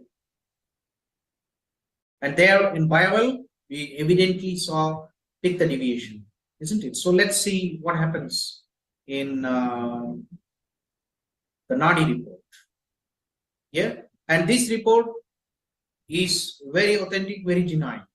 So we are only comparing the reports from Biowell to that of the Nadi Tarangini equipment, because that is one thing which is, that's one thing which is required for us to compare. It's very important. Always you should compare with certified equipment. So this is your pulse which is recorded. Very good. So you have the vata, you have the pitta and kapha, and you see the pulse is at 97 beats per minute, 1 reading, 95 beats per minute, 1 reading. But I know it is going to be on the higher side, but it's fine. But I want a reading of the deviation. What happened to the deviation? So when you came there, you'll see spot on. The Nadi Tarangini has diagnosed this to be a pitta deviation, pitta problem, right? Which means that Biowell readings, if you're taking the scans correctly, as mentioned and taught to you in your certification courses, right? Not like some people, you know, they take the Bible and they take the scans according to how they feel. That is not going to fetch you correct results. Always take the scans as it is taught in certification courses. That's why courses becomes very important, right? And you see 2 comparing it with Nadi Tarangini, we have found that the Pitta dosha is definitely affected. So ultimately, what is the conclusion? The conclusion says that the readings which we are finding in BioWell is very much correlating with a standardized equipment which is meant for measuring the Vata, Pitta and Kapha dosha. So the results how we are getting in BioWell is very accurate. As you can see below, I have hundreds of cases, hundreds of them, right? And most of the cases, I follow the meridian system and the Vata, Pitta and Kapha for understanding the problem in the patient, right? And in our trainings, in our teachings, you would have also undergone the 6 stages of illness according to Ayurvedic principles. It is in accordance with Ayurveda, right? So, getting into the Vata, Pitta and Kapha, understanding the deviations of Vata, Pitta, Kapha becomes an important finding in BioWell. So, I have plenty of other cases, but I think the time is running short. So, finally, I would like to tell with my experience and with the records what we have accumulated over a period of time, hundreds of cases, with correlation with standardized equipments, we have found that when you take a BioWell scan properly, you are having a ready calculation of the deviations of Vata, Pitta and Kapha, which is very, very accurate when compared with a standardized equipment meant for measuring the Vata, Pitta and Kapha. And in my clinical practice, the accuracy levels I can give is up to 92 to 93%. 93%, there is a correlation between the Nadi Tarangini and the BioWell equipment. So, without spending even a single paisa, you can utilize the knowledge which is present inside BioWell for your Vata, Pitta and Kapha. And the deviations what you're going to get is definitely valid as per the results what we have got, and it is also symptomatically coinciding with the patients. So I again thank Dimitri, Dr. Korotko for providing me an opportunity to show you a little bit of Ayurvedic principles, to tell you that BioWell equipment is powerful enough to give tremendous amount of information accurately, especially in relation with the ancient Vata, Pitta, Kapha doshas. Hope this findings will be helpful to most of the practitioners clinically and also researchers, those who are doing research. It will be one of the most important findings what we have found in our practice. Thank you very much.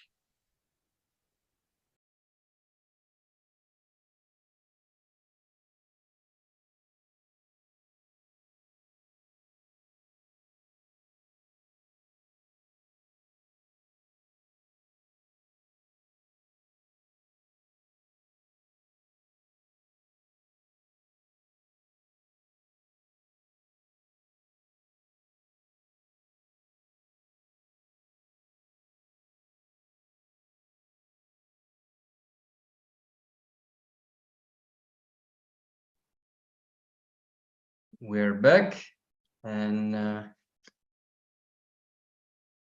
well, we'll thank a lot Guru Raj for this first presentation about the doshas. Well, even for us, it's a new knowledge, and Guru Raj is one of the leading specialists in this field. So if anyone wants to use this JavaScript, well, as long as we don't have yet the 3 doshas tab in the software, well, at the present moment, you can use the script. So you can address Guru Raj, he has the script, you can address us, we can also share this small file that can help you to do this calculation manually. Well, but in the nearest future, we will add this software, this sub program to our software, and it will be done automatically with visual representation of the results. Okay, so thanks very much, and we'll continue just to keep up with the schedule.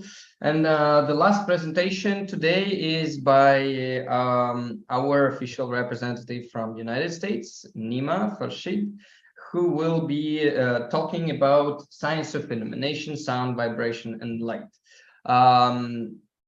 Well, it's very early morning in his place. So again, he has sent a pre-recorded video, especially for us, so that he will be on time. So let's give the word to Nima and enjoy his video presentation.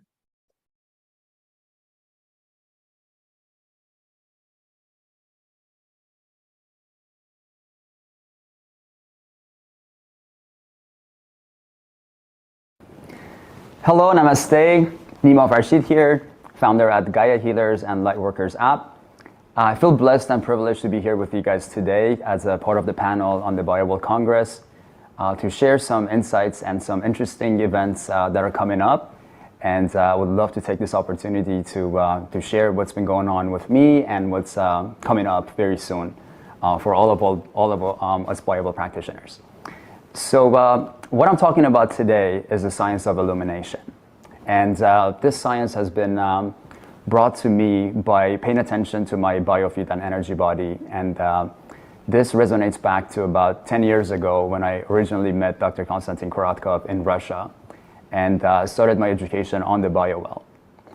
So we'll go in details about the science of illumination and how light, sound, and vibration has an influence on our connection and correlation to source and to holiness. And also I would like to take this chance to introduce to you, all of you beautiful BioWorld practitioners and amazing souls, about our upcoming Congress that is from November 11th or November 10th to 12th of 2023. And in this Congress, we have gathered the masterminds of BioWell and biophotonics. And we have invited some of the top founders of very successful, powerful companies in the holistic field to come and share their knowledge and education with all of us, so we can all take advantage of this knowledge and we can all empower ourselves and empower our knowledge to the same level. So before I get to the Congress, I'm going to start my conversation about the science of illumination and how I actually led to this science and why I'm talking to you about it today. So when I met Dr. Korotkov in Russia, initially the reason was because I was going through some health issues and I was experiencing palpitations, and I was looking for an answer. I wanted to understand how I could heal myself without taking invasive measures and going through the rough times. So in one of my trips into Russia, actually it was the BioWorld Congress that I attended in Russia.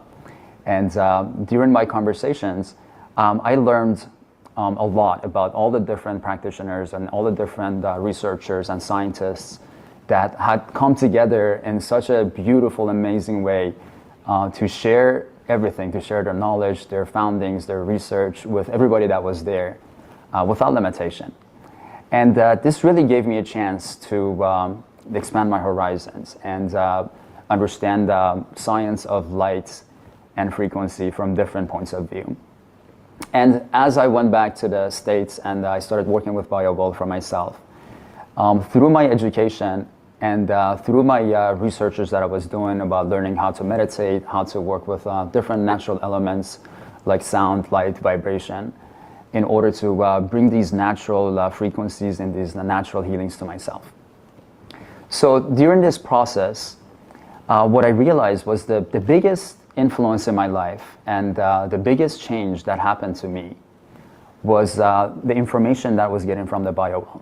Because what it was doing, it was giving me insights into my spirituality. Not only how energy is passing through my system and where I have blockages or where I have overactivity, but it gave me insight into what emotions that were not residing with the wholeness that resides within me. And this became a very powerful practice for me, because the more I looked at my energy centers and the more I looked at their alignments and their variations of movement, the more I realized that I'm dealing with some emotions, that these emotions are of lower frequency. And in order to heal myself, I was given this understanding that I need to bring myself into the highest potential, into the highest energy body, or as we call the biofield, as possible. And by doing practices like, yoga, meditation, sound healing, all these different elements, that was great, and they were influencing me in a very, very powerful way. But first of all, when I was doing such practices like yoga, there weren't really educators that were really educated in the true art and science of yoga. Because yoga, in a lot of ways, in a lot of different places, the way that is practiced is just practiced as a practice of like stretching our body and as a kind of like a physical exercise. While in reality, the true science of yoga is connecting our spiritual body with our physical body in combination with our mental body. So it's a three-dimensional practice that in a lot of places we're not really taking advantage of that. So we'll get back to this in a little bit later when we talk about the Congress and how we can take advantage of powerful systems that are available to us today through our network. So getting back to the conversation, the more and more I started working on my energy centers, and the more and more I started to go through meditations, go deep within, and understand the feelings that the way that I was looking at the world that was not in resonance with unity, that was not in resonance with the fourth dimension. So the more and more I started work on and releasing these negative emotions and negative conditions that I had taken away from my life and from my upbringing, the more and more I realized that I'm becoming lighter and lighter. And this became so powerful that this became addictive for me. That every morning I wanted to get up at 6:30 in the morning with the sunrise, drive to a park to sit there and to meditate with the sunrise, because the feeling that I got was not comparable to any feeling that you can experience in this world. And I literally experienced light. I literally experienced my body getting to a place that I became more than a physical body. At times, I would even lose my way back into my physical body, and I would be lost in this spiritual journey of connecting with the nature, connecting with the energies around us that have put together the energy to create us. And I got to get in touch with that. And that was the most powerful part of my healing journey, is to recognize and realize that we have this wholeness within us. And the more and more that we get away from this wholeness, then the more and more we get away from health and wellness. So this became very powerful for me. And the more I realized that I'm going through this path, and the more and more I'm letting go of negative associations, negative friends, and things that were just not in the highest vibration. And the more and more I associated myself with higher vibration thoughts, higher vibration learnings, higher vibration associations, then my reality completely shifted. So it got to a point that I would have spiritual masters around me and guiding me and directing me to do specific tasks. So I would get downloaded information in order to work on specific situations. And this became such powerful insight that I'm shaking just talking about it right now, that this was so profound for me. And in one of my sessions that I was meeting with one of my practitioners in BioWell, she started talking to me about specific experiences about an ancient philosopher that lived in the 12th century.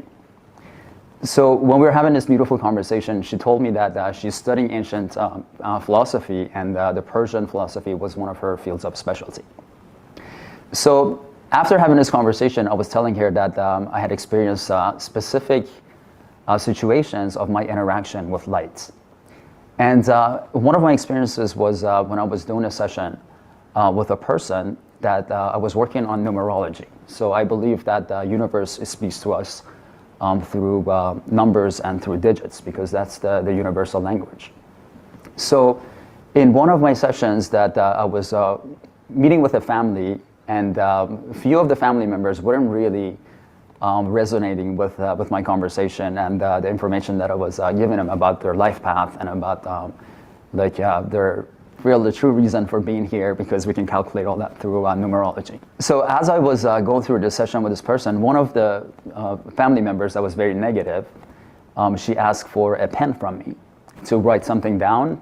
And once I went to pass this pen to her, as soon as she came to grab the pen, there was this huge spark of light that threw her into her seat, and her family and everybody started to look around the room, and we just never understood what happened there.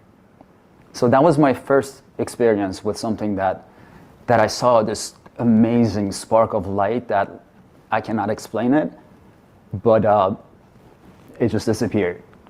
So I told my practitioner about this experience. And a different experience that I had was through my meditations, that I was meditating with the sunrise.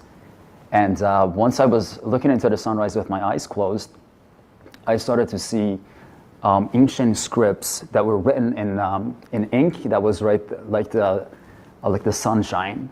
That these scripts were scrolling on the back of my eyes, and I could not make sense of them. But it was a very profound experience. So I communicated this with her, and she told me that what I have told her, she has only read in ancient philosophy of the Persian time. And she told me that there is a philosopher that lived in the 12th century that had experienced very similar experiences to what I had experienced. And she told me the name of this philosopher. And as soon as I heard this person's name, it was like the union of the spiritual energies happening in that specific moment. And I could feel this person right there in the room as she was talking to me about him. And he started communicating with me that I need to start paying attention to his teachings, and that he's here, my guide, to help me guide people in order to get to the path of illumination of their soul. So this became fascinating for me. And for the few days after that, I spent time in meditations and in communications with him. And what I realized was that he was the founder of the School of Illumination in the 12th century. And what was really fascinating is that without even knowing this, that I had started the Lightworkers app, which is the foundation for illuminating the soul. So a lot of work that I've already been doing in this life is the work that Master Sohravardi was doing this work in the 12th century. But at the time that he was doing this work, it was at a very, very dangerous times. And this was a time of turmoil in the Islamic philosophy, and there was a lot of exchange of information between the Greek philosophy and the Persian philosophy. So Master Sohravardi was studying the work of Aristotle and Plato, and he was combining their knowledge into the spiritual science of Islam, which is called the Sufism. So he was creating ways that was not really resonating with the government at the time, because at the time that was like in Iraq, Baghdad was the central location for learning, and there was a lot of scientists from all around that would go to Iraq and they would do their studies there. And that was like the center that anybody that was a philosopher, they would usually go there to do their research and studies. So from there, when he was talking about different ways of influencing the light body in people and making them realize about their true potential of being here, that wasn't really resonating with the conservative Islamic ruling at a time, which we all see that is still happening to this day. So at a time, at a very early age, they put him in jail and they executed him, so he couldn't really finish the work that he was doing. So now I'm being communicated that I need to start to continue his work and to bring the work that he had done back to life so that we can help more and more souls in the science of illumination. So now that we had a little bit of a background introduction on Sohrawardi, I'll let you a little bit more in details about his work. And if anybody resonates with this mission, I would love for you guys to reach out to me so that we can do this in a collaboration with anybody that's interested in the field. So talk about the science of illumination, discovering divine knowledge and spiritual enlightenment. Sohrawardi, also known as Sheikh al-Ashraq, which is the master of illumination, was a prominent Persian philosopher and a mystic who lived during the 12th century. He played a significant role in the development of Islamic philosophy and mysticism, leaving a lasting impact on subsequent scholars and practitioners. Sohrawardi founded the School of Illumination, which was called Hikmat al-Ashraq, which sought to integrate philosophy, mysticism, and spiritual illumination. His teachings combine elements from various philosophical and mystical traditions, including Neoplatonism, Islamic theory, Sufism, which is the Islamic mysticism. One of the key contributions of Sohrawardi was his emphasis on the symbolism of light as a metaphor for divine knowledge and a spiritual enlightenment. He viewed light as the ultimate source of existence. And through his teachings, he sought to guide seekers towards assessing and embodying this divine light within them. Sohrawardi's cosmological and metaphysical framework offered a unique perspective on the nature of reality. He proposed a hierarchical structure of existence, which encompassed both the physical and the spiritual realms. His teachings highlighted the interconnections of these realms and emphasized the pursuit of deeper understanding of reality behind the material world. The significance of Sohrawardi's teachings lies in his emphasis of direct spiritual experience and illumination. He believed that true understanding and enlightenment could not be attained solely through intellectual study, but required personal transformative experiences of the divine. Sohrawardi advocated for spiritual practices such as meditation, contemplation, and self-discipline as pathways to assessing divine wisdom and illumination. His ideas and teachings have influenced numerous scholars and practitioners in the field of Islamic philosophy and mysticism. His School of Illumination paved the way for the integration of philosophical inquiry, spiritual practices, and mystical experiences, offering seekers a comprehensive approach to understanding the nature of existence and attaining spiritual enlightenment. Overall, Sohrawardi's significance in the development of Islamic philosophy and mysticism lies in his unique perspective. Emphasis on spiritual illumination and his synthesis of diverse philosophical and mystical traditions. His teachings continue to inspire and guide individuals on their spiritual journeys, fostering a deeper understanding of the divine and the self. Sohrawardi's School of Illumination, also known as Hikmat al-Ashraq, which we already mentioned, represents a significant development in the Islamic philosophy and mysticism. The school of thought, founded by Sohrawardi himself, offers a unique perspective of the nature of reality and pursuit of knowledge, and the attainment of a spiritual enlightenment in various ways. So some of the ways that he explains to us in his teachings, some of the principles and teachings are symbolism of light. So at the heart of his School of Illumination lies the symbolism of light. Sohrawardi viewed light as the ultimate source of existence and as a metaphor for divine knowledge and a spiritual illumination. Light represents the luminous wisdom that reveals the hidden truth of the universe and guides seekers towards enlightenment. One of his other principles were cosmology and metaphysics. So he presented a cosmological framework that emphasized the interconnection of the physical and the spiritual realms. He proposed a hierarchical structure of existence comprising various levels of worlds, with the material realm being the lowest and the realm of pure light being the highest. His metaphysical teachings explored the nature of reality and the relationship between the seen and the unseen dimensions of existence. One of his other principles were the direct spiritual experience. He emphasized the importance of direct spiritual experience as a means of attaining true understanding and illumination. He believed that intellectual study alone is not sufficient.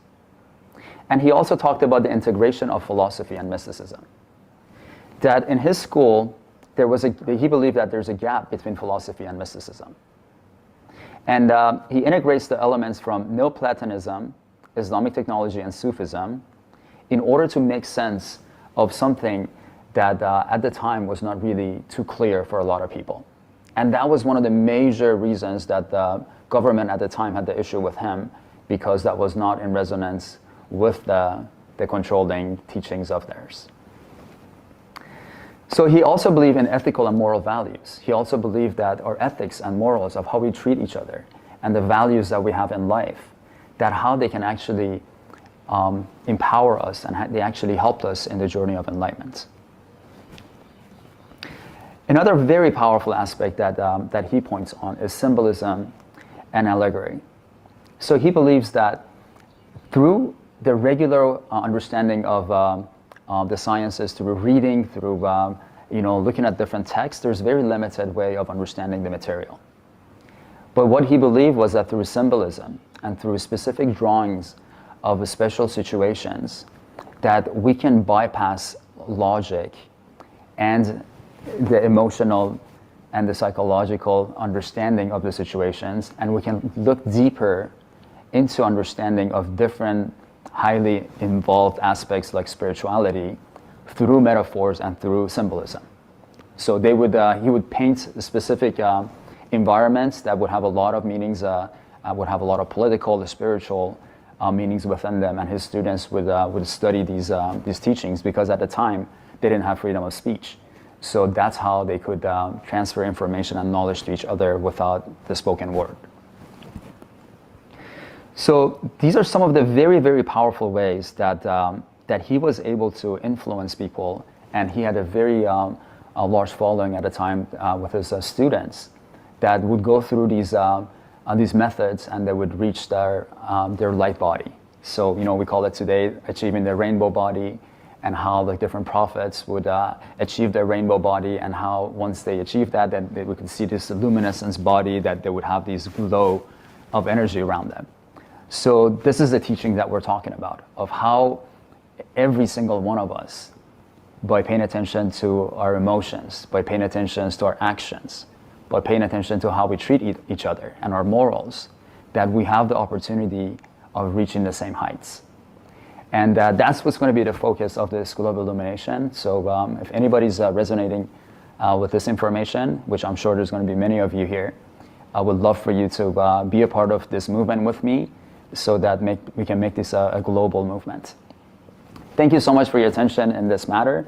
And one of the major ways that Sohrabadi was actually pointing out to was light. He put a lot of focus and attention on light, and how there is so much hidden knowledge just by paying attention and meditating with different frequencies of light.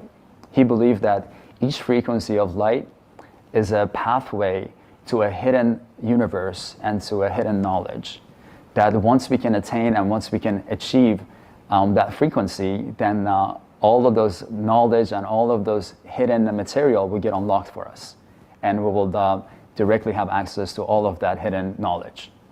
So he believed that every frequency of light is a different dimension, and by going into these dimensions and by meditating with the different frequencies, then we can bring a lot of energies into ourselves, and we can get access to a lot of hidden knowledge just by focusing on these colors. So there's a lot of deeper insights into this of how to practice and how to get there that we'll cover.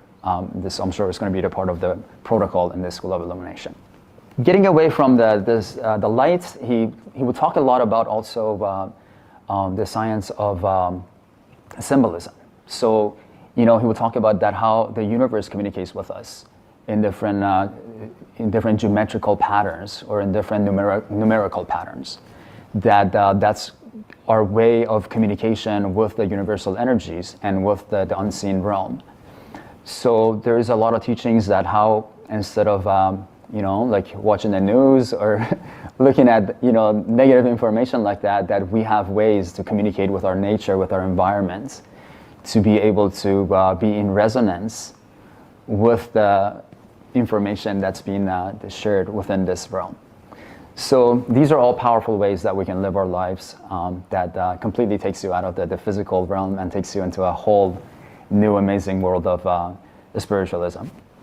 So I want to take this chance now and take a moment and talk about the Congress that we have prepared a very, very beautiful session for you guys this year. And we have invited some masterminds that have been in the Bible family for many, many years before even the Bio device was called a BioWell. And the goal is to bring this knowledge from all of these amazing practitioners and researchers and doctors, so that we can all share and we can all bring our knowledge into the same level. That's why we love to do these at least once a year, so that everybody can get together, everybody can bring their knowledge and information to the same level, so that way we're all grown as one, instead of different people doing different things. Because what you realize is that once you come to the Congress, and this was my experience when I went to the Congress in Russia, that a lot of things that we may think that we have an idea of how to tackle something, or if it's just a new idea in our mind, there's a saying that if you can think of something, there's a chances that somebody else has already done it. So this is exactly why we do this, because all of these researchers have been going through the same thought patterns that you guys have been going through it for the last couple of years since you've had your BioWell device. But these guys have been doing this for 20, 30, 40 years. So they have thought about all of these in the past. They have methods, they had ways of working around things, they have protocols in place. So that's why it's really powerful for us to tap into their information and not recreate the wheel, because that's going to slow down the whole process. If we can take advantage of each other's knowledge, then that expedites the whole process of ascension. So make sure to tap into this Congress. I'm going to go over and introduce you guys to the different speakers that we have coming on board, so you have an understanding of how much knowledge is going to be in this setting, and we'll love to see you there. So going through the Congress page, of course the event is going to be November 10th to 12th, and this event is going to be a hybrid event. That means that you can even join us on Zoom if it's not feasible for you to want to travel to the States, which I highly, highly recommend for you to be here, because the experience of people that come to these events is completely different than people that watch it on Zoom, because you get to really network, you get to meet so many people, and all of these people will become a part of your team that you can always go back to and do research with, and this is what our experience is from previous events. So the event is on November 10th to 12th, and it's at the Hilton Orlando Hotel. It's a very beautiful hotel that we've selected a very beautiful venue for you so that you can enjoy yourself there. And of course, our first major speaker is Dr. Konstantin Kratkov, the man of the hour. So he will be talking about a very amazing, and I have personally been waiting for this moment for a while now. So we have a very, very big surprise for you. So at the Congress, there is a new, I don't want to tell too much to get get it out of the bag, but there is something new that is going to revolutionize the way you do your BioWell business or your research. So this technology, because it's very limited, and this is, we're going to choose the Congress to launch this, and it's only going to be available to people that attend the Congress, whether you're on Zoom or in person. So that's a limited I don't want to say too much about it. It's a limited technology or limited information or news that it's only going to be available for a limited period of time, and you want to be a part of the first people that you get that. So I don't go too much more into details about that. Just make sure. And whenever I tell you something like this, you know that there's something good about to come. So Dr. Krotkov is going to talk about new science and technologies that we're always developing. We're always researching to see how we can make this even better. So we'll talk about that. We'll talk about different experiences, different research that Dr. Krotkov has been doing recently. He works with many, many different practitioners, many scientists from all around the world, from different walks of life. So it's always a blessing to be able to sit with him and actually listen to him, whether on Zoom or even in person. That would be a blessing just to be around his energy field, because you guys, anybody that comes there, they fall in love with Dr. Krotkov, because he just has this amazing energy that you can feel the love. It's just resonating in the room. So the next powerful speaker that we have is Beverly Rubik. So any of you guys that have been researching, if you guys are doing your PhD in natural medicine, if you're doing any kind of a high level of study, you should know Beverly Rubik. So she is a frontier scientist. She's been with the BioWell for a very, very long time, before it even was called the BioWell. And she is a very, very active person. She's a professor that earned her PhD in biophysics in 1979 at the University of California at Berkeley. So as a frontier scientist, she's internationally renowned for exploring biofield sciences and energy medicine. Her main area of focus is research on the subtle energies of living systems, including spiritual healing. She has published over 60 papers and 2 books. Dr. Rubik serves on the editorial board of a journal of alternative and complementary medicine, evidence-based integrative medicine, and integrative medicine insights. She has served on the advisory board for various groups, including the program in integrative medicine under Dr. Andrew Weil. Dr. Rubik was one of the 18 congressionally appointed members of the program advisory board to the Office of Alternative Medicine at the U.S. National Institute of Health from 1992 to 1997, and chaired the NIH panel on electromagnetic medicine and manual healing. This was the precursor organization to National Center for Complementary and Alternative Medicine. Dr. Rubik also founded the Institute of Frontier Science, IFS, in 1996. And she helped many support the founding of the IFS. In 2002, IFS was awarded the NIH Center Grant for Frontier Medicine Research on Biofield Science. So as you can tell, there is a lot of knowledge that she has to share with us, and I just can't wait personally to sit next to her and listen to all of her pearls of wisdom that she's gained over the years. The next person that we have on the lineup is Michael Borkin. Michael Borkin is an amazing researcher that I met him when I went to the Congress in Russia the first time 10 years ago. And he was at the Congress, he was developing some products that were natural products that would influence the energy body in real time. And when I told him about my symptoms, he actually used some of his creams that he was developing at the conference on me. And he told me that that these were going to be really powerful in order into opening up my blockages in my system. So I have used some of his products as well, and they're very powerful. He has a lot of research and science behind his product, and he's known as the father of naturopathic endocrinology. So, I mean, this guy is it when it comes to naturally working with your hormones, naturally working on ways to balance your system. So I don't know how much more I can say about Dr. Borkin. So you want to be there, you want to listen to his teachings, and there's so much I can read about him. We'll go over a little bit of it, but you guys can go to the page and read the entire section on him. So Dr. Borkin is considered the father of natural endocrinology.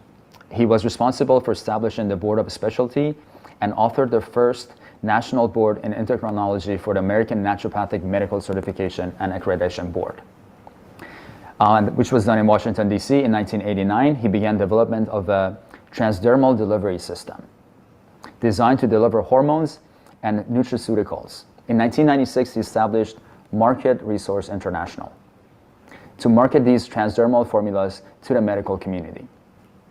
Presently, Dr. Borken is a director of research of Saber Sciences, the company he co-founded in 1999 with Victor Salerno. Saber Sciences is a leading laboratory for salivary analysis and hormones and electrolytes, as well as manufacture of advanced custom transdermal remedies. So that's what I was mentioning to you guys when I was in Russia and the meeting with him. Those were the products that he was introducing to me. With more than 10,000 patients to date, Saber Sciences' evidence-based approach has proven the efficiency for the use of transdermal hormonal creams for the treatment of hormonal imbalances and dysfunctions related to stress. So that is pretty powerful, because most people that we scan, you always see the shootouts around their head, and that's a sign that their energy that's passing through their maybe their thyroid or throat area is out of balance. So using these products, we can help a lot of people in order to bring their systems back into balance. So he will go a lot more detail about the research that he has done in the field, and there is so much that we can learn from Michael. Another person that is going to be a very powerful speaker at this Congress is Grandmaster David Harris. So Grandmaster David Harris is a Grandmaster of 3 martial arts and Qigong with 25 years of experience. He held the world title in Kumai Open Fighting for 2 years and the world title for brick breaking. So he would have seen videos of him that he would put up to 10 to 15 bricks, and with one hit, all of these bricks will shatter. So he's a master of Qi. He knows exactly how to work with the Qi in the system, how to accumulate the energy, and then how to exert that energy in the specific patterns.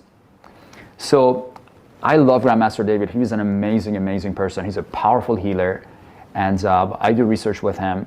And they have actually created a software that works with the engine of Qigong.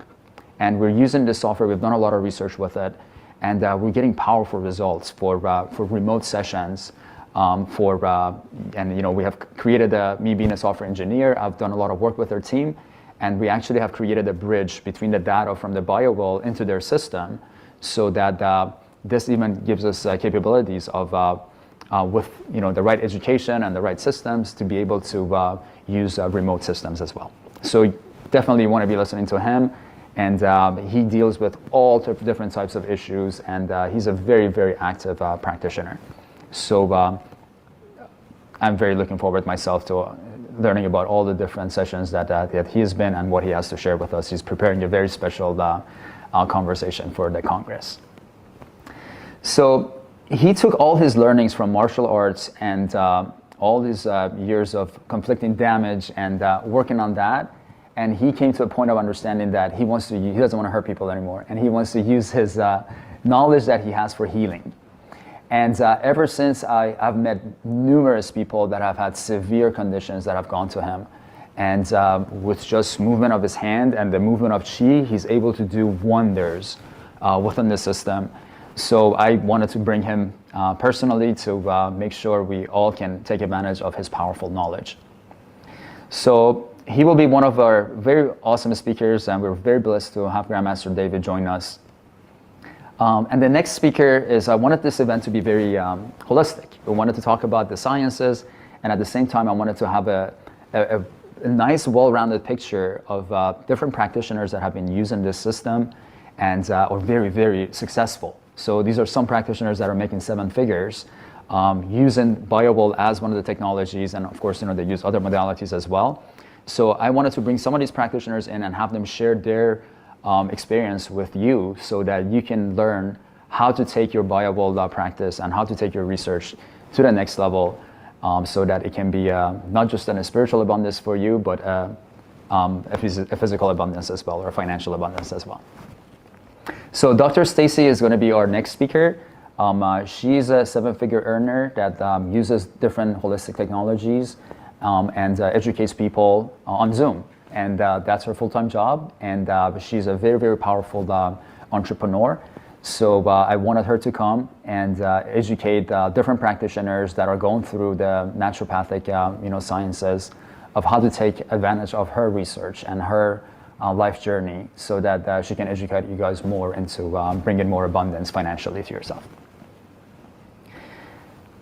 Next person is going to be Dr. Rajan Narayanan. I have a hard time spelling his last name.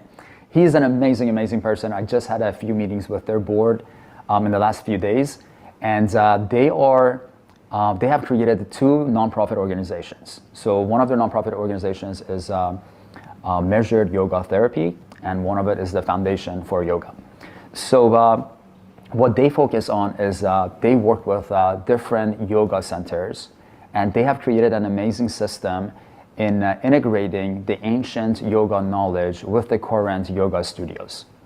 Because as I spoke a little bit earlier today, at the beginning of my conversation, the science of yoga is being misrepresented around the world. And the reason that Dr. Rajan is doing this work is that he wants to bring the spirituality back into yoga.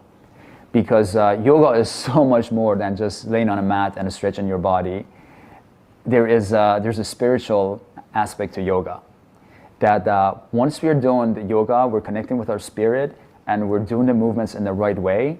Yoga is a medicine, is an energy medicine, that in ancient times, specific movements were used in order to heal people.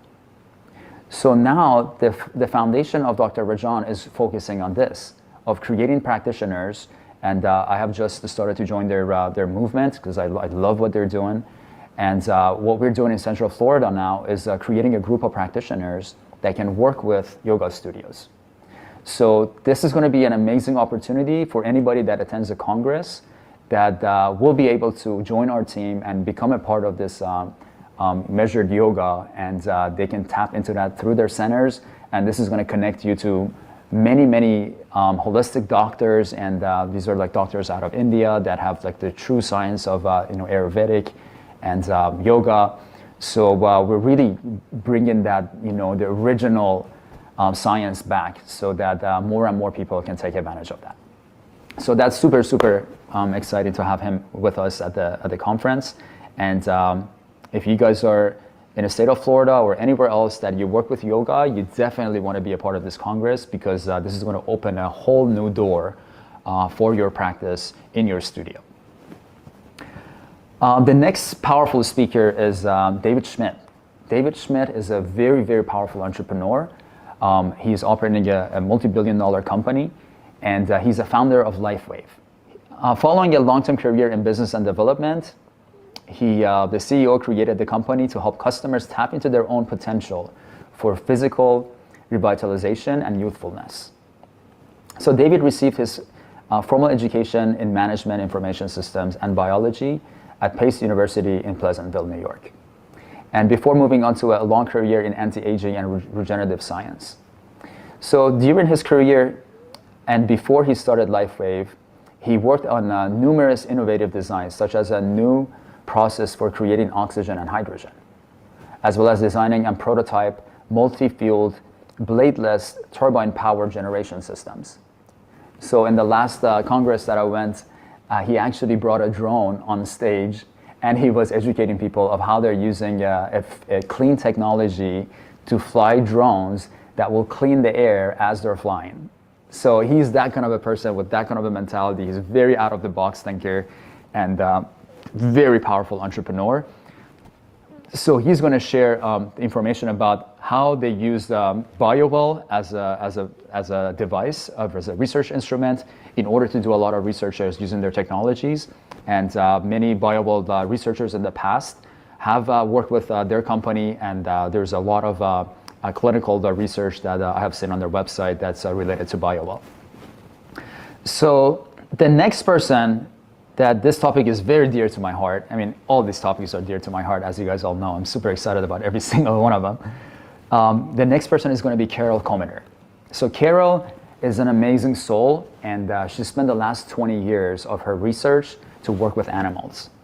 So she's coming to the Congress, and she's sharing her insightful ways and her courses that she has created, in order to educate us of how to not only focus on people, but pay attention to animals too. I mean, they're such pure souls, and I love animals. I love their purity. So that will give us a chance of working with animals using the BioWell data So we just started this research with her, and she will be at the Congress sharing her findings and educating us of how we can work this system with animals. And there's going to be certification courses that we're going to offer to you, and you can tap into a whole other world of pets by using her knowledge and her research in the last 20 years. So that's going to be very powerful for you. And as you know, people love their pets. So sometimes they care less about their own energy and they care more about their pets. So if you can heal their pets, you can heal them too, because there's science out that animals or pets actually within an environment or within a household, they actually absorb negative energies out of the family because they're such pure souls. And that in turn will cause a lot of physiological issues for them. So now if you know how to heal your pet, then you get to really have this coherent environment for your family and for your beautiful animals. So that's a very, very interesting topic. Carol began her healing career in massage and energy therapy at the Colorado School of Healing Arts in 1989. So Carol advanced into energy therapy through a Healing Touch program and witnessed the powerful, often dramatic effects of energy therapy through her human clientele. With her combined training and 13 years of experience as a veterinarian technician, Carol recognized the body's physiological response to energy therapy. Carol developed an energy therapy program specific for animals when she discovered how people did not understand the difference of the energy system between humans and animals. Carol's understanding of animals' energetic and instinctual presence inspired her to develop the international program Healing Touch for Animals, which stands for HTA. HTA's curriculum teaches people how to care for their animals using energy therapy.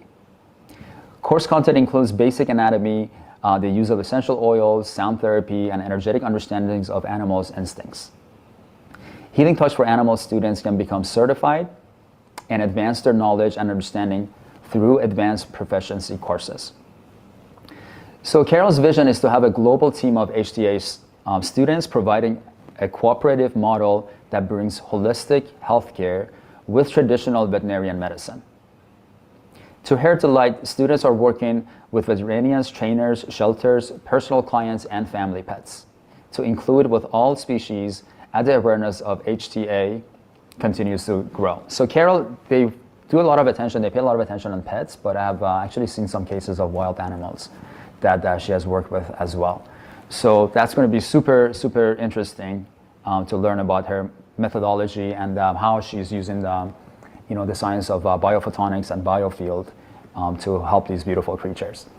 So more and more speakers are getting added to the panel as we speak. There's many other people that we're having conversations with to see if it's going to be a good fit to have at Congress. We have other practitioners that will be speaking about different vibrational frequencies.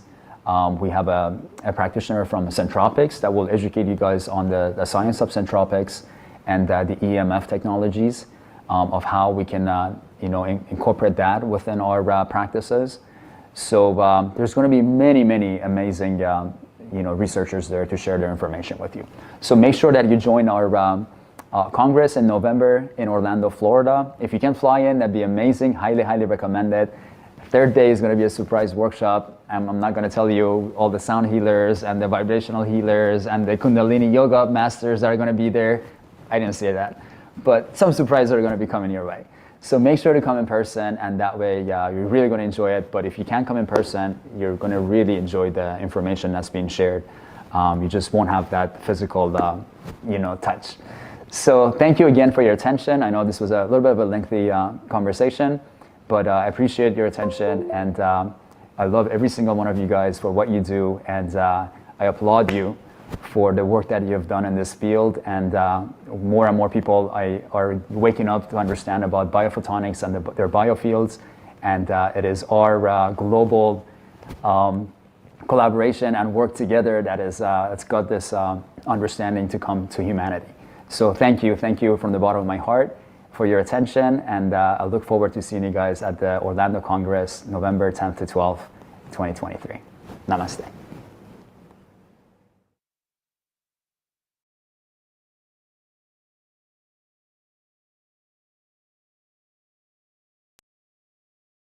Okay, Well, thanks for Nima for his personal story and marketing or explanation about his planned Congress. Well, as long as it is possible to participate online. So, well, as long as you understand English, you're welcome to participate there too, and in online form. Or if you're able to travel to Florida in November, welcome there. So, well, that's it for the first day. I think that's enough. And tomorrow we are going to listen to also interesting topics. There will be one presentation about chakras balancing and therapies for these from a doctor from Dubai. There will be a psychological interpretation lecture by Elena Yanovskaya.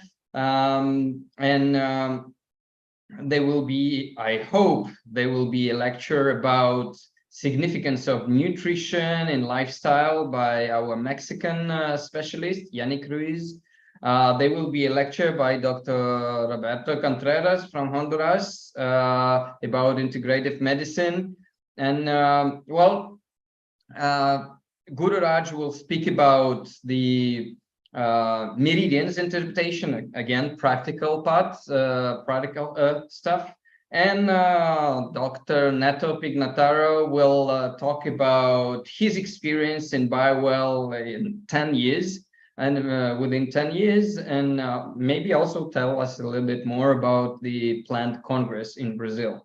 So very practical, very, I would say, useful in terms of real application of the BioWell in practices for everyone. Well, these sessions today were very useful even for me, listening to Dosha's interpretation. Very interesting topic for me also. So tomorrow we will continue same time as we have started today. We will continue tomorrow. So enjoy the rest part of the day that you have on your part of the world. Thanks for everyone for being with us in real time today, and see you tomorrow. Bye-bye.